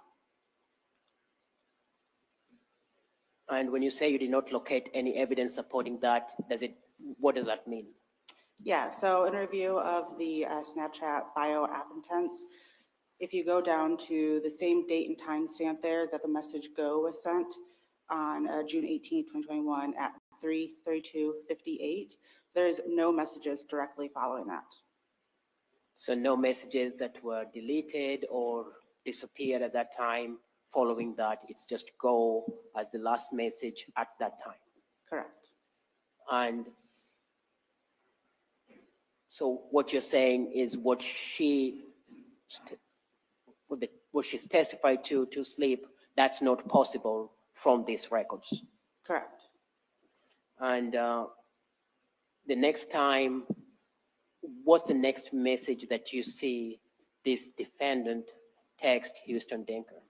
Yeah, so in review of those records, I did locate one message that was at 4:21 that did not parse what the message was, but there was something sent to him at that time. So at 4:21 is the next message sent to him, whereby the response to that 4:21 message is, yep, just woke up. Yes. And earlier on, there'd been conversation in this chat, in this link of send me something when I leave your house to open when I get to my house. Yes. I have no further questions for this witness. Cross-examination? What's the content of the message at 4:21? I cannot say. Like I said, there's no content there. It just shows the date and time stamp that there was a message sent.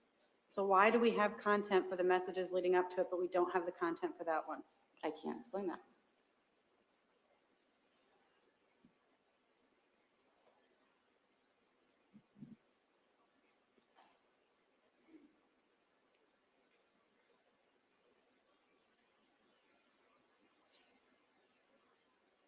You would agree that obviously there were other messages sent before the ones that we're seeing here because of the biomap intents. We know that there were more messages. I'm going to between the two. object to be on the scope at this point. Overruled, you can answer. Prior to, yes.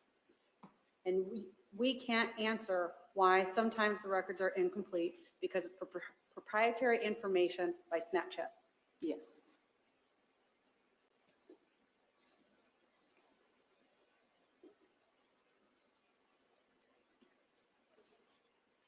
I don't have any other questions.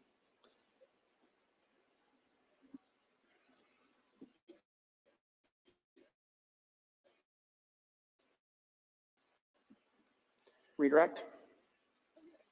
Again, just to go to sleep, that is not possible from the records that you have.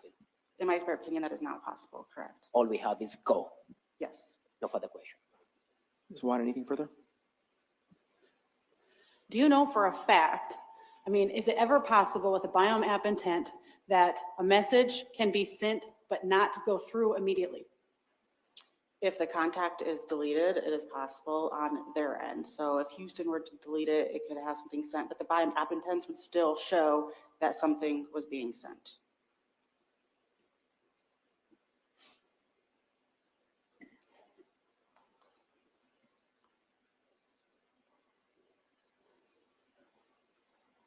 Okay, I don't have any other questions.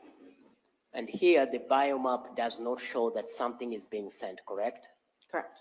No further question. Right, thank you, ma'am. You may step down. Any further rebuttal from the state? No, Your Honor, the state rests. All right. So council just want to approach just real quick to talk about the schedule.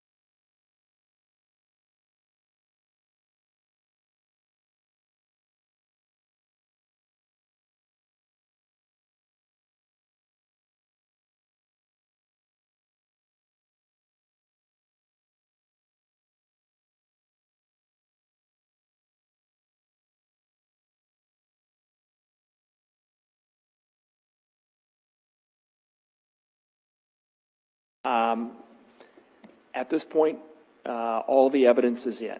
So what we're going to do is the attorneys we need to finalize the jury instructions, and attorneys need a little bit of time to finalize their closing arguments. So we're going to take roughly a half an hour break at this point, and then we will come back and we'll start with jury instructions, and then we'll proceed to closing arguments from the attorneys.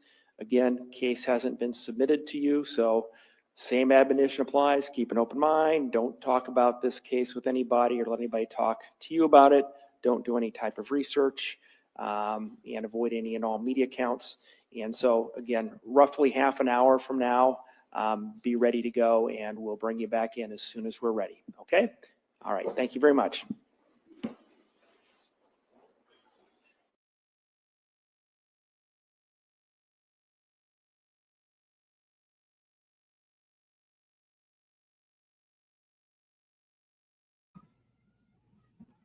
Okay, bacon's not ready yet. I need like 5 more minutes, so we're gonna pop up and continue with this hearing that we were watching. Okay, bacon's not ready yet. I need like. Where's my phone? All right, I'm gonna hit play. We're up this, and I will come back and tell y'all my little rubber story in just a minute, Crystal. For 23 months, no arrears, okay? And then they said on the 23rd, he was in arrears, but on the 23rd, when he would have made a payment, he was sitting in jail because he'd been arrested 3 days before. So you know that he wasn't in arrears, because if he had been on parole for 23 months and hadn't missed a payment, then he certainly could not make a payment while he was sitting in jail. So again, at the preliminary hearing, I said the same thing I just said to you. Has he been behind? And they said no. I said, so the $104, which you're correct, is not worth addressing, but the reality is it's written in here, so we got to talk about it. The $104 is because he didn't pay while he's been sitting in jail, and he would have paid on the 23rd, but instead he's sitting in jail. They said yes. Yes, ma'am. That's why I didn't really want to talk about it, because it's okay. All right. We see them up here in the thousands of dollars. You know, many exactly. $104. We're not too worried about it. Mr. Ortiz, have you ever been on parole before and gotten revoked? No, sir. Okay, you never had your parole revoked before? No, sir. Okay, and so you've been on parole for how long now? 23, 24 months. Okay, and this is the first incident? Yes, sir. Okay. All right, I don't have any other questions.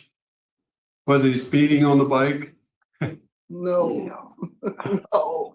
And let me say this to you. I said when I sent in to the parole board the information that I'm giving to y'all right now about the dismissal and the $104. I said Mr. Ortiz has been in jail now for 120 days. Can y'all just send a reprimand? Because at this, I tried to get that at the hearing, and they said, well, if it's reduced to a misdemeanor, Ms. Brown, we'll do a reprimand on it. But they didn't even reduce it to misdemeanor. They just dismissed it completely after they got the police report in the DA's office. And I don't have any input on the DA's office. Thank you so much. Thank you. I have no more questions. Okay, no questions here. Okay, I think if we've covered everything, then we're prepared to vote. Mr. Ryder is going to vote first. Okay, I'll be the first to vote, and this is not an indication that it was bad police work or whatever the case might be, but my vote is to, I think you've learned your lesson. I think you better slow that bicycle down and also keep away from, avoid the appearance of impropriety. Yes, sir. You don't understand the term, you can turn around your attorney. You got to stay away from anything that even looks bad. If the police think, if the police had somehow got the idea that you transporting drugs on a bicycle or something, they might have gotten that somewhere. I'd stay out of that neighborhood and off that bicycle. Oh, yes, sir, without a doubt. My vote is to not deny. Can you sit back? They can't see you on the camera. Oh, I'm sorry. Sit back. There you go. Okay. Very good. Very good. Also, my vote is to do not revoke and stop at those stop signs. Yes, sir. Do not revoke with my wording. I said do not deny, please. My vote is also to continue on supervision with special conditions that you had previously, and I believe that's, you were required to do NAAA meetings. Yes, ma'am. And I know you went once, but you're supposed to be doing those on a regular basis. Okay, I will. I was trying to. Should I say anything? Go ahead. Wait, really, stop. You must have been late for the meeting while you ran and stopped there. Yeah. Yes. I was on my way to get a car parked, and that's what happened. Okay, you've not been revoked. Thank you very much. Thank you, ladies and gentlemen. Thank you. Please have business there at Rapides. The time is now 10:12.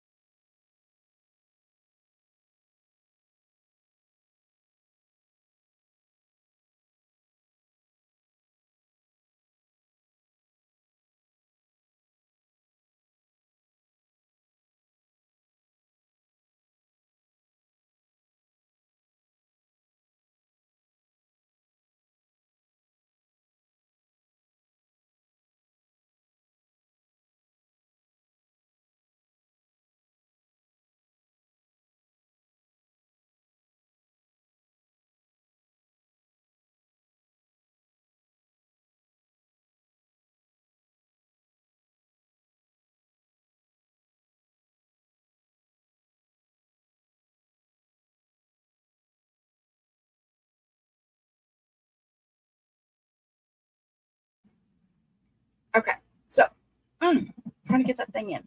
All right, let's see. The next one is Catrivion Green. Let's see. Fast forward, zoom. Luxury of all that. Good morning. The Louisiana Committee on Parole is impaneled in Baton Rouge at headquarters. Today on the panel to my left is Mr. Tillis, to my right is Mr. Prater. We are currently at Caddo Correctional Center. With the staff there, please introduce yourself. Captain Gil Rohrback. Deputy Davis. Lieutenant Parker Crockett. Thank you. Before we get started, do y'all have anything to add about Mr. Green? Anything we need to know before we get started? No, ma'am. He has no disciplinaries. He works in our kitchen and he's doing a good job. Okay, thank you very much for the comment. Now, sir, would you please, we can only see you from the nose up. If there's a way you can adjust your seat so that we can maybe push back a little bit so we can see more up. Okay, great. Thank you. That's very great. Would you please introduce yourself with your name and your DOC number? I'm Catrivion Green, cell 56543. Mr. Green, you're before this panel today as a potential parole violator.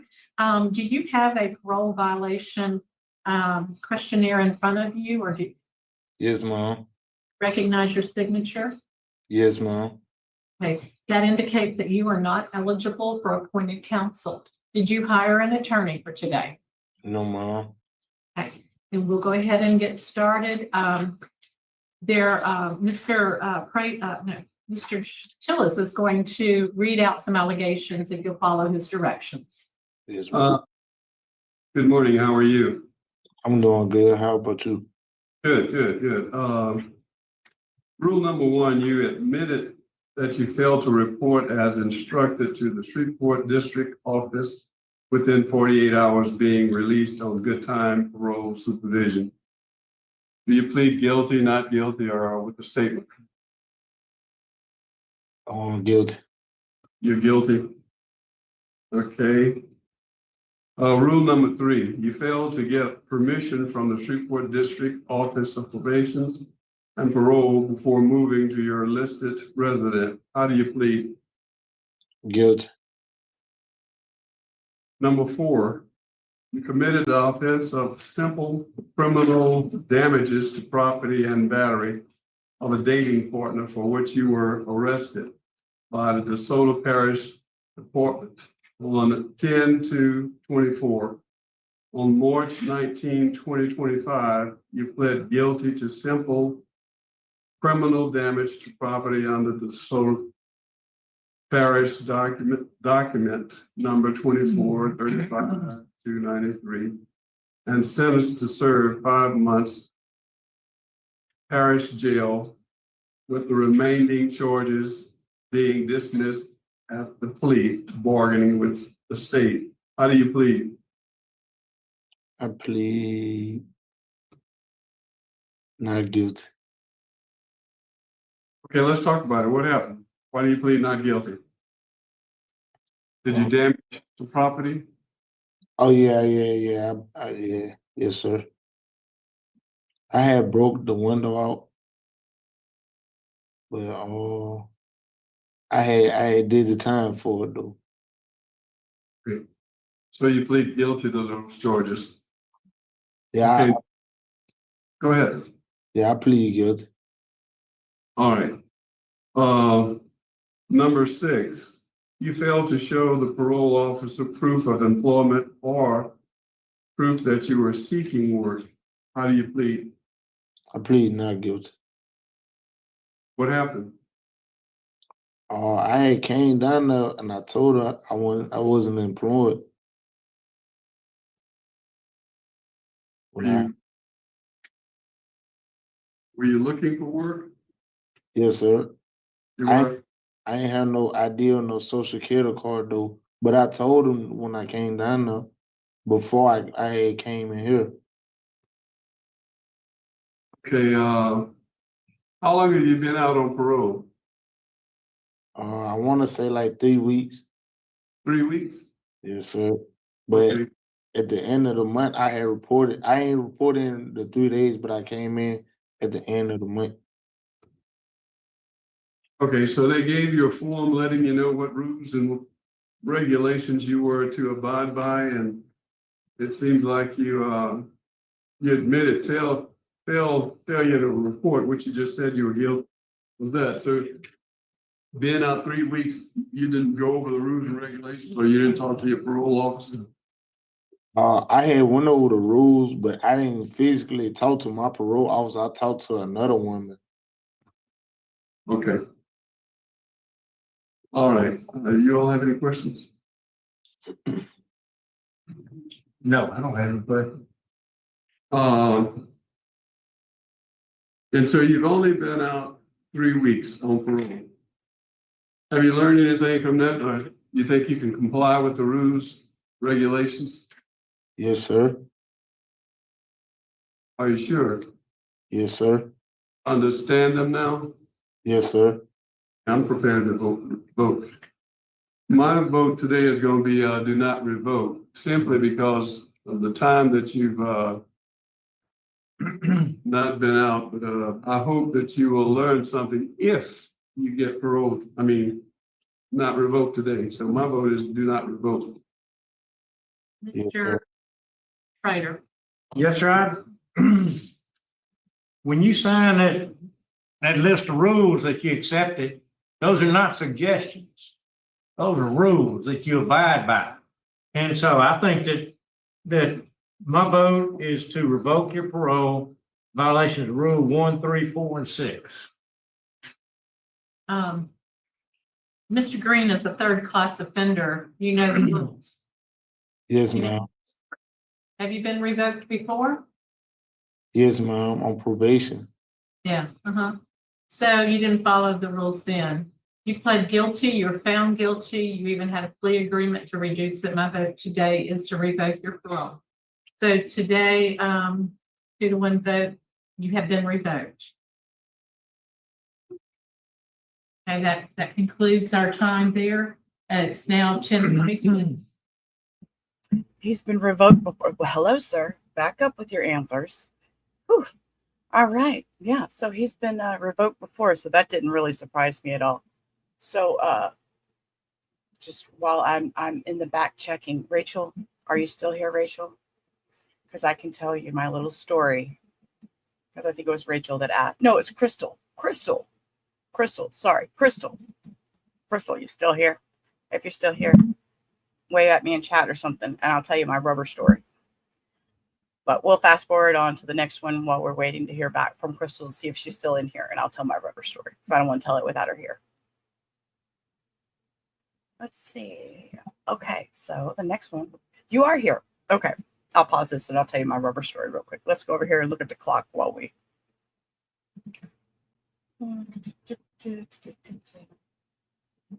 Okay, so let's look at the clock for a minute. Let's rubber away. Okay, Crystal has. Okay, so back in the early 90s, when the internet started and we were allowed, we were privileged with these new fandangled things that were called the World Wide Web. And Yahoo had a chat area where we could go and have little chat rooms, and we could label the chat room and then invite people, you know, and people would come all into the chat rooms and they'd all chat and everybody, you know, tell their little stories and hang out and whatever, you know, just like we do here, but with no court in the background. Okay. We didn't have all this luxury of watching court and all that stuff. But we did sit and we talked about this, that, and the other. And not gonna lie, everybody knows me. And if you don't know me, this is me. I still do have mental health problems. And yes, an AIM. Okay, see, Crystal, you catching on the AIM. Okay, well, they had the AOL had our little chat rooms back then too, but most of them was on Yahoo. And the little group that I hung out with our mental health problems, and we'd all go in there and we talk about our bipolar, which we didn't have borderline personality back then. It didn't come around. Well, people weren't diagnosed as borderline personality back then. And so ASL. Okay, see, there you go. You're remembering. So we would talk about our bipolar, our anxiety, our depression, whatever was going on. Like I said, we didn't have the luxury of watch court in the background. Well, but we would sit in there for hours on end. Well, the ones that I hung around with, we used to always call it the rubber ramada. We were all crazy. We all had our own little hotel space, and we hung out in our little rubber ramada. So we started naming our chat room the Rubber Ramada Room on Yahoo. And people would come in wanting to know what it was all about. Well, it's really funny because if you pull up the Urban Dictionary, which I will do that for y'all real quick.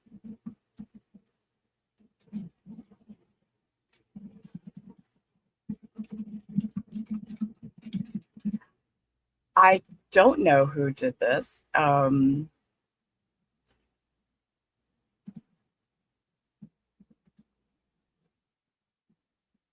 Let's see. Here we go. Rubber Ramada, right here. Right there. So it says, y'all, I know I'm crazy. A mental institution, a nut house, a sane asylum. See also Laughing Academy. That chick, nuh-uh, ain't gonna go out with her. She's in and out of that Rubber Ramada way too much. So whoever Bigfoot is posted this October 5th, 25th, 2003.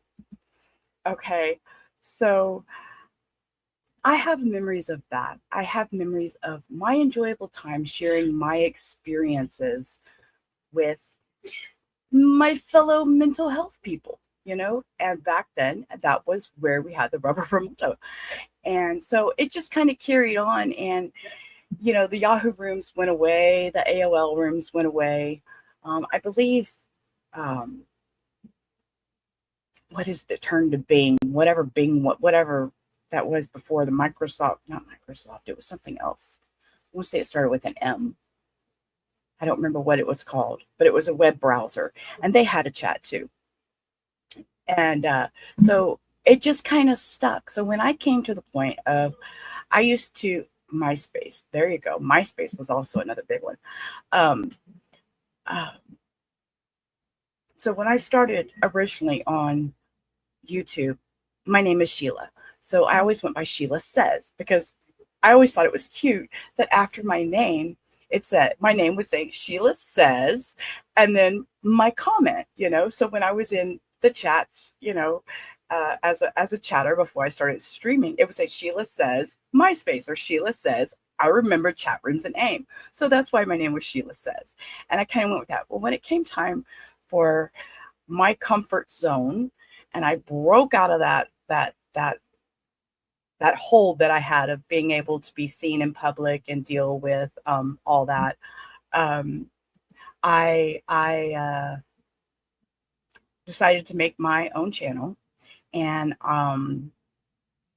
I wanted a fun place for everybody. I wanted a fun place for everybody to go, bust out of your shell, be your own person, just kind of, have fun. We watch crazy things, talk about crazy things.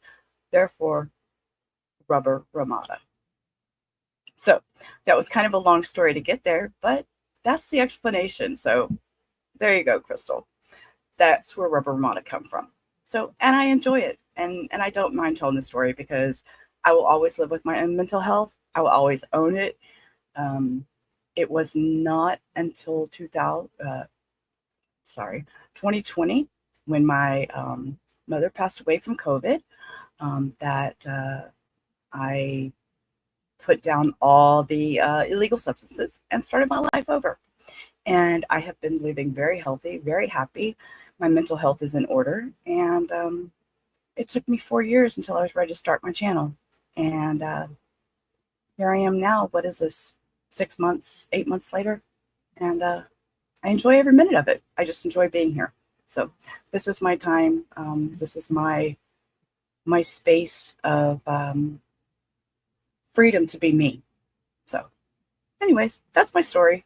So, all right, they're still over here doing this. So let's check back in with this parole hearing and let's see what's going on with this Gabriel King guy.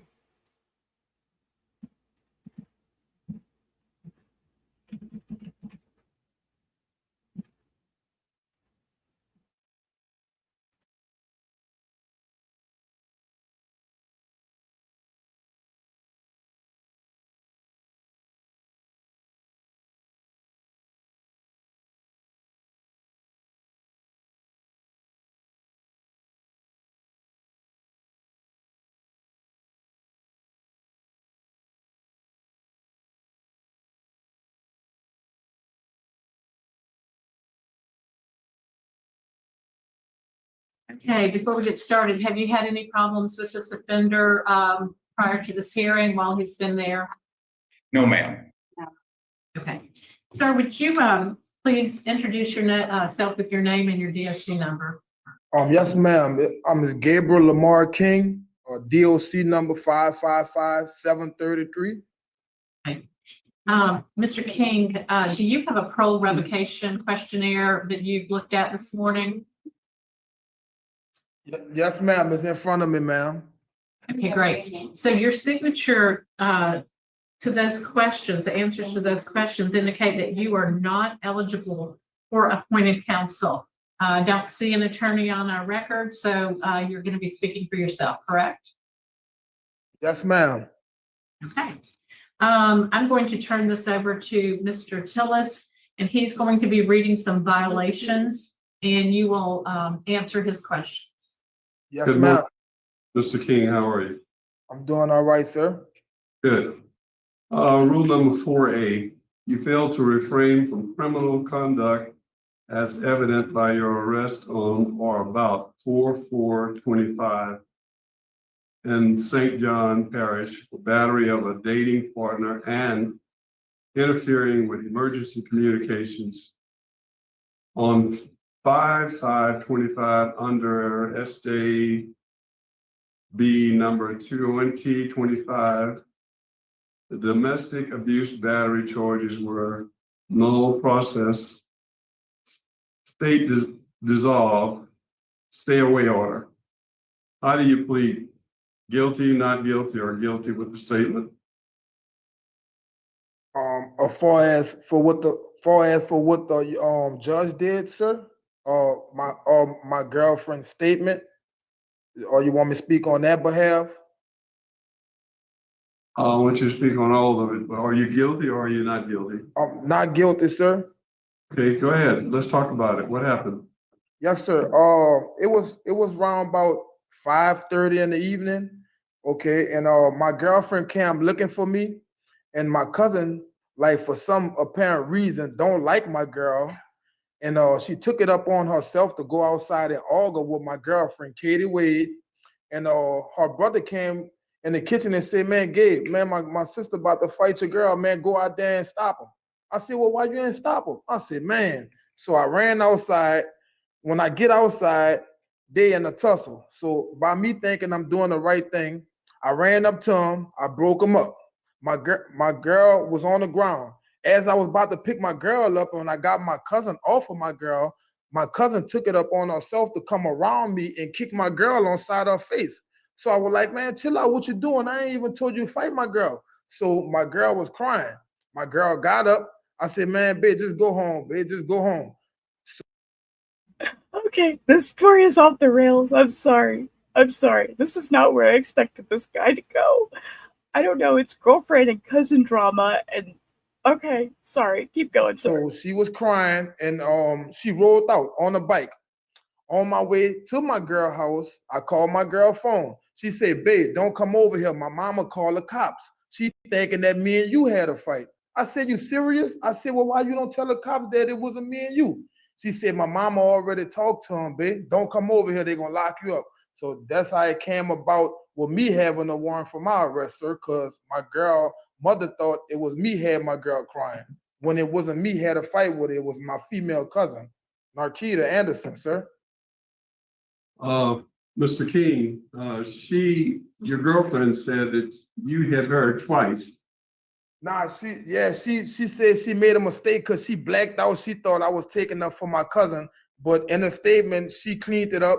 She wrote the affidavits. She went and got it notarized for $100. They told her go to a class. I think that was on Bear Terre. She went to a 4-hour class for domestic abuse or whatever or whatnot. And she showed up for my court date and got on the stand and raised her right hand and let them know it was a big misunderstanding. Okay.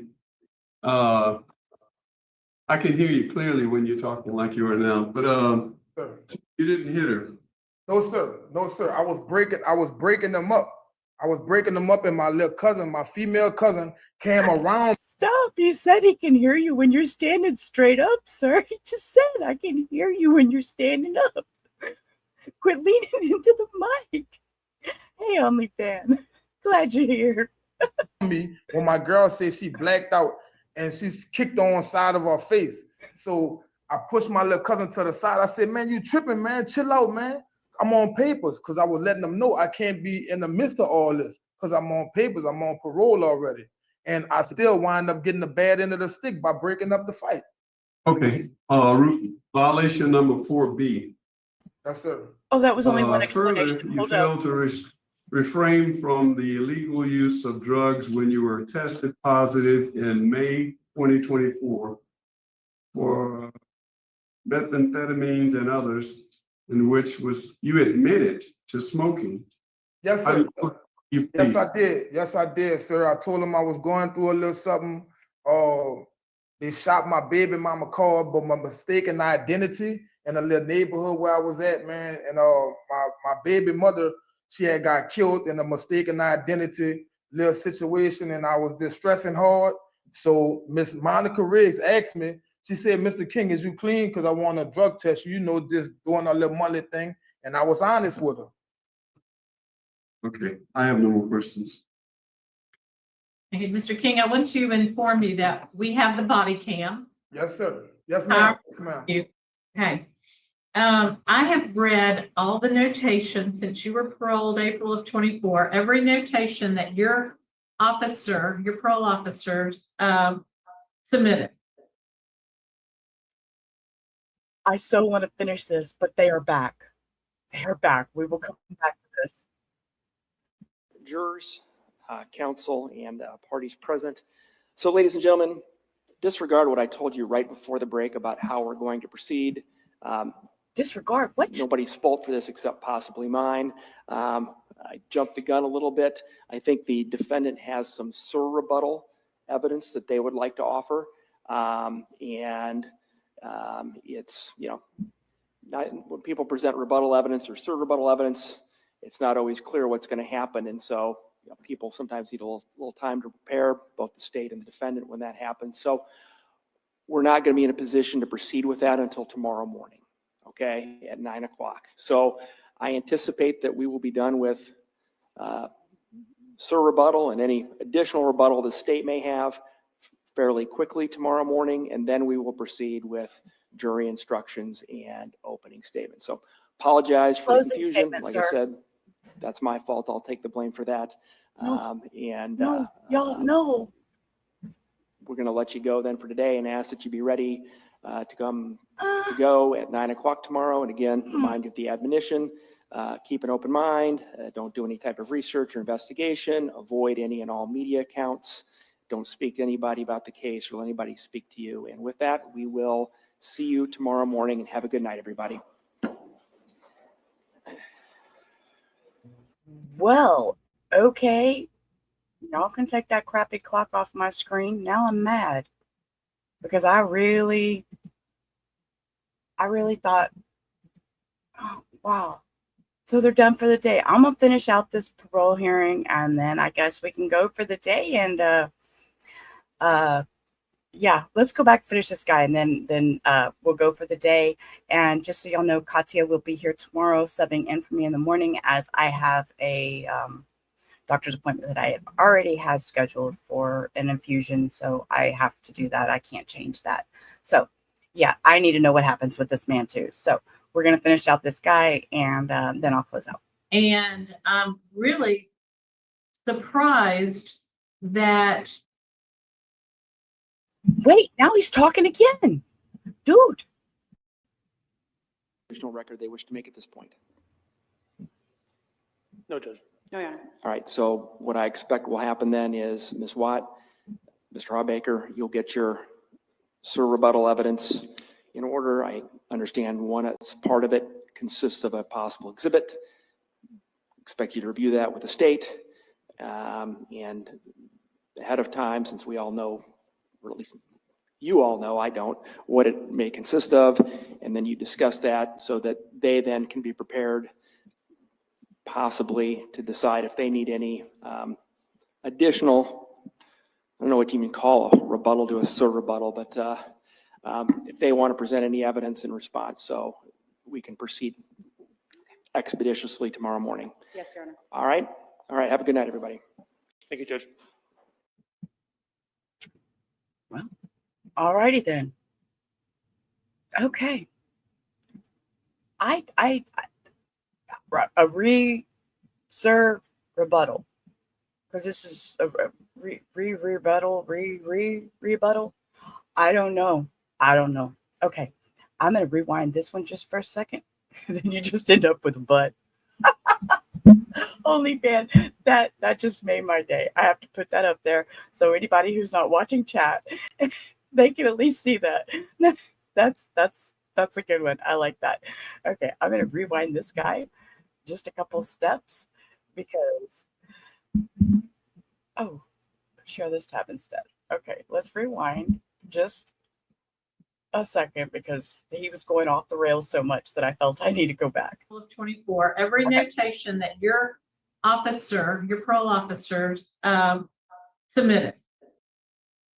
And I'm really surprised that you don't have more violations against you, because I don't think that you kept the curfew. I know you didn't. You admitted it multiple times. Yes, ma'am. Yes, I have, ma'am. They attempted to see you, couldn't find you. You were very, very difficult to supervise. The supervise, well, I beg your pardon. I beg to differ on that, ma'am. I came inside like 2-3 times, 30-40 minutes late. That's why I felt like it was a conflict thing between me and my parole officer. I was like, I come inside 30-40 minutes late and you still on my trail and things in that nature. I was like, I wanted another parole officer because I felt like she was being a little too hard on me, even though that's the law. I'm supposed to be in at a time. So she gave me 5 days, or she gave me a 5-day tech where I had to come here and do 5 days. and she haven't had no problems with me after that. So she wanted to get me off of the curfew thing. She said, Mr. King, you've been doing good. I'm gonna let you get off the curfew thing. And I told her, nah, you can keep me on it because it keep me aware of coming inside early. And, you know, like it just keep me informed that doing the right thing and coming inside early. So I told her, don't take me off. Mr. Prater, do you have any questions? Let's go over the drugs again. He had 2 positive drug screens, at least, that I can find. Right. And possession of, was it methamphetamine? No, sir, not possession. I was dirty. I took a ibuprofen 800 and I was smoking weed and I drank a little beer and I was honest about it. And I don't know, she just give me another chance. So I don't see where she pushed the issue on that, because she said, well, at least you're being honest with me. And I thought it was that. And I never failed no more drug tests. I never was dirty again. And I just been doing good. I've been staying out the streets. The only hard thing was, it's hard to get a job when you're a convicted felony. Everywhere she told me to go, I volunteered to go there. And the people told me the reason why I'm not giving you a job, because of your background. Okay, have you ever been on probation or parole before? Yes, sir. Yes, sir. Have you ever been violated before? No, sir. Not unless I violate myself to finish my time. That's the only time.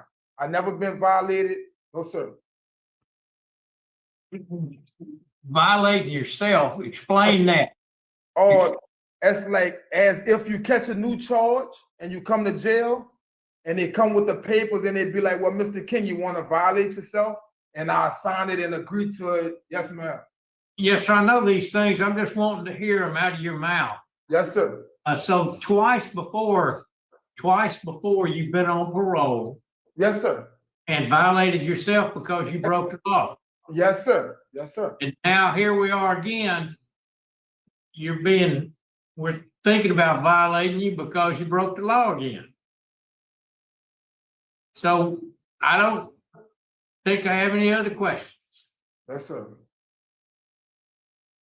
Is the panel prepared to vote? Yes. Yeah.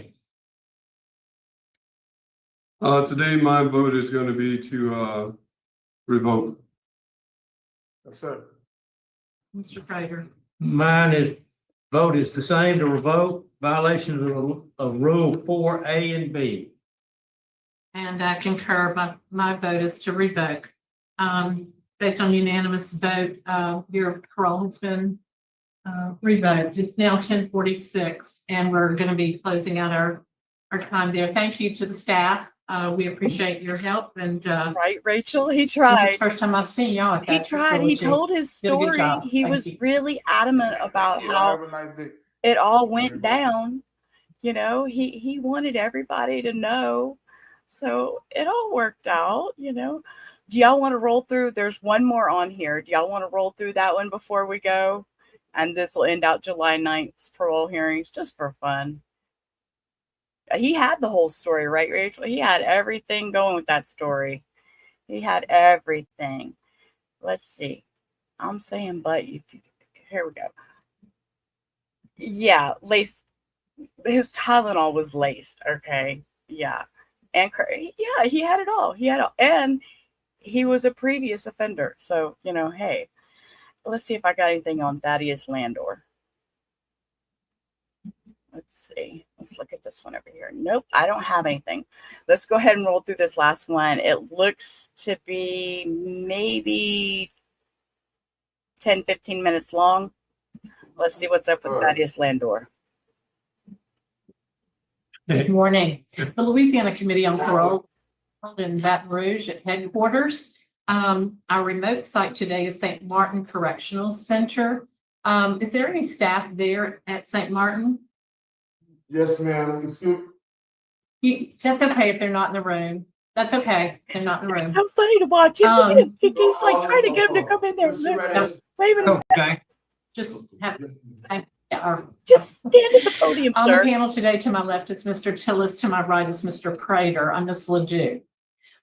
We are going to be reading some information to you, but before, would you introduce yourself and give us your DOC number? Thaddeus Milton Landor, 383738. Hey, Mr. Landor, do you see a revocation questionnaire in front of you anywhere? Yes, ma'am. And your answers, did you refuse to sign that? Yes, ma'am.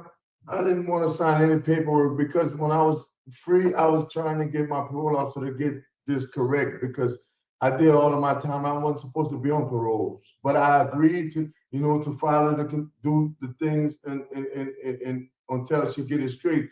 But she didn't want to get it straight. She told me I had to come sit in jail to get that straight. So I've been. That's just a few questions. Are you able to read and write? Ma'am. Can you read and write? Yes, ma'am.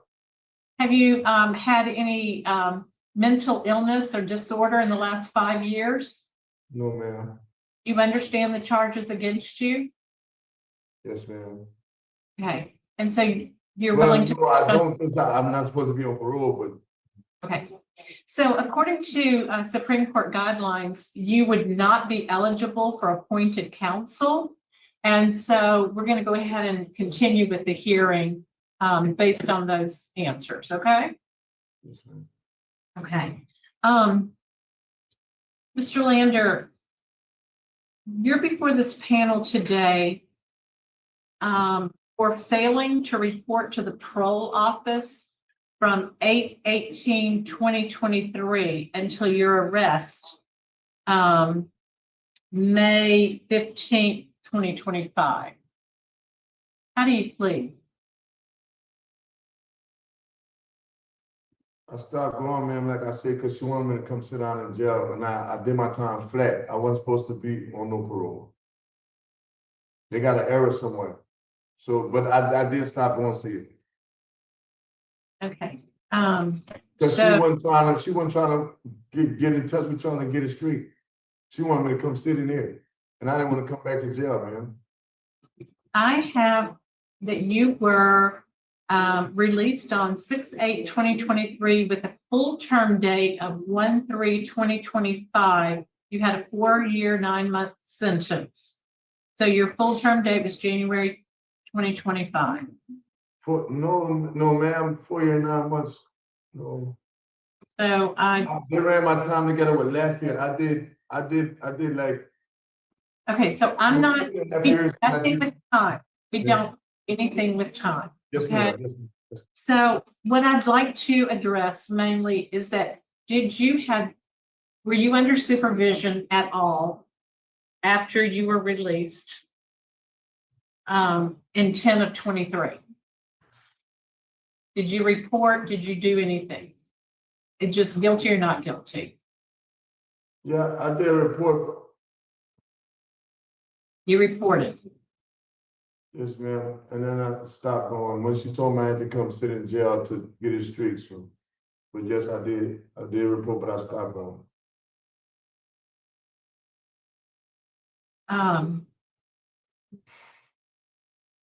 Were you living at your, you were not living at your approved address of 3322 Main Highway, Bro Bridge? That's still my address, ma'am. Were you living there? Yes, ma'am. That's still my address. Okay. Being an address and actually being there every night to live is two different things. Yes, ma'am. So, were you there? I just went there when she came there, because I'll be working with my stepbrother, but I live there. I don't have other place to stay. That's where I stay. Is that where your head was every night? Yes, ma'am.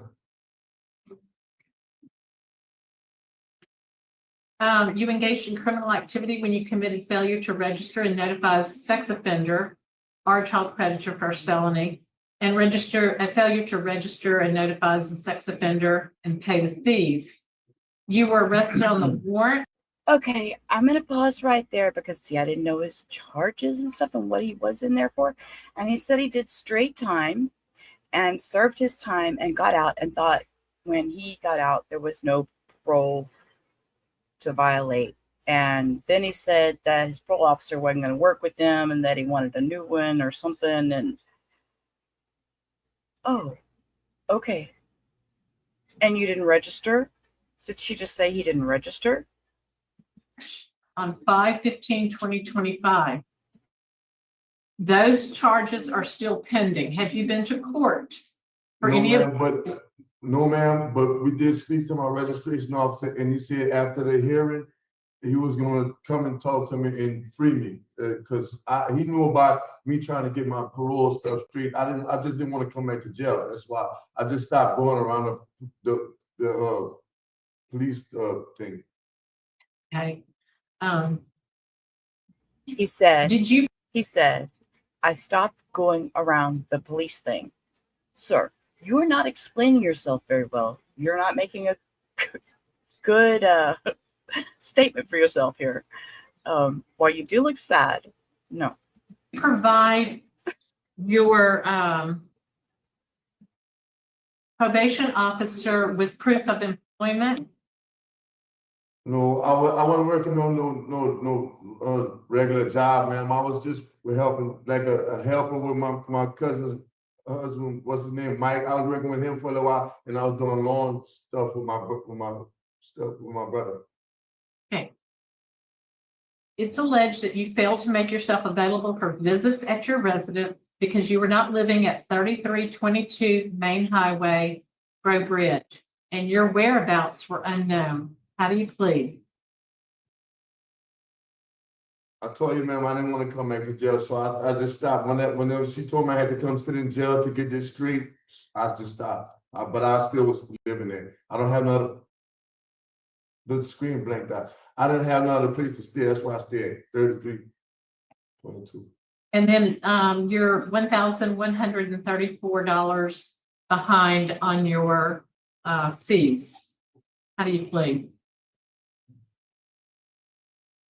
I just, like I say, ma'am, I stopped whenever I try to get it straight because I wasn't supposed to be paying it. I did my time, all my time. They got an error somewhere, but I know y'all don't deal with the time, but who do I need to get with about that, ma'am? Okay, there are a lot of people watching this video, and I'm sure that will be addressed. Mr. Lander, based on all that we've been talking about, you were not being supervised, you were not available for supervision, and your whereabouts were unknown according to the probation and parole officer, okay? When the warrant was put out, your credit on the street stops. So all I can tell you is that I find you guilty of violation of your parole conditions. Do either of my colleagues have any questions? I don't have any. I don't have any.